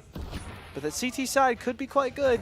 We'll see if they can get an early pick. That's normally the focus with these kind of rounds. Well, that's what we thought about the buy for Rebel last round. You know, we were sort of expecting that, you know, if Rebel loses that round, that, you know, completely breaks their economy early, giving Notorious a chance to really build up a lead. But Rebel able to find some magic now as they're fall back, try and push up Banana, boost up as well, try and get some more space. Look at this, Notorious giving them a chance to take that space. Big Toasty, the only one left. Back near the connector, going to CT spawn. Sharpie finding that first pick, another one as well. And now Rebel is going to try and execute. Toasty is going to flash it out, but gets one pick before getting taken out. B completely wide open once again. Rebel going to have to get into this post-plant position now. Still waiting for this bomb to go down. Doopy trying to get this smoke set up perfect. Is finally going to plant. Now Luke and Jester have to try and solve this, but I think they're just going to elect to save here. Yeah, you don't have too much to really write home about in this position for Jester and Luke. So you're not really saving much, but you're saving something, and you have no money. So everybody other than Saiyan investing a lot into this round. Save a couple 5.7s in. Maybe Saiyan can buy a 5.7 of his own into the next round, or maybe even pushing for an SMG. But for the most part, you're not going to force into next round off the back of saving 2 5.7s and a little bit of armor and 1 helmet on Luke. So Revel just going to kind of be given this opportunity. They'll take it. I mean, they'll take anything they can get. You do save a smoke as well on a Jester. I mean, it's something. I mean, not much, but you do get a little bit out of it if you're Notorious. Rebel retake the lead again. They get to save a little bit as well. Get to keep those AKs and that M4. Now Rebel in a position to try and build up that lead once again. Full utility belts across the board on their side. See what Notorious elects to do here. How much will they invest into this 4th round? How confident do they feel they can steal the lead back, or not steal the lead back, tie it up in this case? Maybe eventually get to that lead back. We'll touch back on that one later. Saiyan did end up buying armor and a 5-7 of this. Messiah and Toasty with 0 investment. But the 5-7's being given an opportunity, and there's Saiyan's 5-7. Paying dividends already. Good pick early. Most importantly, he's no longer on the 5-7. He's on the AK. Or he's not on the AK actually anymore. It's Messiah who's been dropped it. But it's Revel who take that opportunity and recognize that there is a massive gap in the B site. So they're just going to go straight for it. And Notorious, outside looking in with decent weapons. This is a really perplexing situation for them as to whether or not they want to retake. I'm surprised how much space they were letting Rebel take. I mean, you saw how quickly they ran up Banana, got the plant down again, and Notorious, like you said, in a tough spot right now because be notoriously on Inferno so hard to retake, especially when you're in this tough spot like Notorious is in. You only have one rifle in the hands of Messiah. Rebel, full rifles on their side. Jester, though, look at this. He doesn't need it. He finds 2. That makes it just a little bit more interesting, but not going to help them win the round, but you save a little bit. Will he get the AK? He picked it up. He did Nice. get the AK there, so I guess you do lose the round, but maybe a 4 or a half econ there as they do save a little bit of rifles, can buy a little bit more now. So you lose the round, but could have been a lot worse on the side of Notorious, so I guess that's something to take home. You're only down 2 now, and we saw that they're able to make a comeback when the time is needed. Yeah, Saiyan on the op now. 2 AKs for your CT side. That has to be the round where everything changes. That has to be your last major mishap of a round. Your last round where you go into it like, okay, we're not going to be in a great position here. Right? So economically, things have got to keep getting better from here. You really can't drop round 5 because on CT side Inferno, you can only afford to lose a few, especially early on in the half. Before things get really dicey, if Revel gets 4 or 5-1 up, I would say things have gotten just that, quite dicey. Both teams taking it slow early. Rebel looking for this A hit. That's going to make it a little bit tougher as Messiah finding that opening pick, but Jester getting cooked behind the half wall, but just gets out of the way of that. Smoke goes out as well. Naya's rotating back with the op, waiting for this potential push through apartments. Didn't find anything yet, but does find Toasty coming out of the smoke. He's been dangerous with the op all series so far. Rebel's going to have to deal with that, and they do, as Doopy, the counter-opper, figures that out. 3v4 now for the side of Notorious. Make that a 3v3, I should say. But Messiah, oh, he doesn't win that fight. Austin continuing to stay hot. Now A completely wide open for Rebel to plant. Luke going to try and rotate his way back in. Has Toasty as well in support. Make their way through. Oh my goodness, Austin. Dink and Luke, that is just not the pick in that moment. You can't afford to let that happen. It all falls down on itself. Toasty has to save here. Revel, another round going to them. It's tough because it's like, especially once you get shot by the op, it's like you can't push that, but you can't save there either. So in the moment, I'm like I can't help but react like, oh, like, you know, why are you doing that? But then you think about it, you're like, why would he not do that? He needs to do that because now it's 4-1. Now their team has 0 money. That was, like I said going in, what had to be the round where things started to change for Notorious, and it just wasn't. And that is when things get really, really sketchy. You only have 1 M4 coming into this round, a little bit of money on a couple of players. Probably going to need some extra time to talk this over, and that's exactly what Notorious is going to do. Tactical timeout comes in, down 4-1, but importantly, in a really... excuse me. Oh, you good? All right, we'll Lunch came back. No, I'm chilling. I'm chilling. Okay. I just had the burp. We're all good. All right. But they're just in an awkward spot economically. Like, what do you do with these guys who are stuck at around 3K? It's tough, and I mean, the other thing you want to think about, too, is that Rebel starting on the T side. I mean, the more opportunities you give Rebel to build up their lead on the weaker side, quote unquote, is just going to make it that much harder to get back into the game when they swap back to CT. And this is their map pick as well, so we knew they were going to be feeling confident. And so far we've seen that. They have shown no fear in these takes. We've seen how aggressive they are in taking space. They move quickly once they find that pick, and Notorious has had no answer for it, frankly. And now again, in another rough situation, another rough buy on the side of Notorious. Rebel taking advantage of that. Sharpie finding that opening pick again, but he careful. Messiah, oh, he was in a perfect position to maybe get a lurk kill onto Sharpie, but Toasty going to be the one to do it. Man advantage now for Revel. They've got the gun advantage too. If Luke can find a kill here, that could maybe switch things up, but no. It's not meant to be.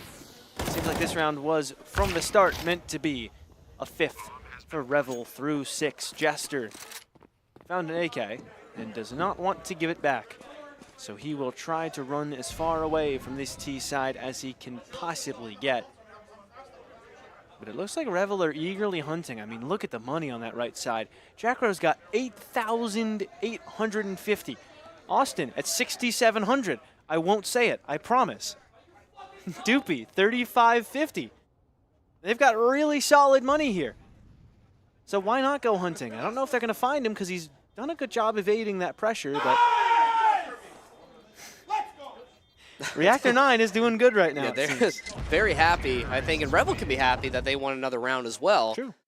It's their 4th in a row, and I mean, that's the 4th bomb plant they've been able to get off as well. I mean, it's just been all Revel so far, not another timeout.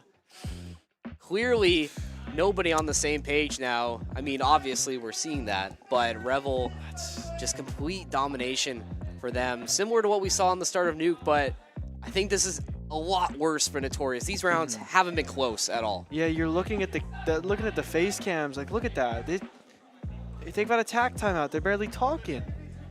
The mental seems gone. We have not heard Nut Nation loud nor proud in really all of Inferno.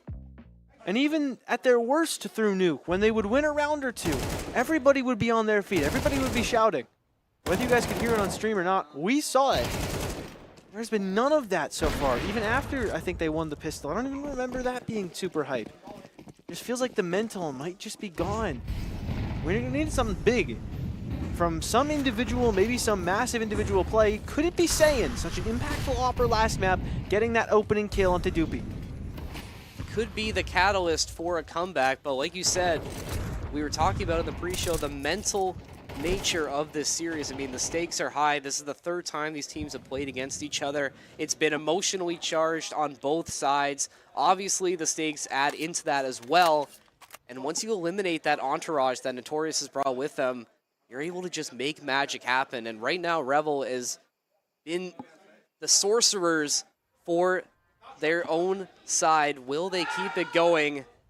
I mean, Notorious with the advantage now, but Rebel still trying to push up Banana, and Notorious, again, giving up a lot of space on Banana. They're just giving Rebel all these opportunities to make it happen, and you do have Nias and Toasty rotating back in through CT, but Rebel, another pick going their way, and now they're going to use that opportunity. Look at this now. Austin on the rotate, coming through CT. And I don't think Toasty and Luke are aware of this. I think Toasty might have got an audio cue there. Does he want to swing out? Austin has gotten the better of Notorious thus far in this entire series. You can see it. He's confident using that grenade, dunking a little bit on Toasty, using the pillar to his advantage, but Toasty does end up winning the fight, and Luke now left by his lonesome on Fountain is going to find one. Can't get the second one. Now Rebel crashing the site and going to plant the bomb. Toasty, Sharpie, 2 versus 2 against Jester and Messiah. They're low on HP, but Sharpie's got that AWP. So if he finds the right angle, one shot is all he's going to need. Revel can play this. Revel can play this carefully, and Messiah has to walk out from Coffin. He's got his teammate right behind him, though. That could be good to trade out that AWP. They flash out towards A main, but it's Sharpie, but he misses. Oh, we missed the opportunity, and now Toasty has got to try and line up. They are lining up for him, but Jester's already fully through the defuse. And you just don't have enough shots in the mag to take care of it. Notorious at least make it a second. They make it a second, and you talked about somebody having to step up and make a big play. We finally got to see that from Notorious after a very T-sided first half. Sharpie, you know, just missing that shot at the end there. I think Austin, if you win that fight, that looks a little bit different. Luke, thankfully, able to just make it a little bit easier for Notorious to clean that one up, and they're going to take it. I mean, you still have a lot of work to do. It still feels like Rebel has a major lead. I mean, it's only 3 rounds, but it definitely feels like an Everest-sized mountain they have to climb to get back into this one, especially when Rebel is getting closer and closer to swapping back to that favorable CT side. Yeah, I think that's the biggest thing to think about is Doopy, Austin. Great start to this round for them. Jester's on 11 HP as well. And he's not even over here. He's on the opposite site. The player who's still over there, of Luke, tucked behind the half wall, not noticed any longer, it would seem, as they're going to fight to lurk off in Banana. The push is actually going straight into A. Good shot from Messiah, but he's way out in the open, and Austin will trade that every day of the week. Jester gets burned by Sharpie. I think he thought the smoke fully extinguished it. But Luke, I mean, you look at him, man. He wanted to retake this. He knows they can't let them get to 6, but there's no chance. No chance, no fight from Luke. He's just going to save, but Toasty's going to go hunting for him. He has all of Banana to work with, and look at this pinch potential he set up as Austin coming up through CT as well. I have an idea of where he could be. Luke, though, lurking in Temple. There's Austin, though. Oh, Nice Luke, shot. great flick. That's one positive thing we can say about Notorious is that they do end up winning these ones when they're able to. Luke can add another one as well, so at least Notorious gets a little bit more cash finding those 2 picks at the end to work with, but another round going for Revel, and just can't let too many of those happen right now because it's only 4 rounds away from the side swap, and Revel already at 6. Revel also have such good money. Like, they could probably buy up, even if they lose the next round or 2, they probably still have enough money to buy up through most of the rest of the half, unless it's 4 straight from Notorious, or I guess 3 straight, and then for the 4th one they might be on. But even still, Revel are in such a solid spot financially, and Notorious, I feel like they're not on very solid ground in any aspect. Util going dumped down Banana. They want to look for some picks there as well. It's Messiah able to get one on Doopy. That's really solid, but through the smoke he almost gets traded. They nearly found him, but instead he'll duck away and he'll find an opening pick for his team. That's crucial, as Jester is going to let them sneak into A. They're ready for Saiyan, but not quite ready enough to shoot first. Saiyan gets that first shot off, or Nias rather gets that first shot off. Sharpie now looking for the trade, and Nias has no idea that he snuck back here. You've just got to take your kill where you can find it, otherwise you get away with nothing. And it could have been at least a frag, but instead 5-on-2, and Team Notorious are probably going to start to come back to life. Going to start coming back to life, and you said it there. I mean, you really have to take those opportunities when you have. That's the Opper as well. You have an opportunity to get the Opper off the board. Yes, you probably get traded out immediately after, but that's still another member of Notorious that's off the field to make it a little bit easier. And now, not going to be easy now as Notorious. Another round win for them. Crucial for them as now their econ, it's a little bit back up now. They do have some money to work with. Yes, Rebel has some funds invested as well. They're able to buy into this round, but Austin completely broke. Another member of Rebel broke as well now. You have to think this round becomes a lot more crucial for Rebel if they can't steal this one away. Notorious, golden opportunity to claw back in before the side swap. I thought the money was way better off than that for Revel. I didn't realize they were going to be broke that fast. Heard the Team Nut Chance come back for a little bit. They've won 2 of the last 3. The fans are back. Nut Nation. Not quite as loud nor proud as they were last map, but they're still there. Early util exchange heavily favors Notorious as none of them have lost any HP. Toasty, though, down to 8. And now Luke and Big Toasty are looking to make it better, but they actually lose those engagements. Big Toasty only found 1. Luke got nothing. And Revel got the A site, or the B site, rather. With Nias on the outside looking in. Hearing a bomb going down as the smoke breaks, he misses the shot. He needed that. But Jester and Messiah, they find the kills back. And so, though the bomb went down, Doopy and Sharpie are not standing on solid ground.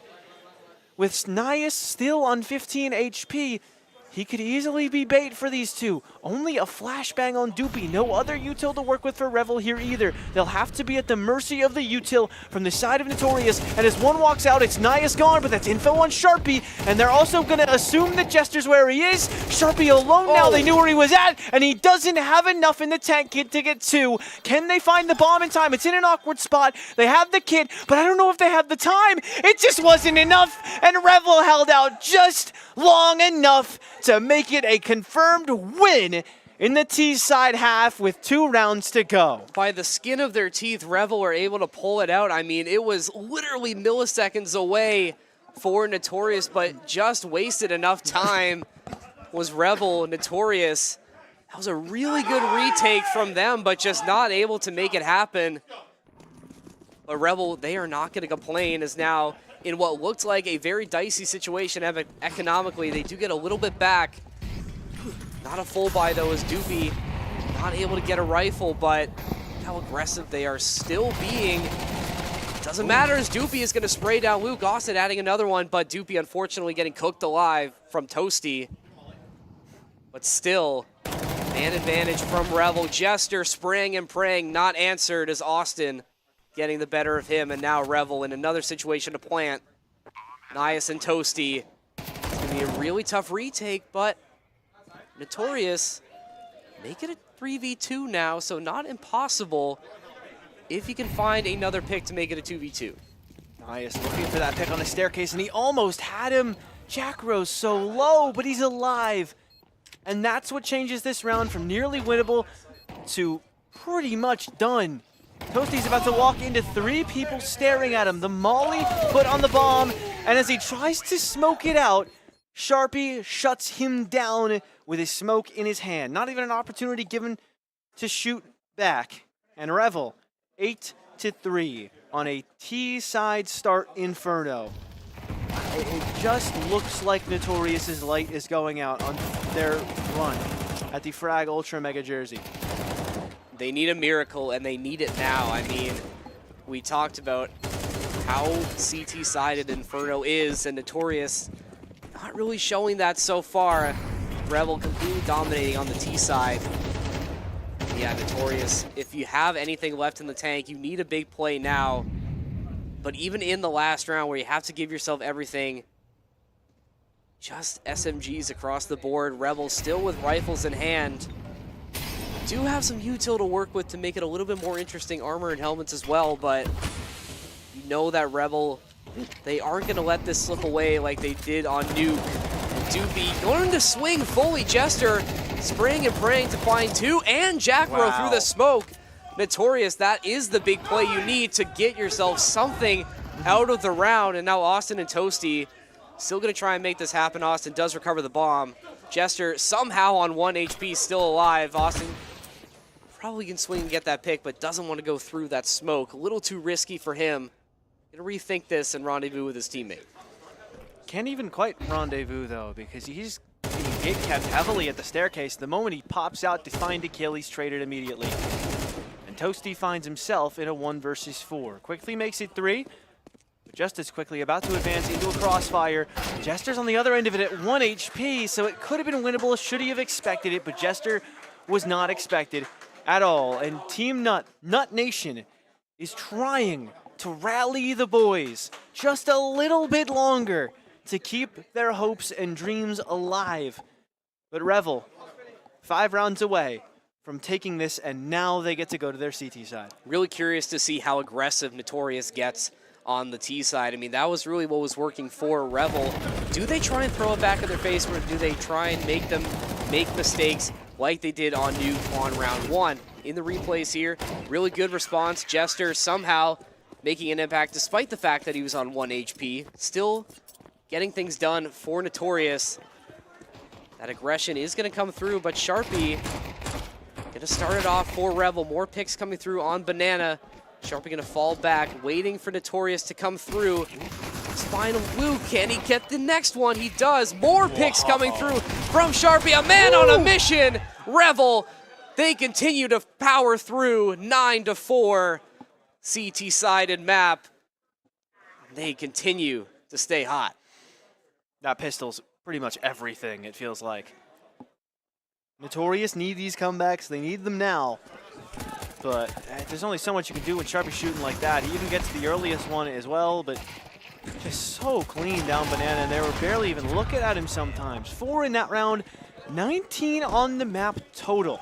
That is easily #1 inside the server, almost doubling Austin's kills. Austin and Sharpie have been the dynamic duo for this squadron, and now a dynamic fast play up banana for Notorious. But Sharpie, who but Sharpie to start it off, and who but Austin to follow it up. Toasty tries to come through, but it can only do so much, and Austin's stuck on a pistol, so Nias and Messiah have found a way in. A bomb is in their control as well, but Sharpie's already closing that distance between them, and they're both so low on HP, stuck in the back of the site. Nias will burn Jackro, though, so it's only a 2 versus 2. Only a 2 versus 2, and Notorious getting aggressive, but Rebel was waiting for it. Nias now trying to hold it down, only on 5 HP. Bomb still has been planted, but it's going to be an impossible plant right now with both Sharpie and Doopy waiting, but wait a minute! Wait a minute, Sharpie keeping it going. I thought Austin had a chance to get the bomb down. Not meant to be. Revel continue to march towards the series win. 3 more rounds to go, and they can call this a series win. And they can call themselves a top 8 team at Frag Ultra Mega Jersey 2025. Not easy to do.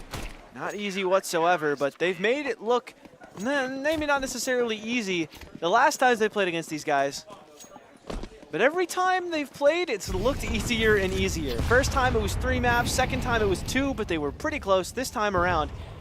Inferno has the chance to be the most one-sided map that we've seen of the 7 played between these two. That currently belongs to a 13-6, so if we see that or maybe 5 or 4 only being allowed to Notorious, Revel will have made their most dominant statement yet over their Ultra Mega Jersey rivals to send themselves to the playoffs.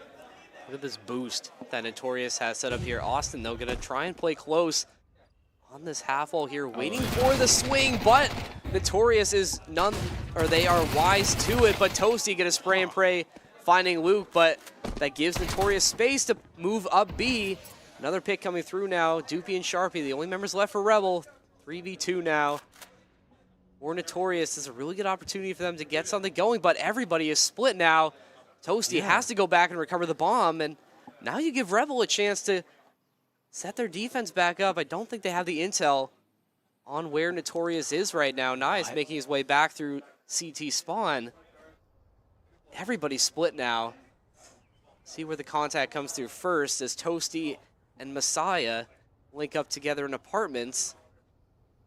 Sharpie, the only member left defending A, as Doopy makes his way down Banana. And he knows they're playing for him now. The utils come out, he can let Doopy know, but he's got to start to defend himself, needs at least 1. He'll find 2 for his troubles and leave Nias alone against just Doopy. Nias, you need to do it now. I know you have a Galil, I know you love that AWP, we cannot be working with that. We don't have all the bells and whistles, but the job needs to be done all the same. He's right where he expects him. The incendiary is going to be so huge, he can just wait for the swing. But somehow, Nias wins that fight. The initiative forced against him, and he doesn't care. Somehow he wins that fight. I thought that they were going to wait a little bit longer to pull that swing after that molly gets thrown, but maybe just a little too overzealous was Rebel in trying to find that final kill. Notorious, they're down, but they're not out yet. Still alive, 10-5, and you have to give credit where credit is due. Notorious still trying to fight. They're throwing it, but Nias already taking grenade to the face, already at 31 HP before the round even gets going. Gonna make things tough early for Notorious as Revel setting themselves in a good position. Banana smoked off currently, as Rebel putting themselves in a strong position, stout defense to make sure they can get another round in their favor. But Toasty, though, finding Doopy, again, a little bit overzealous as Rebel now. Maybe getting a little too overconfident trying to find these kills, and Notorious playing patient, and they're being rewarded for it. Oh, Jackro, that's the definition of overzealous in this case. He leaves Sharpie to die on the A site, which he will do just after. Austin and Toasty have basically no money, but it seems like they basically have nothing worth saving, at least in their eyes. If they're going to try and look for some exits, they don't even find that one. Toasty needed to land a little bit more than that, or maybe Austin needed to land a little more. Either way, someone wasn't doing their work to the fullest extent, and Notorious win that round to the fullest extent possible. Flawlessly, everyone lives. The economy maintained into the next. And that is where comebacks start. Round wins like that, round clutches like what Nias did, and then keeping that momentum going, keeping that economy going. And I thought that Rebel was in a good spot to have a stout defense, but again, like I said, just overextending just a little bit too much, and Notorious was able to take advantage of it.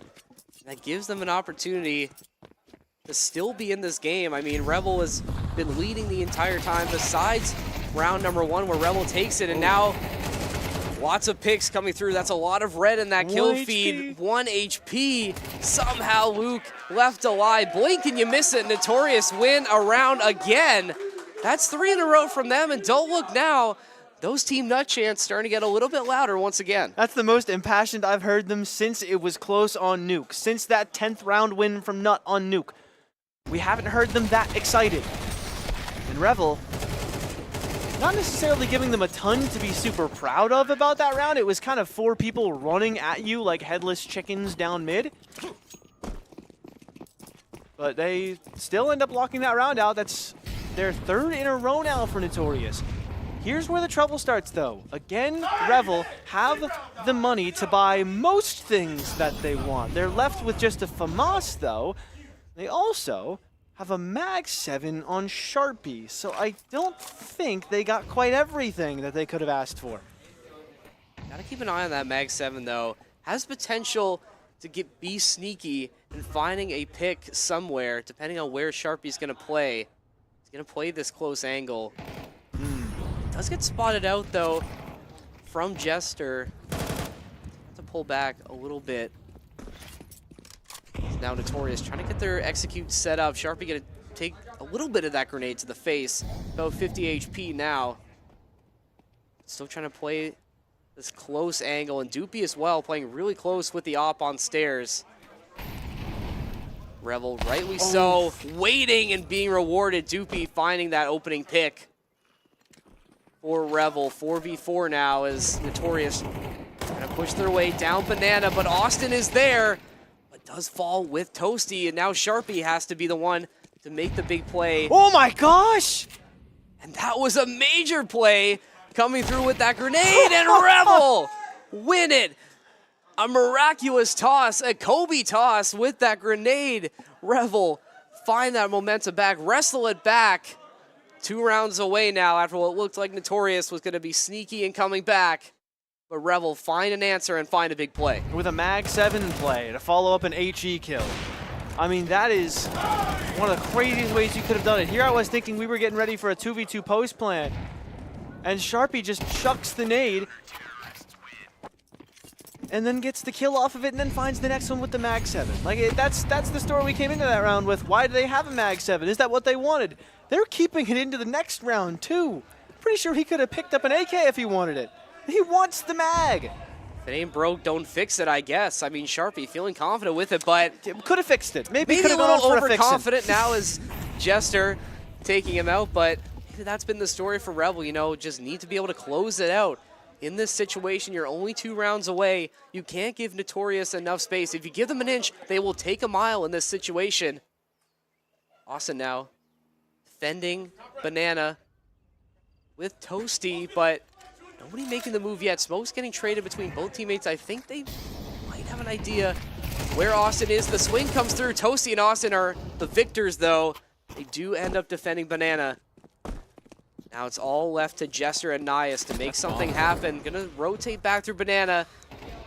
Doopy, though, going to end it. Wow. Match point for Revel. Notorious's chance slipping away now. Revel match point. Has to be a monster comeback from Notorious. Have to rip off 5 in a row with the way Revel's been playing now. And the econ that Notorious is spending right now. Full buy now. Have to be forced into this situation. It has to be now. And it's with a Tech 9. It has to be with a Tech 9 from one of your players. Not great. That is the best gun you could afford for one guy.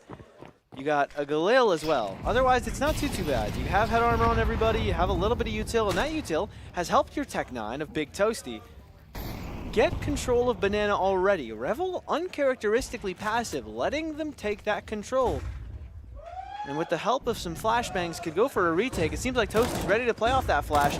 Not quite given the opportunity that he wanted. They try to flash back against him, and he's only able to get the one. He's assisted by Austin, but Toasty and Nias team up together to take a trade and at least get something accomplished, but that Tech-9 was exchanged for an AK. Jester also gets a frag on a Sharpie, but Luke will die right after. They're consistently going blow for blow with each other in round 20. Going back and forth like two champion fighters, going blow for blow right now. Rebel trying to finish this out. We talked about how much energy these teams have been investing in this series. These teams, the third time they played each other, a lot of trash talk exchange between both sides. Both teams really playing off of the energy from both sides. And the site is free right now. Like you said, Rebel just giving it up. Toasty, they're trying to clear it out, but I think they're as surprised as we are that nobody is there from the side of Rebel to defend. But now Doobie slowly making his way down. Austin as well. Gonna be going up Banana, but the bomb is gonna get planted. And now Revel, maybe a little lackadaisical on this rotation, and now they're gonna have to try and retake this site. But 3 members of Notorious, I mean, Toasty at 43 HP. This has to be executed perfectly. Messiah stuck behind Firebox. Doesn't get fired out though. Instead, that's a flashbang. They're in such predictable positions, but there's no utility to dispatch of them. Just one more flash on Jackro, but you can see Austin already knows exactly what to expect, but just because you expect it doesn't mean you won the fight. Jackro trades it though, and they're stacked on top of each other. What a headshot for him, and what a game for Revel. Congrats on playoffs, but he doesn't have time. He got it! He got it! I didn't even realize it was that close. Oh my God. You What? pointed it out to me. Oh I thought my- it was already done. It was so close. Mere milliseconds away. Somehow, some way, Revel. They're going to revel in this victory. They're on their way to playoffs. Notorious being sent home after a heartbreaking loss on Inferno. What a game from both of these series. I mean, my God. Literal milliseconds. Yeah. From I'm so that sad I didn't notice defuse. that sooner. Oh That was my so- goodness. And what an effort as well.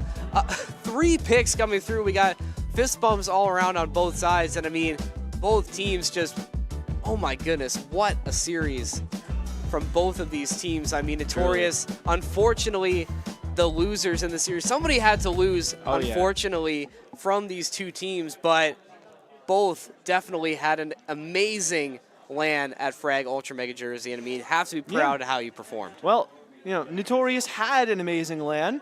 Still the potential to have an even better LAN, though, for Revel as they've made their way into the top 8. That's congrats on playoffs to Revel. It was a great series, not just in terms of this one, but a great series of series, as we've seen 3 best of 3s between these two teams, but every single time it was Revel to win it. So, at the very least, we can go confidently into playoffs knowing that this group sent the 2 very best teams. It's not a question of whether or not Revel were just the better team today and yesterday. And this morning, they were the better team all 3 times around. So we can be pretty confident that they'll look great going into playoffs. Yeah, unfortunately, like you said, getting the best of Notorious a 3rd time, right? We knew that they were coming in with some energy, you know, losing to M80 right before this. They knew they wanted something to prove, and now they're going to get another chance once they go to playoffs. But Happy, I mean, thank you for joining for this series. I mean, it was such a incredible series. I mean, great for us to call, and I mean, Great time. we still have more Fragadelphia coming up, more Frag Ultra Mega Jersey coming up, 4th series coming up once we get back from this break. You don't want to go anywhere. It's going to be another good one.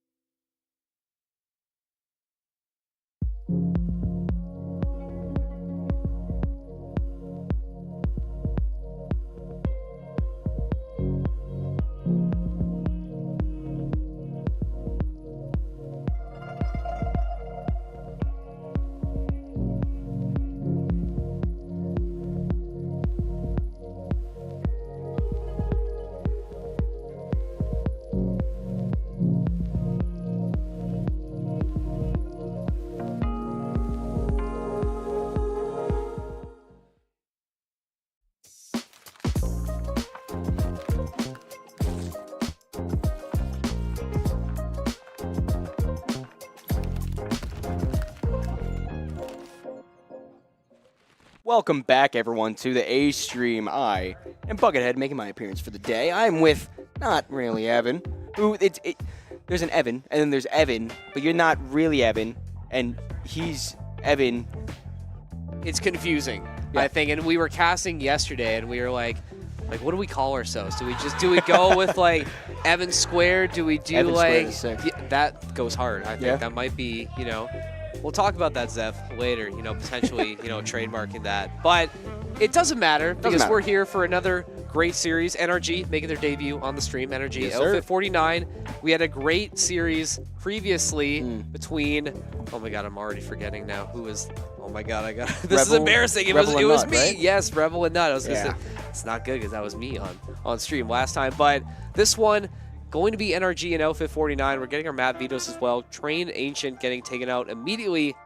Going to be starting on Mirage Inferno. And if we need a decider, you called it perfectly. I feel smart. Going to be Dust 2. Oh, and we're here. All right, we're right here. I was going to ask you how confident you are if we're going to go to Dust 2. Oh, not at all. Yeah, probably not. I love to play both sides of the field when it comes to casting Counter-Strike, but at the end of the day, you got to realize NRG is a team that came here to win. I'm not saying Alpha 49 doesn't want that, but will they be just a little bit skill diffed is yet to be told. Good kills coming in early on for NRG. Sonic and Bro both combined for one. 3 Ts now make their way onto the site, but no headway can really be found.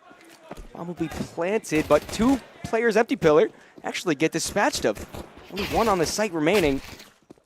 Well, just Savage is the only player left. It seems to be all downhill. All downhill from here, but I mean, you were kind of saying it. It looks like NRG, you said coming in ready to win. Definitely a top 3 team at the LAN, I would say. Yeah. But Alpha 49 coming out swinging a little bit. Definitely making NRG sweat a little bit in that first round. But does not matter as NRG was able to win the pistol round. Good start for them. Alpha 49, I think it's going to take a lot for them to stack up against this very talented NRG squad. I mean, they've had a decent tournament so far. Alpha 49 really only defeating Pug teams so far. NRG. What else needs to be said about them? If you've been watching NA Counter-Strike, you know exactly who we're talking about right here, and that's one of their big stars already making an impact at Exotic. I do think that starting on Mirage is a good idea because when it comes down to it, I'll explain after this round, but George, nice entry on the site for the Ts. Bring it back immediately, spraying through the smoke. Bomb can't even be planted. Sonic absolutely annihilates them. Starting on a Mirage, it's good because you can get a little bit of confidence flowing if you're able to individually play well. Mirage is a map that tactically it's pretty done out. Everybody knows what to expect. Obviously, I feel like NRG has a bit more in the strat book than a lot of these other teams, but it's still, at the end of the day, the most easy to understand 3-lane map. So if Alpha 49 can come in and just get a little bit of confidence building with individual gunfights, I think then there maybe is a chance for them to get a few rounds on the board. But a few rounds isn't 13, so. No, definitely not. And like you said, that confidence is a big thing because obviously NRG, they know exactly what they need to do, and good teams are able to take care of their business when required. NRG going to be up to the task. Already 3 picks right off the rip, a 4th as well. And I mean, blink and you miss it, blue in the kill feed. NRG just continuing to mow down Outfit 49. Only 3 picks on the board for Outfit 49 as a whole. Savage and Luke, 2 and 1 respectively.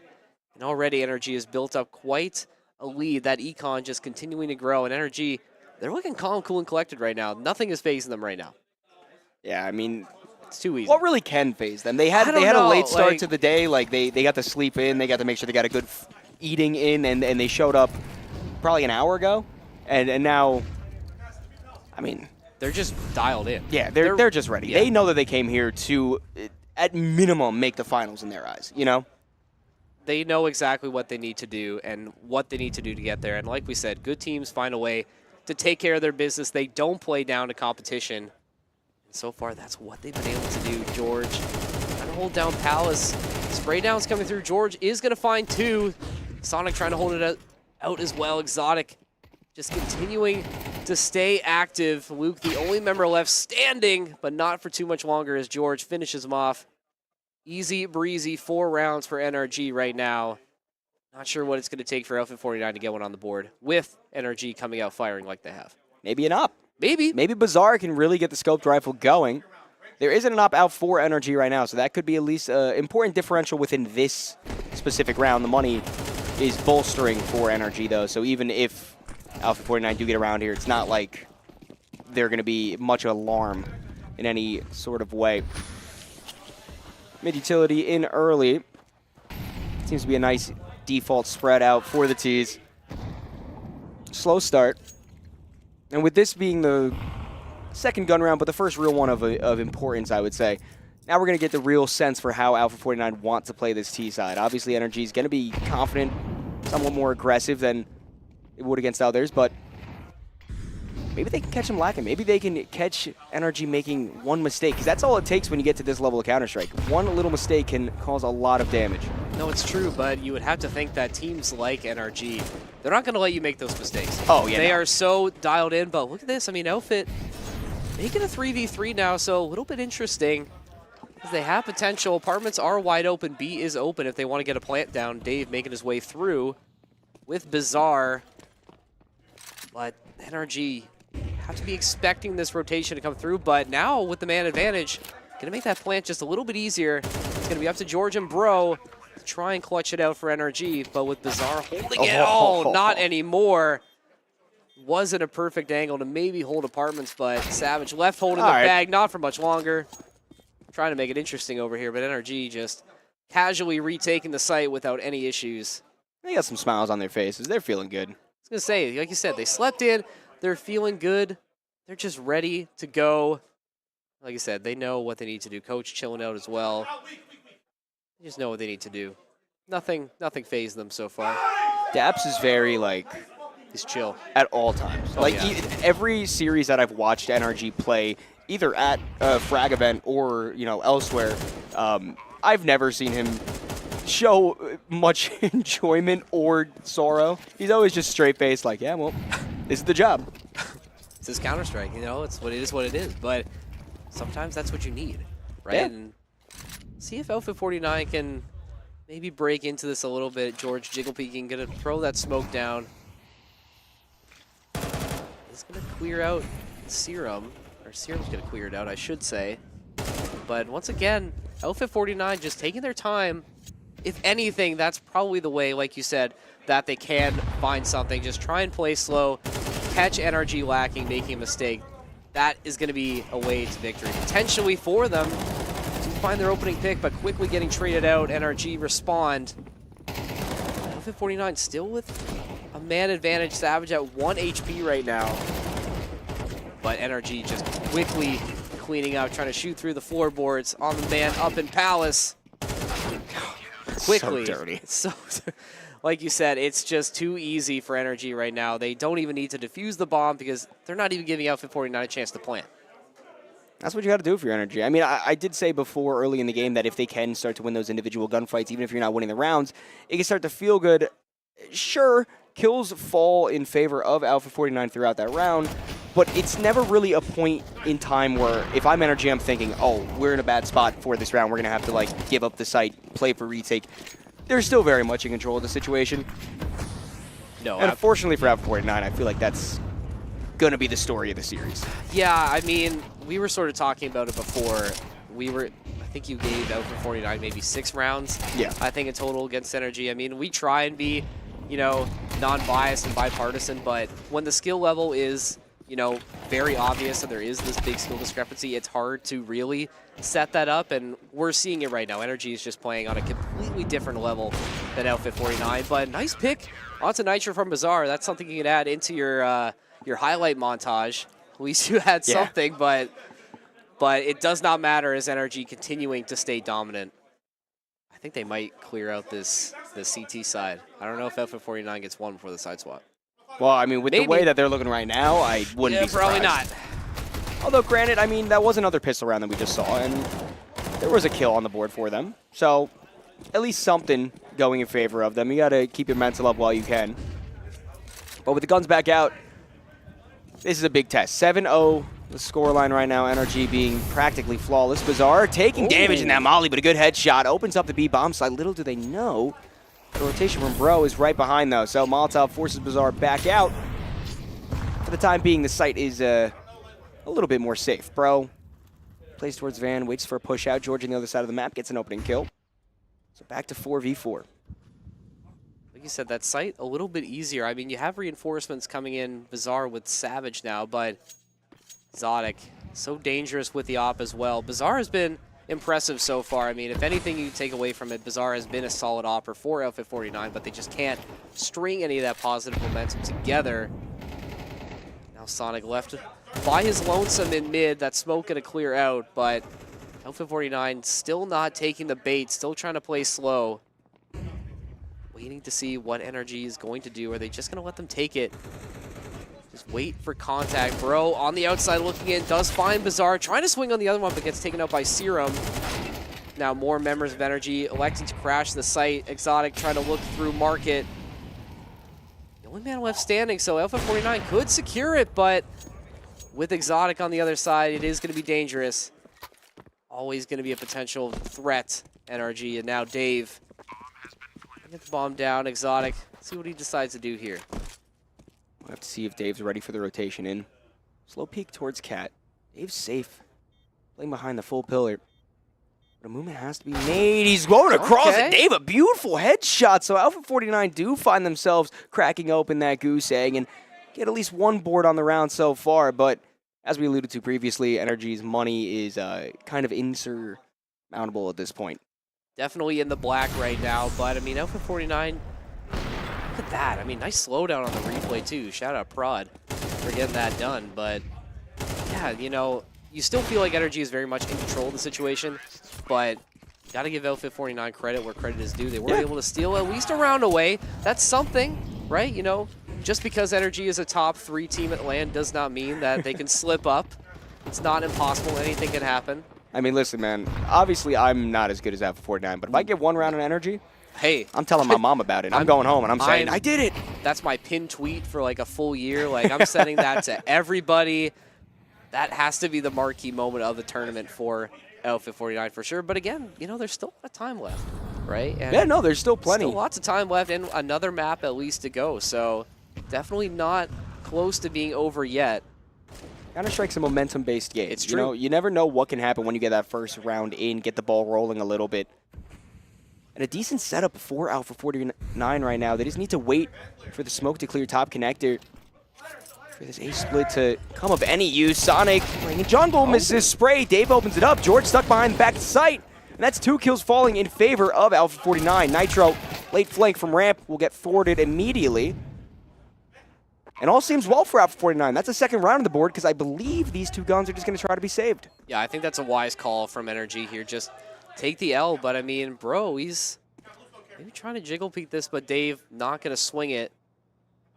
Bro just going to fall back, and that would be a flawless round for Outfit 49, assuming that Energy doesn't find any of these stragglers. So I think Bizarre.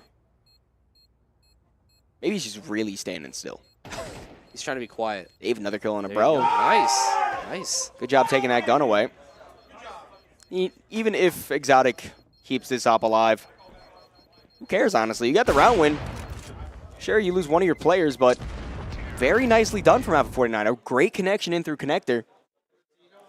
Oh, absolutely. And I mean, it looks like Energy was in a position to get some of these kills, but whether it's a mistake on their part or just, you know, Alpha 49 just simply skill diffing in that situation, it's nice to see. We're going to get our first tech pause.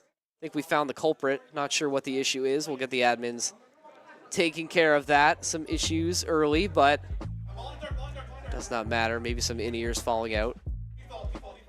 Let's figure it out, you know. Everything's probably fine. Everything's chilling. I mean, Don't want to ever curse anything, you know. No, we've both had our no. share of technical problems in the past. absolutely. But seems like it's fine. I think so.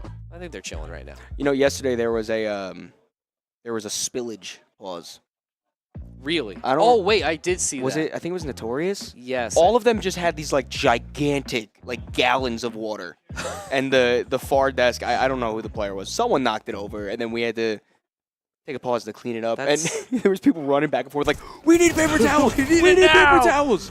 You know, that's dangerous around all this expensive equipment. I mean, Oh, I don't yes. know if that comes out of the prize pool potentially. So be careful with your receptacles of liquids.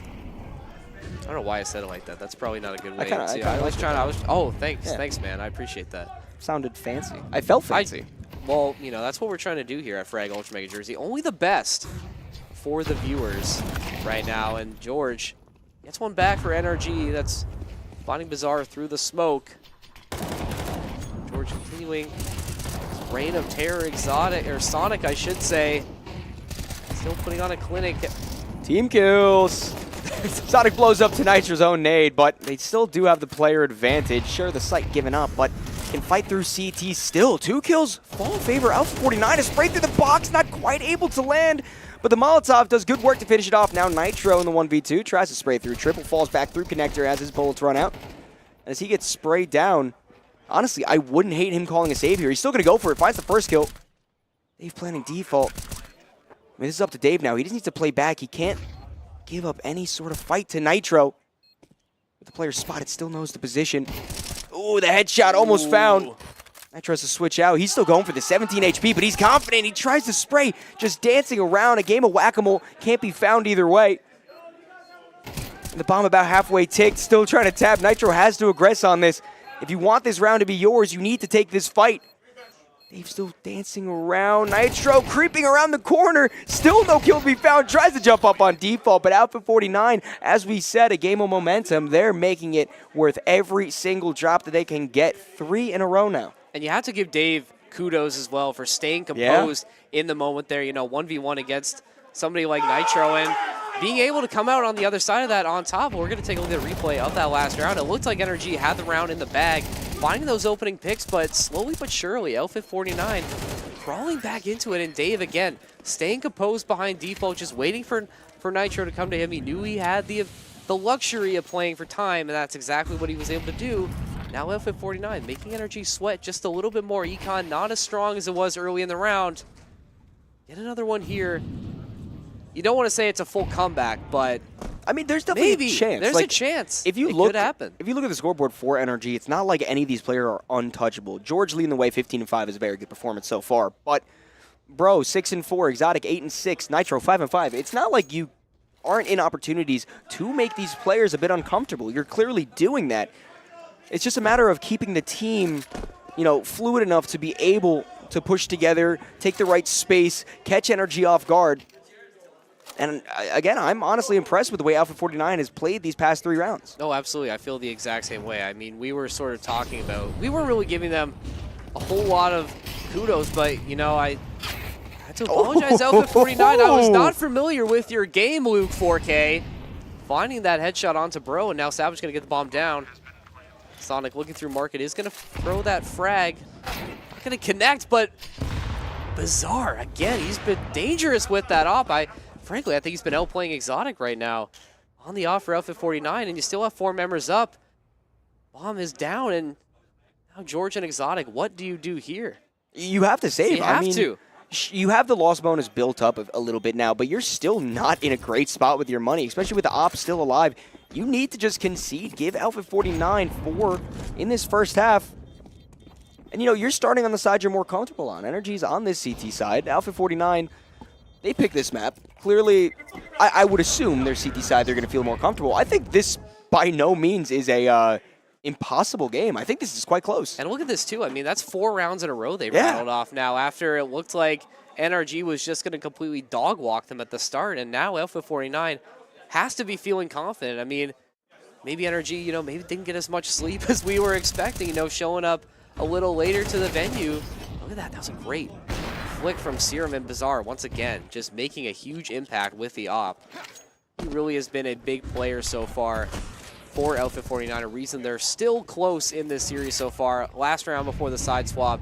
If Alpha 49 can somehow win this one going into their own CT side, I don't know, I might be feeling a little, you know, don't bet the whole house on NRG in this case. You might want to hold out just a little bit longer. I'm excited. This could be a series, I think. I hope. I do as well. Alpha 49, they do start to maneuver. Where's that B-bomb site? Where Bizarre once again. Opscope in, tries to catch the player jumping. Spots the head of Nitro, but Nitro falls back. Molotovs both ways. Good damage with that nade. Nitro brought down to about half health.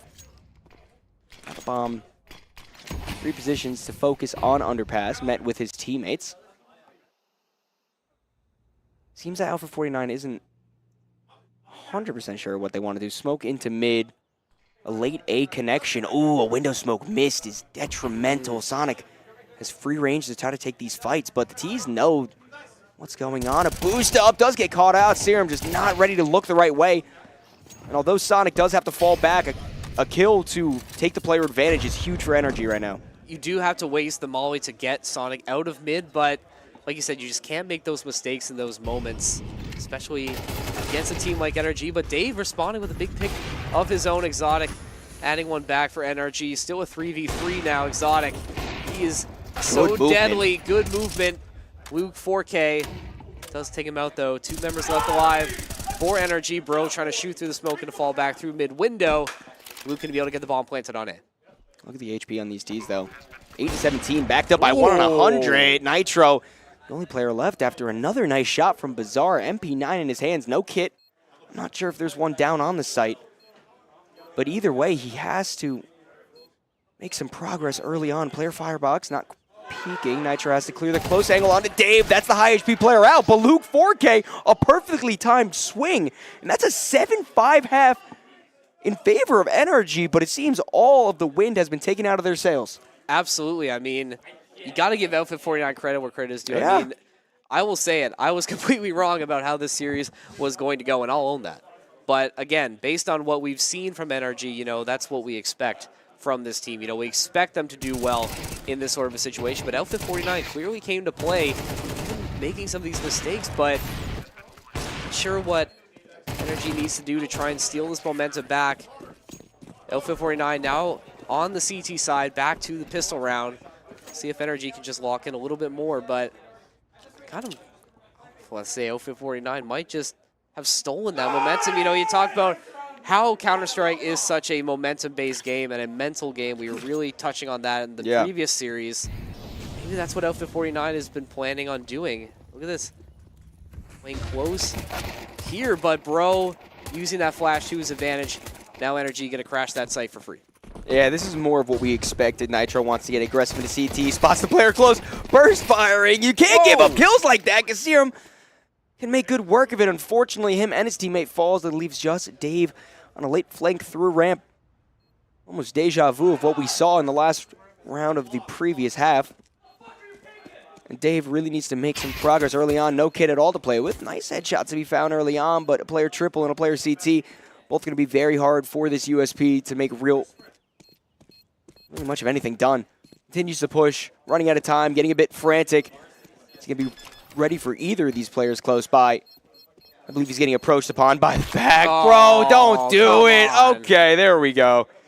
That's more of what you expect to see from a game like this. Yeah.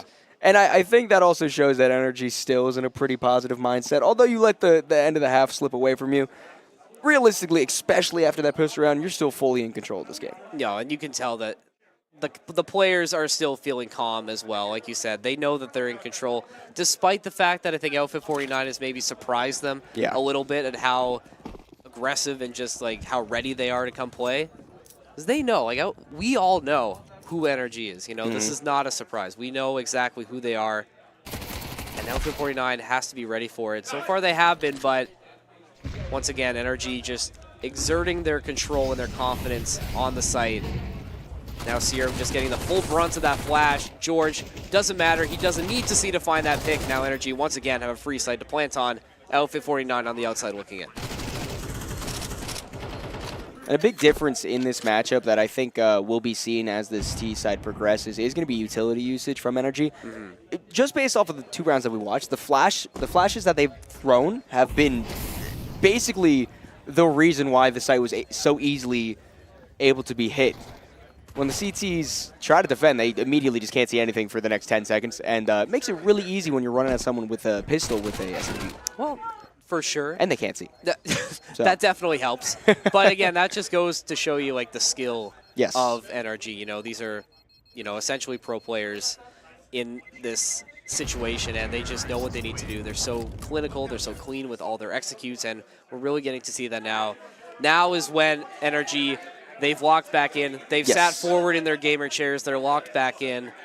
And now Alpha 49, it's going to be tough for them to claw back into it. I mean, you have rifles now, but a forced buy early and NRG, the money's still looking really good. If you can't get anything now, might be looking at the end of this series and looking forward to Inferno, which, you know, Energy's map pick. With the way they've been playing so far, I would expect them to play just a little bit cleaner on their own map pick. Oh, yeah, and I also For think sure. that Energy's very, very well versed in Inferno. But we'll have to wait to see what happens when we get there. Alpha 49, they're only 4 rounds away from keeping this game tied. T's start to just early hit onto B. SMGs versus SMGs. 2 kills fall in favor of Alpha 49, so Energy getting snuffed just a little bit, but rotation still have to come in. Try to stop this plant. Bomb should be able to go down, although the Molotov is going to do good work. Actually gets stopped. George is the only player left. Maybe all those MAC-10s that you still had from the previous proved to be the reason for your downfall. George still in a doable spot, tries to fight, but beautiful timing on both those players to swing and Alpha 49 steal that first gun round. Man, you talked about how big the utility was going to be in this series going forward, and what a huge molly. Yeah. Coming through, I mean, that was absolutely massive. I mean, you deny the plant coming through, you give your team a chance to retake and crash the site, and now, like you said, it was only 4 away. Now it's 3. The money is a little bit better now, Energy, in a little bit dicier of a situation. If you're able to claw back a little bit like we saw on Outfit 49's T side, again, this is a bit more interesting of a series going forward. Energy still needs to work a little bit harder if they want to secure this Mirage win. I mean, the bright side for them is that they still have plenty of money to reinvest into this round, and it is a better buy than the previous. So I don't think they're sweating too much. But again, I mean, I feel like we sound like a broken record, but hats off to Alpha 49 for really putting up a fight here. It's good Counter-Strike to watch.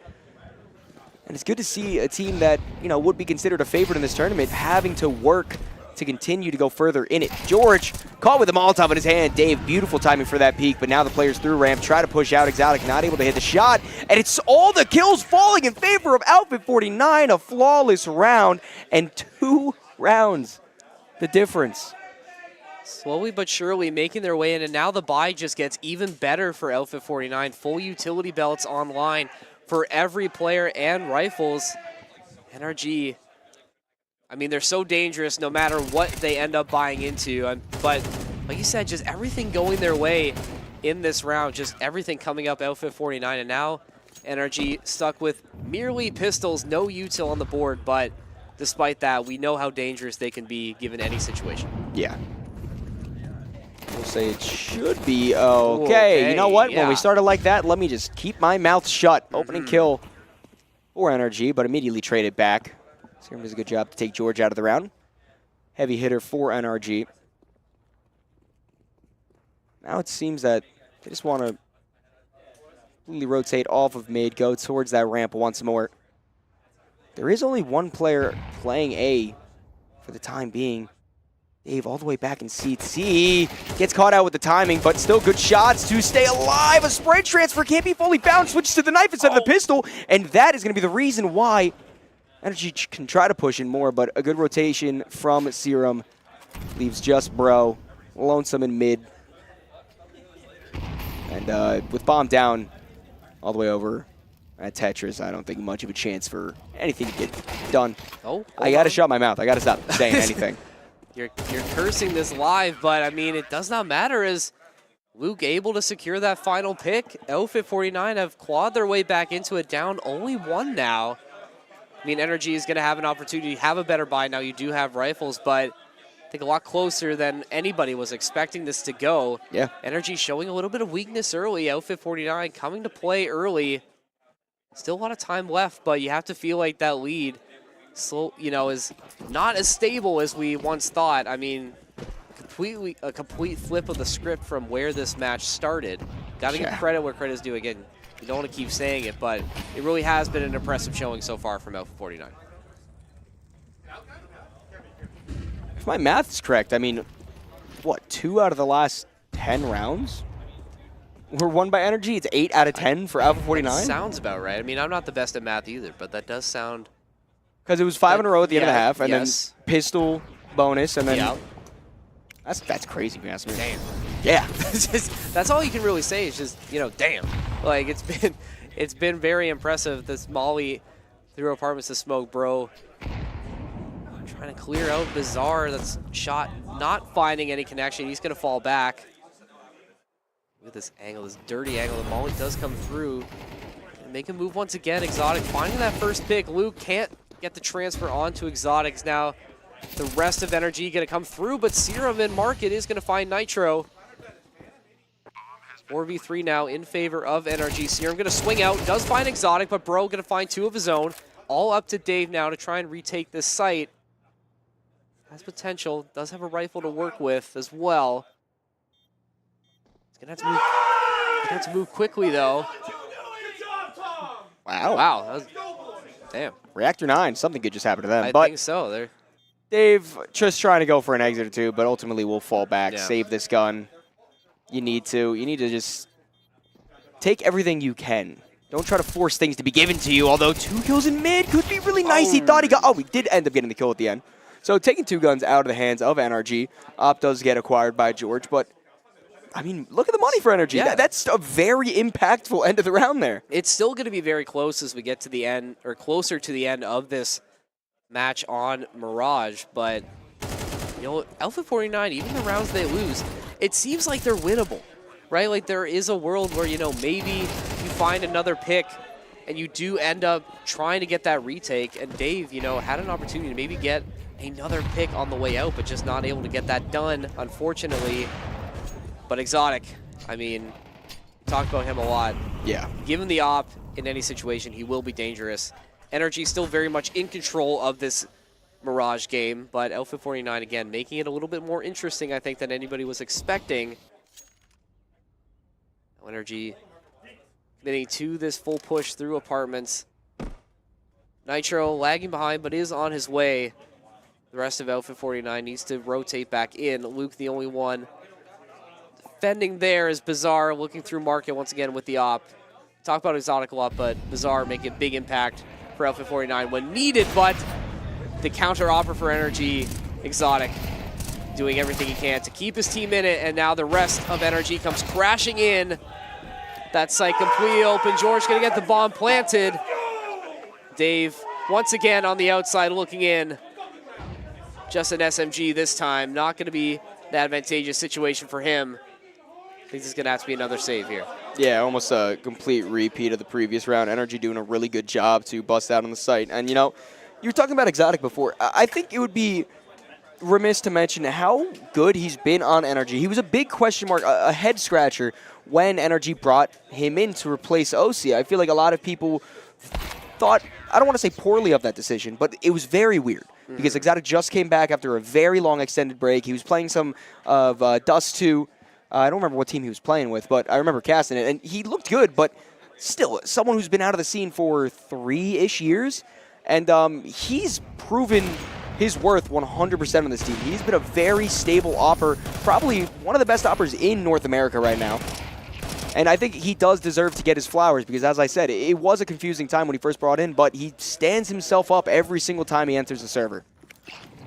And, you know, we talk about how dangerous he is in any situation. I mean, obviously Energy, you know, they have this reputation for a reason. It's because they're able to make these big plays, but look at this big play from Dave. Okay, Dave. Trading out with Sonic. I mean, Dave's kind of been that guy for Outfit 49 in these situations.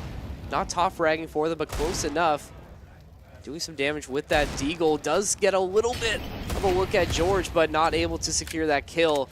Just getting the full brunt of that utility from Energy. Nothing he can do to stop this plant coming through. Once again, Energy using that utility perfectly to their advantage to make this plant so easy. And this post-plant, this retake, going to be so difficult for Outfit 49 to attempt. Yeah, just try to collect a gun or two if you can. Bizarre already secured himself an M4, so that's good at least. And maybe Luke could catch someone off guard, but with all these Ts still on 100% HP, you have to assume Nitro. Oh, wait a minute. I do it every time. AK secured for Luke. He's going to try to fall back and just make sure that stays alive. George will take Dave out of the round, but it doesn't matter. The 2 rifles that were secured do seem to be like they're going to be saved.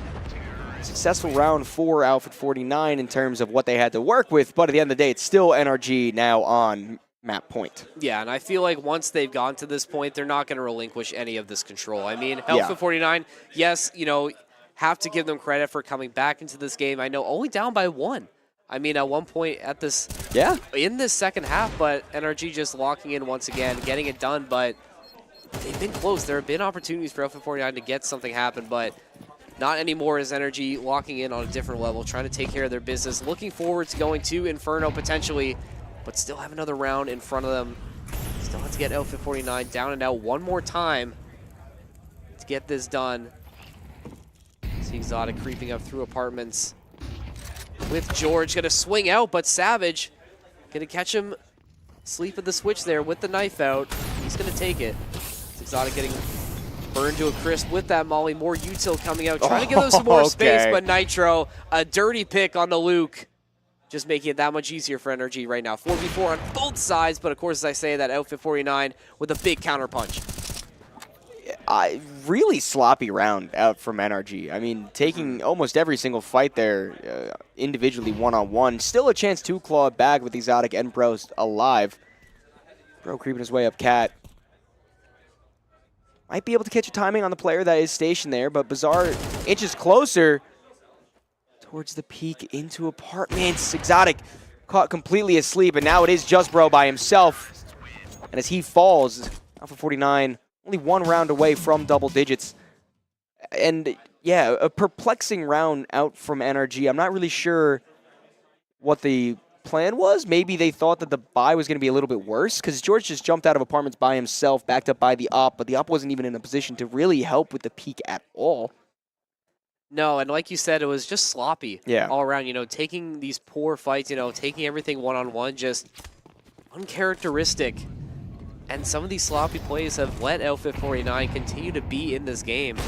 Oh, but nice that's shot. A good start from NRG as Exotic does get the counter offer off the board. Now NRG using that man advantage to hopefully get some more forward progress here, but everybody falling back. Smokes continuing to get thrown out. Still trying to figure out where they want to go. You have to think the longer you give NRG to figure out these rotations and find these holes in the defense, the dicier it gets for Outfit 49. Yeah, time definitely favors NRG and a player advantage too. Sure, Sonic is low and only has a pistol, but that body by itself, I mean, every single little bit counts. Dave needs to be ready for this ramp push. Spots the utility coming out, double scoped in, misses the shot.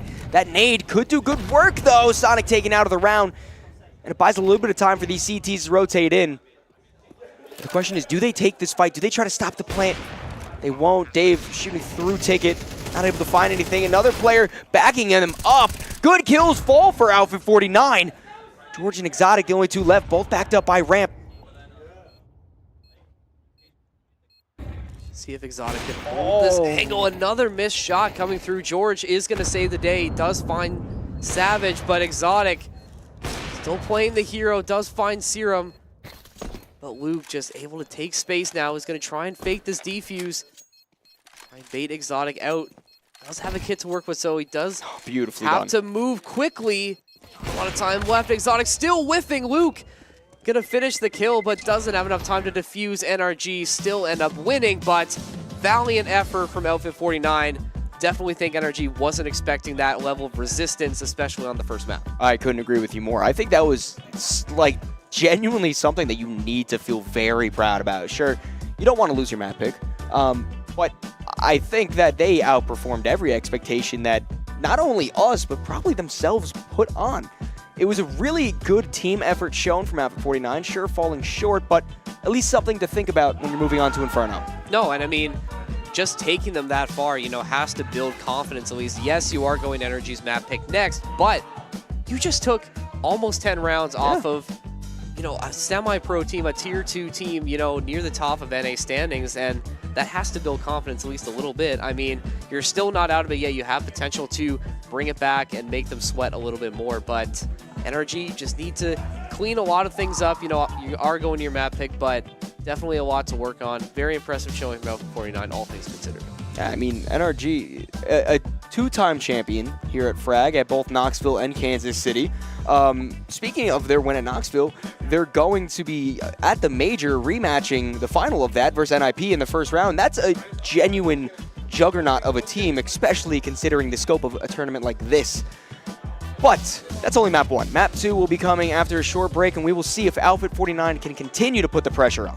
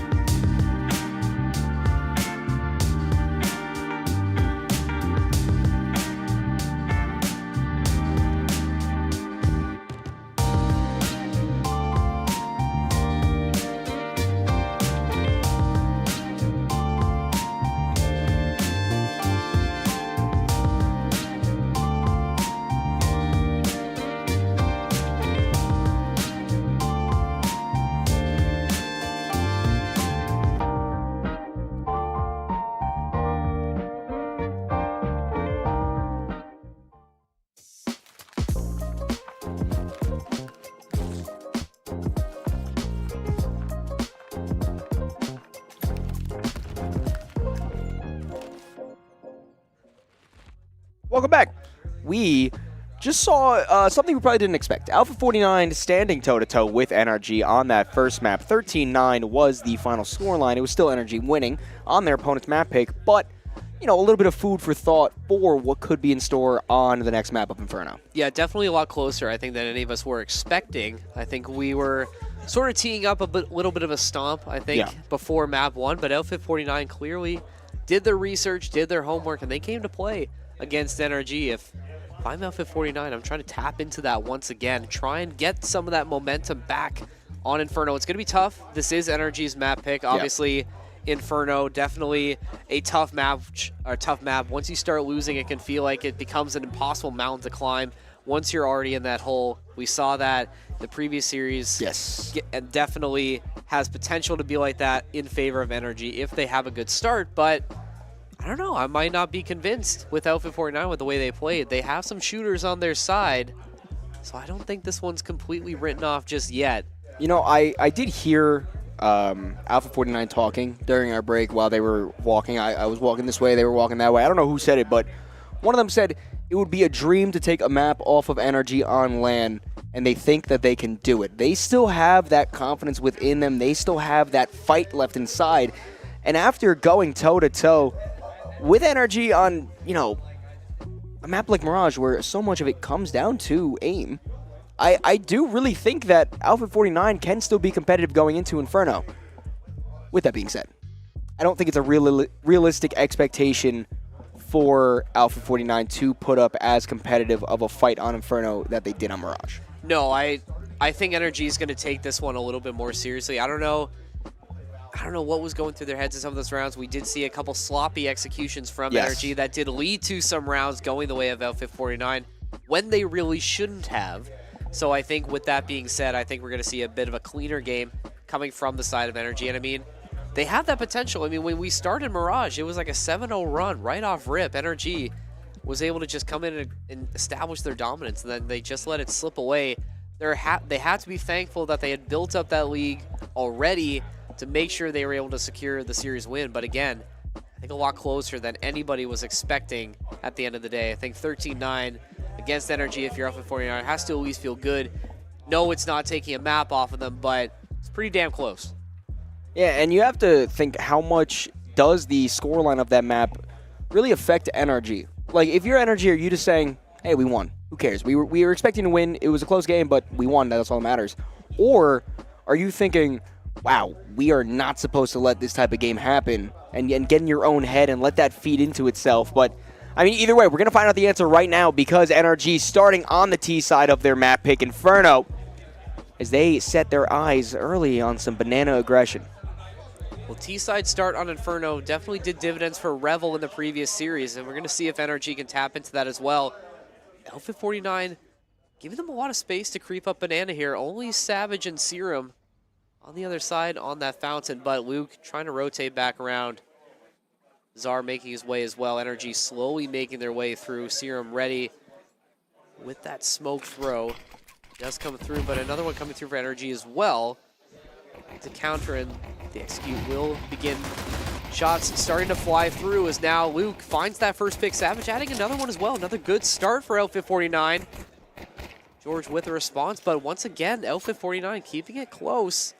Do have the man advantage right now. Serum on the outside looking in through that smoke. Exotic going to get the bomb planted. Ooh, Nitro eating some of those shots from the dualies. Bomb does go down though. Serum's going to have to move quickly. Yeah, they have to try to play together off this, but Serum already up top. Dave gets the player down at oranges, and that is a pistol round for Alpha 49. Stop the count right now. You're going to have a lead over NRG. You can take the screenshot right now. You can post that online. You take the lead from NRG, and I mean, again, that was another really solid round where we thought NRG was able to take control, but just skill diffing on the side of Alpha 49. Some really good shots coming through from their side. NRG does not seem to be too disturbed with all this, though, because since they got the bomb plant, they are going to invest back into it. Pistols galore, 1 MAC-10, and a bunch of utility to bat. So definitely a chance for the rifles of Alpha 49 to get a bit overwhelmed. They do almost entirely invest into rifles. They don't want to take much of any chances with the SMGs. Big nade does good damage on the Sonic early on. 3 CTs stacked up towards the top of mid, trying to spray through that smoke. but it's not working how they imagined. One kill already falls George's way, and Dave brought down very low. Now the Tech-9 a chance to continue the carnage. Good shots from Sonic. Bro falls in the other site. But Energy, I mean, they've completely disoriented Alpha 49. They faked that A play towards brackets, then 3 players march up through B, get 1 kill, and the bomb gets planted in an even 3-on-3. Yeah, even 3-on-3, but this is a really tough retake for Alpha 49 right now. I mean, you still have some flashes and a smoke on the side of Energy. A little bit of utility to work with for Alpha 49, so have potential, but look at the way that Nitro and Exotic are stacked up on the left side, and you have George as well waiting in the wings for it to come through, but oh my, Serum does clear out Exotic and is going to swing onto George, but can't make that happen as well. It's all going to be up to Luke. I think he's just going to back away and try and save this M4. You gotta. Still going to trade some shots out. Does get George on his way out. A little bit more money for the CTs, but Energy is going to tie it back up. Yeah, definitely the right call there, especially with no kit in play. You don't really have time to try to dissect those kills. Very good job from Energy, like I said, to create that distraction at bracket, get those opening kills, get that early aggression in, and then as soon as Alpha 49 starts to worry about trying to rotate there and retake that space, immediate B hit, only 1 player to deal with. And that's what separates Energy from most of the other teams here at this tournament, the way that they're able to dissect this board. It's a big game of chess. Every bit of control counts. Energy doing a very good job to retake the economy situation. Now, Alpha 49 stuck to these pistols, 1 rifle, 1 SMG. And for Energy, this is really the opportunity to try and press that advantage and steal that momentum away. Yes, you did win the round, but it was probably closer than you were hoping. Alpha 49 still keeping it very interesting, especially against this high-profile team of Energy. See them creeping through Banana right now, are thinking about it. Shots getting traded through the smoke. Nitro trying to find something. Savage playing at the half wall here. Just a pistol to his name.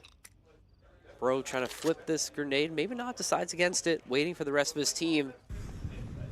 NRG trying to look for this opening kill. This jump through comes through. The frag does eventually get thrown, but not much going on here. Savage still staying pat. Full flashed out from Bro. Energy going to push a little bit farther up now that these picks finally come through, all up to Dave and Luke 4K, and they're not even in the same zip code right now. No, Sonic still with the lurk. Actually might be able to stop the save from coming in because I doubt Alpha 49 wants to go for this at all. Sonic does eventually fall back, though, so very nicely done once again from NRG. Even though the bomb hasn't been planted yet, it's still in no way not a round they've won. No, for sure. Like you said, I think Dave and Luke electing for this save. You didn't shout out Sonic on this potential lurk. He's going to go hunting for it. He is going to try and find these final 2 members, but another forced save from Alpha 49. Energy just staying patient, using that util and that aggression to force Alpha 49 into these uncomfortable positions. And another impressive T round on Inferno. Again, we mentioned the previous series against Rebel and Notorious, how dominating the T's were on Inferno. And we're seeing it again. CT side just not strong for anybody on Inferno thus far. I mean, I feel like the big reason for that is just because of how hard it is to retake these bomb sites. B-bomb site notoriously is, you know, if not the second most difficult bomb site to retake in the entire game. And A-site's not much better itself. If you're CT and you're not able to hold on to these sites early on, you're basically out of every round. Yeah, it definitely makes it tough. And again, against a team like Energy, with how aggressive they've been playing, how strong of a team they are, these retakes just so hard for Alpha 49 to attempt, especially like you said on a map where it already is difficult to retake sites once you lose them, and that's really what we're seeing with all of these saves coming through. Banana just completely wide open now for Energy as Serum and Savage just back up a little bit. Pistol shots getting traded out. Serum does find 1, but Nitro with the trade. Now Energy going to push the issue once again. Savage, the lone defender, left on B, but Bazaar wrapping to try and help him out. Yeah, and Energy seemed to take a liking back towards that A-bomb site. Nitro is there to keep some sort of pressure on the bomb site. Sprays down 1, not able to convert with another one, but now he falls back as bracket gets taken for NRG. CT is completely out of position. It's only Dave playing from arch side. Spurts around, sees 1, tries to go towards Moto, but can't get much down with only a USP. Smoke going down to block off that position. full site control for NRG as Alpha 49 now tasked to think about what they want to do. I mean, Dave can stick around. He's only got a USP. It's not like you're going to lose much of anything. Yeah, I mean, might as well. But still a retake. Like you said, not going to be on the menu this time. Nitro taking Bizarre out early. Dave and Luke, again, not even anywhere close to attempting this. Dave going to save his USP. Luke, rightly so, should save that M4 for the next round. But NRG reasserting their control on their own map pick. Dave might be able to find one on his way out. Thinks it through, but George is going to get the better of him there. Luke, the only man left standing for Outfit 49, but... Yeah, the bright side, at least they got George to fall with the bomb. I guess. That's something. Yeah, no, I mean, it's not like a great bright side, but... you know, I think with the way it's been going, you need to take the positives in any way you can. Yeah, 100%. Right? That's how this has been going so far, and NRG reasserting their dominance, showing that they are the better team in this situation, but Outfit 49 still has potential to make things interesting. We've seen it thus far. You know, they've been able to find these picks when they need to, but NRG on their own map pick so far has been very, very dominant.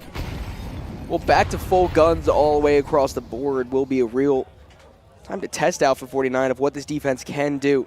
Banana completely conceded for the CTs as NRG, I was going to say, march forward with some utility, but bro falls down, now gets that nade out. Decent damage on a Savage. And a good spread for NRG, not giving up much of any information of where they plan to end up. See Exotic here throwing this molly through the smoke. Just continuing to put pressure on this Outfit 49 defense, and there's the first man to fall in the round. Bro finally breaks through, but Savage with a swift response for Outfit 49. It seems like every time NRG has an opportunity to take an advantage, and Outfit 49 does have a response, but does not matter when you have Exotic on the other side of the server. Yeah, unfortunately, Bizarre, I think he's got a little bit lost with the combination of that smoke and that flash. 40 seconds left to work with. Nitro making his way up through mid. Leaves Banana. Sonic's got to wait for the smoke and apartments to fade for anything to get done. But as I say that, it's perfect timing. Beautiful headshot. Luke now the only one on the site. Stuck in pit. Position seems to be known. Flash thrown directly at his face. The T's start to push in through Moto. There's a chance for Luke to go huge here, but George completely spots him out, reads it beautifully, and Savage, once again, forced to save. Yeah, and again, it's just NRG just doing their thing. And like you said, Luke had potential, but George just getting the better of him once again, and NRG reasserting their dominance. Similar start to what we saw on Mirage, where they were able to just do anything they wanted to. F49 so far, dazed and confused, searching for answers to try and stay alive in this series, but NRG slowly but surely pressing the boot down on the neck of Outfit 49 and making this very, very difficult for them to get anything done. I think Savage is going to get hunted out. That's exactly what happens. 4-1 NRG as we head into round 6. Complete suffocation of Alpha 49 right now, not really having any room to do much of anything. Breathe, think, react. NRG definitely look good on the attack, but it's important to mention that this is the way that Mirage started as well, before it started to slip out of NRG's favor. Of course, that was different sides of the ball. NRG was on the defensive side for that first half, but still the same principle should apply. And there's no reason to think that Alpha 49 can't come back late into this game, but when it's just pistols, one rifle, and one SMG to work with, you would assume probably not this round. Probably not, but I mean, you find one pick, maybe you can get something, but NRG I don't think is going to give up that space. Serum does find the one, but NRG responding with 3 immediately after. I mean, yeah, like you said, 2 pistols on the side of Outfit 49. NRG completely wide open on the A bomb site. Oh, Dave, okay, all right. Damn. All right, yeah. I'll admit that. That was clean. That's on me. Good. Yep. I respect that. But, I mean, really, at the end of the day, nothing more than fluff from that. Yeah. The AK is really nice to have saved over, but you're still not making an attempt on this round. No. Something to add to the compilation. Those TikTok edits are going to go crazy after this. Potentially Savage trading out shots, but NRG just doing their thing. staying cool, calm, and collected. Dave, don't peek. Just keep the AK alive. Come on. Sonic's down low. I mean, I guess Sonic might go down with the bomb again, so that's a good thing, but now you've given up your position. You're going to get hunted. They don't want you to keep this AK alive. That's exactly what happens. Another rock-solid prediction from Buckethead CS. Yeah. That's me. Let's get a counter on screen. If we can get Prod to work on a counter, maybe for the top right corner. How many times Buckethead predicts something true that happens in this game? Or somebody in chat can keep tabs on that. We'll keep tabs on NRG. They're still staying hot on their own map pick. And I mean, this is definitely different from what we saw on Mirage. I mean, yes, they still looked good, but here it's just, like we said, it's suffocating defense right now. Or offense, I should say, is there. On the T side. It might as well be defense with how many times you're getting the bomb down and having to wait for these retakes. And once again, 20 seconds into the round and almost everyone's dead. Nice shot from Dave. Now ready for another player, but Sonic continues to push forward. Both of these two remaining CTs stuck in the apartments. Bizarre misses the shot, doubles up with the next one, so at least recovered there, but with Exotic trading him out, Dave, 12 HP. 1v2, a situation that may still be doable. They should know his position, considering he got a kill from apartments previously, and they know he's still alive. Nitro now confirming it. Throws Molotov down. Gets Dave stuck in the middle of no man's land. And realistically, especially now that your position is known, you really should just fall back and save. It's not an easy task to do, and fighting into brackets definitely not a way to get it done. NRG continue to look good, 6-1. Yeah, you give up that first one to Outfit 49, but then just completely respond with... Who needs pistols? Yeah, you know who needs them. Yeah. Not important at all. I don't even like pistols. No. Who would? Not even that cool. Look at that. Cool shot from Dave, though. I love the slow-mo on some of these off kills as well. Making it look a little cooler than maybe it was. But, again, NRG just completely dialed in right now. You can see they're calm on their side. We get their player cam up as well. They're just looking to get this one done. Some more positive reactions in front of us. Yeah, Reactor having a great time. They're having a great time. You know, a little bit more emotion, I think, than Outfit 49 and NRG are showing right now. But got to shout them out. They've been in a lot of tough series so far in these lands. Really good showing, I think, from them. Hopefully we'll get them on stream again at some point. Look at Savage. So inspirational, man, on this rotation. But I think it's going to work out for them. NRG not falling for that bait.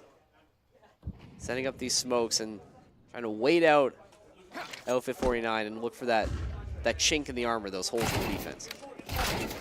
Oh, George finds a hole in Savage's head as he puts a bullet straight through it. Luke does trade back, gets good damage onto Exotic. Or excuse me, onto Sonic. But Bizarre stuck in the site by himself. USP good to find one. And Serum all by themselves. Save the MP9. I think an interesting aspect of this matchup as well, including the previous map on Mirage, was every round that was won, there's not really many close rounds. It's either Outfit 49 outplayed NRG and just got a round win with 3 or 4 players alive, or NRG completely decimated Outfit 49 and kept almost all their players alive. There's never really down-to-the-wire moments in this matchup so far, except maybe the pistol round. Yeah, I mean, that's just how pistol round goes. I mean, Yeah. It's not anywhere near as, you know, util heavy or rifle heavy as some of the later rounds. So that's understandable, but this really is a good response from map 1 for NRG. I mean, they must have had a talk after, just trying to lock in just a little bit more. I'm sure coach was giving them some advice on how best to respond here, and it's been impressive. I mean, Outfit 49 was able to almost go the distance on Mirage, but did a complete flip of the script here. Still have some time on the CT side, so maybe you can get a couple, but look at that. Just a little too much elbow being shown from Bizarre. George will take advantage of it. Oh, don't do him like that, Nitro. Don't do him like that. He was going to do it. Come on, man. Is going to find the second one as well. Once again, NRG exerting their dominance. Sight wide open. What can you even do in this situation? You can't even get that upset about Nitro slipping through the defense because it was just perfectly timed with the fading of the smoke. Like, sometimes you just get unlucky and a player is able to sneak right past you. That's what happened. Luke 4K, at least good to keep the M4 alive a little bit longer, and Dave scoped in on CT. Trying to make sure that Energy can't exit to the spawn.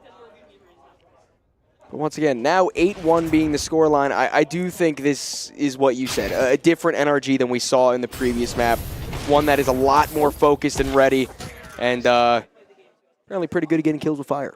That was a great shot from Dave, but just not able to escape the raging fires from that molly from Exotic. They're still going to take that round as well, marching their way forward to a potential series win. Look at this. I mean, that's just diabolical from George, and so is this. I mean, the discipline. Poor Serum. To wait, yeah, that's, you never want to be on the other side of that. Unfortunately, Serum, the victim there. NRG showing the professionalism that they're known for, their penchant.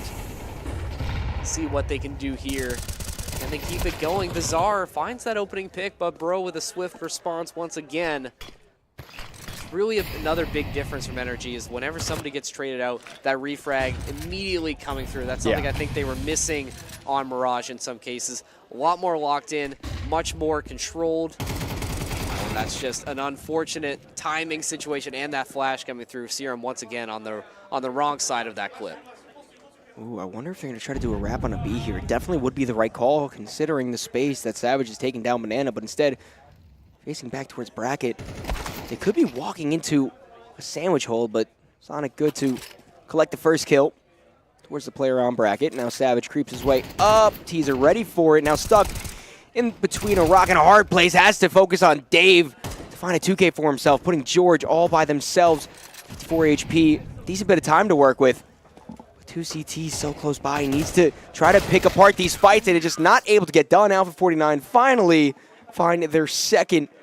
About 10 rounds after they find their first. Yeah, it took a while to get there, though, and I think at this point, the lead is already almost insurmountable. Yeah. I think NRG, you know, like you said, maybe going for this B wrap, but electing to go through Bracken and said maybe that was the mistake that led to Alpha 49 taking this round. Clearly they were ready for it. Dave finding two, big play from him. Something positive to say about Alpha 49 as we, penultimate round before the side swap. But again, NRG's lead already built up pretty considerably. It's going to take a Herculean effort from Alpha 49 to get back into this one, but one step at a time. Yeah. And, you know, no one's lighting up the scoreboard on Alpha 49 for obvious reasons, but I got to say, Dave has been looking pretty sharp this map. I agree. I think he's got some really good movement to him. He's hitting shots with good crosshair placement. It is nice to see that, at least mechanically, the players are still able to battle against NRG. No, for sure. It's just when you have the guys at NRG's level, you have the skills, you have the tactics as well, just not able to get it done. But again, this hasn't been as easy for them as we expected. I mean, we talk about Mirage, you know, a lot. We have talked about it. This one, obviously, a little bit more cut and dry, but still, okay. Serum once again. That was a bold play from Serum, I'm not going to lie. But, you know, not working out for him there. Maybe tried a little bit too hard, but another response from Alpha 49, still keeping it even. See what George can do here. Look at the B bomb site, though. That's where the bomb is starting to move towards, and Savage, the only player even close to nearby, all the way towards Arches. This is going to be a completely free site for Energy to take. I don't even think they're expecting it to be this easy, but Alpha 49 banking on the wrong bomb site most likely will prove to be the reason why they're not able to get back into this round, although retaking at least with a player advantage on the B bomb site is not an impossible task, just one that is still very difficult. Do have a frag to work with as well, but I'm sure they were hoping to get a bit more utility. But George, you know, great job of just distracting, making noise, letting this fake happen. But here comes Bizarre now, trying to swing through the rest of Alpha 49, coming through Banana, but NRG is waiting for them. 3 picks immediately. Luke 4K left holding the bag. Not going to make it happen. Exotic cleans him up as well. One more round on this side. NRG with a dominant first half T side. It's going to take a lot for Alpha 49 to try and stop them. I don't necessarily hate the pace that retake was attempted with, but I mean, 3 players just running up Banana kind of gives the T's all the information that they need as soon as they hear that to be able to pick apart those fights 1-on-1-on-1. Energy, that's the type of stuff they're going to capitalize on. That's the type of stuff you really just can't let slide. The only thing to work with in this round is 3 MP9s, an AWP, and a 5.7. And it does seem destined that Energy do collect double digits in this first half, but it's not certain. There's a chance, especially if Luke can open up the round. Nice, although Nitro finding both B defenders at 30 seconds into the round pretty much means it's wraps. Yeah, I think you said it. I think they were destined for double digits in this first round. But again, stranger things have happened. Nothing is certain. But I mean, retaking B, have a little bit of util, you have an op as well. But just the way Energy's been playing, I don't think they're going to let that happen. They're not letting L549 take advantage of some of these mistakes that they may give them. Bizarre missing that off shot, going to pay for it with his life. NRG do hit double digits, destined double digits. 10-2 as we head to the side swap. And just seems like it's inevitable that they're going to be at the end of this one on top. Yeah, I mean, effectively it all comes down to the pistol here. You know, even if Alpha 49 lose pistol, there's a chance that they can collect on that eco round. But I don't think Energy, at least the Energy we've seen on this map so far, is going to let a round like that slip. No, absolutely not. I mean, it's been a much more composed NRG than what we saw in Mirage. We already sort of talked about how much more dialed in they seem compared to Mirage. Maybe that was, maybe they weren't fully dialed in yet. Not like Exotic was there. Savage with a swift response though, but NRG, I mean, look at this now. Somehow the CTs and the Ts just switch spots. And now Dave's trying to stay alive. The bomb is stuck in alt mid, but a good kill to collect at first, and Savage helps his teammate out. Bro has made his way all the way back to the A-bomb site. Meanwhile, Nitro waits to see if a rotation comes in, but it is going to be Bro to meet the entirety of these two Ts on this force. Still taps away at the head. Does eventually get the kill. Dave has to try to jump down, has to try to get on the site, but Bro just running around the boxes isn't going to let anything fall in favor of Dave. Finally finds that kill, but it's bought so much time for Nitro to rotate in. Now on the one-on-one, it only takes one bullet for either one of these players to get the kill. Dave gets the bomb down. Nitro pushes up closer and closer. What a wow. Please tell me we can get a replay on that, because if I'm not mistaken, that was an insane flick. It didn't even look like Nitro was looking at the right side of the map. Both of us are just, you know, flabbergasted, I think, after what happened there. I mean, it looked like L549, you know, maybe had a chance to shock the world in that round, but just what a play. Yeah, coming through. I mean, you talked about it. Just an insane flick to secure that round for NRG. Yeah, hopefully we can get that. Okay, here we go. Oh, my God. Nitro, that's why they call him Captain America. God. Damn. Well, I think we can call it there. You know what? I think so. But it was a valiant effort for Alpha 49. Okay. Nothing's impossible. 4v4 early on in this round is not a bad way to start. You do have this scout to try to get that early chip damage in, and the SMGs to then come back and collect the low HP on the players and get those kills. Although Energy, I mean, they just need to play like calm and collected. They have the weapon advantage. They have the experience advantage. Alpha 49 being pretty telegraphed of what's going on right now. George swinging with perfect timing, only able to collect one, puts Sonic in a bit of a difficult situation with this FAMAS sprays through the smoke, able to pierce the skin of Dave, take him down. Now Bizarre and Luke stuck at Banana. CT's not approaching on them from behind yet, but really difficult position to try to claw back into, especially with Sonic's repositioning. No, for sure, and what you look at Exotic and Nitro in their positions, yes, they're a little far away, hoping that Sonic can hold the site down, but you know, as soon as L549 makes a move, and there they are, Exotic and Nitro finally making their move, making this push. Exotic can make his way up through Banana. Nitro heading through CT to give Sonic some support. Luke is going to rotate in anticipation, but going to turn back around, trying to focus on looking near CT spawn. Is going to find Sonic, but Nitro trades him out. It's all going to be up to Bizarre now to try and hold this off. 2 members of Energy hunting, looking for this final kill and the defusal. Not looking the way they're coming, but wait a minute now. Nitro is going to fall. Exotic doesn't have a kit to work with, but doesn't matter as Bizarre going to finish it off. And Outfit 49 still alive. Barely, but still alive. And you know what? I did say I didn't think Energy, the form that they were in this map, were going to drop an anti-eco in that second round. And that's exactly what they did. I mean, very good from Alpha 49 to claw back that round, especially after they were down pretty early on.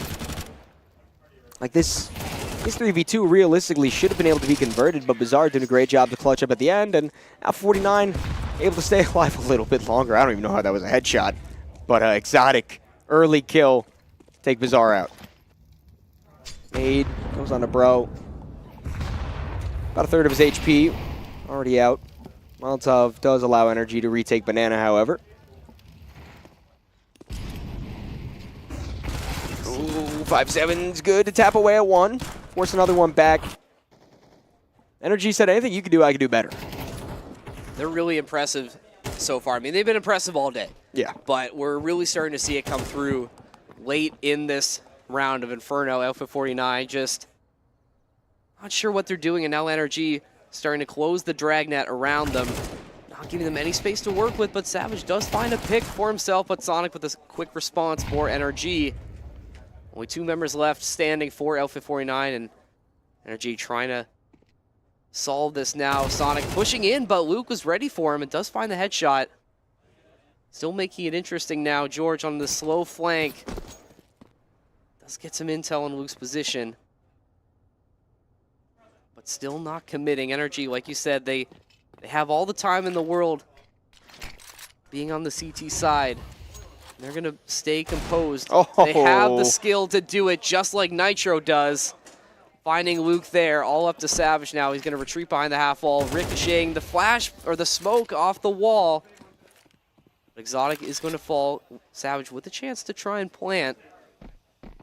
Nitro just staying patient, staying composed. Savage is going to elect for that plant, but not enough as Nitro, 1 shot, 1 kill, match point for NRG. As I said, anything you can do, NRG can do better. You want an eco round? That one right after you. And now, series point. Beautiful shot from Exotic early on. Very nice utility, able to flash Sonic into Banana. Collect kill with that 5-7. I have to see what the money situation is going to be for Alpha 49, because I can't imagine it's going to be a fantastic buy going into it. Yeah, basically nothing, and Exotic, again, already. He doesn't even need the up. Just give him a scout. He's a scouter from now on. Bro also collects with the MP9, 5v3 very early on. As 2 players line up in Banana, and Luke 4K, all your teammates watch you on as you try. It's 1v5 NRG, only 30 seconds into the round. Well, it's an impossible task. Yeah. I think in this case, go on, son. Try and 1v5 NRG. Prove us wrong. I would love to be proven wrong in this situation. But I just, you know, history says it's probably not going to happen. However, never know. Trying to make his way through the smoke. Does find Bro. That's turns into a 1v4, 1v3, but not meant to be. NRG prevail. It was a little interesting, but they do end up moving on against Outfit 49, but very impressive showing from Outfit 49, all things considered. Yeah, I mean, Map 2 definitely, as we alluded to in the pregame, was more of what we expected. More of just NRG really stabilizing and running straight through Alpha 49, but no one can ever take away what happened on Mirage from Alpha 49. That was a great showing, and something that, you know, heading into your next matchup, when you drop down to the lower side, it's going to give you a lot of confidence to try to battle back and book that spot in the, you know, quarterfinals that will happen tomorrow. No, absolutely. And, you know, we sort of talked about some of the individual players on the side of Outfit 49. You know, Dave, Bizarre, a lot of skill being shown, a lot of competency from all sides, and I think that is something to be proud of. You know, you were able to make NRG sweat a little bit on map 1. Yes, Inferno was a little bit of a wash on all sides, but still, think a lot to be proud of. And, you know, the tournament is not done for Outfit 49. You do get dropped down to lower, so still an opportunity to make some noise in the tournament. Yeah, and I honestly wouldn't be shocked to see them as a team that can creep a little bit further into this tournament. A great showing for them, a lot of confidence to be had, and maybe, you know, potential for some new stars to be in the making. But that's it for this matchup. When we come back, there will at least be one more today, so stick around, and that will be brought to you very, very soon.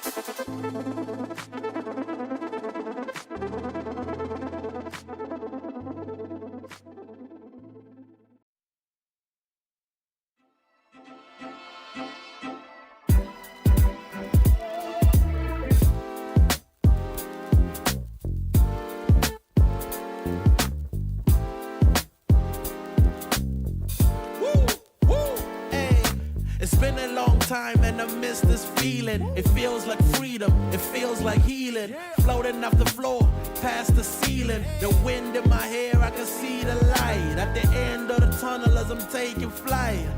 Man, I'm feeling like myself again. Hey, man, I'm feeling like myself again. It's been a long time and I miss this feeling. It feels like freedom, it feels like healing. Floating off the floor, past the ceiling. The wind in my hair, I can see the light. At the end of the tunnel as I'm taking flight.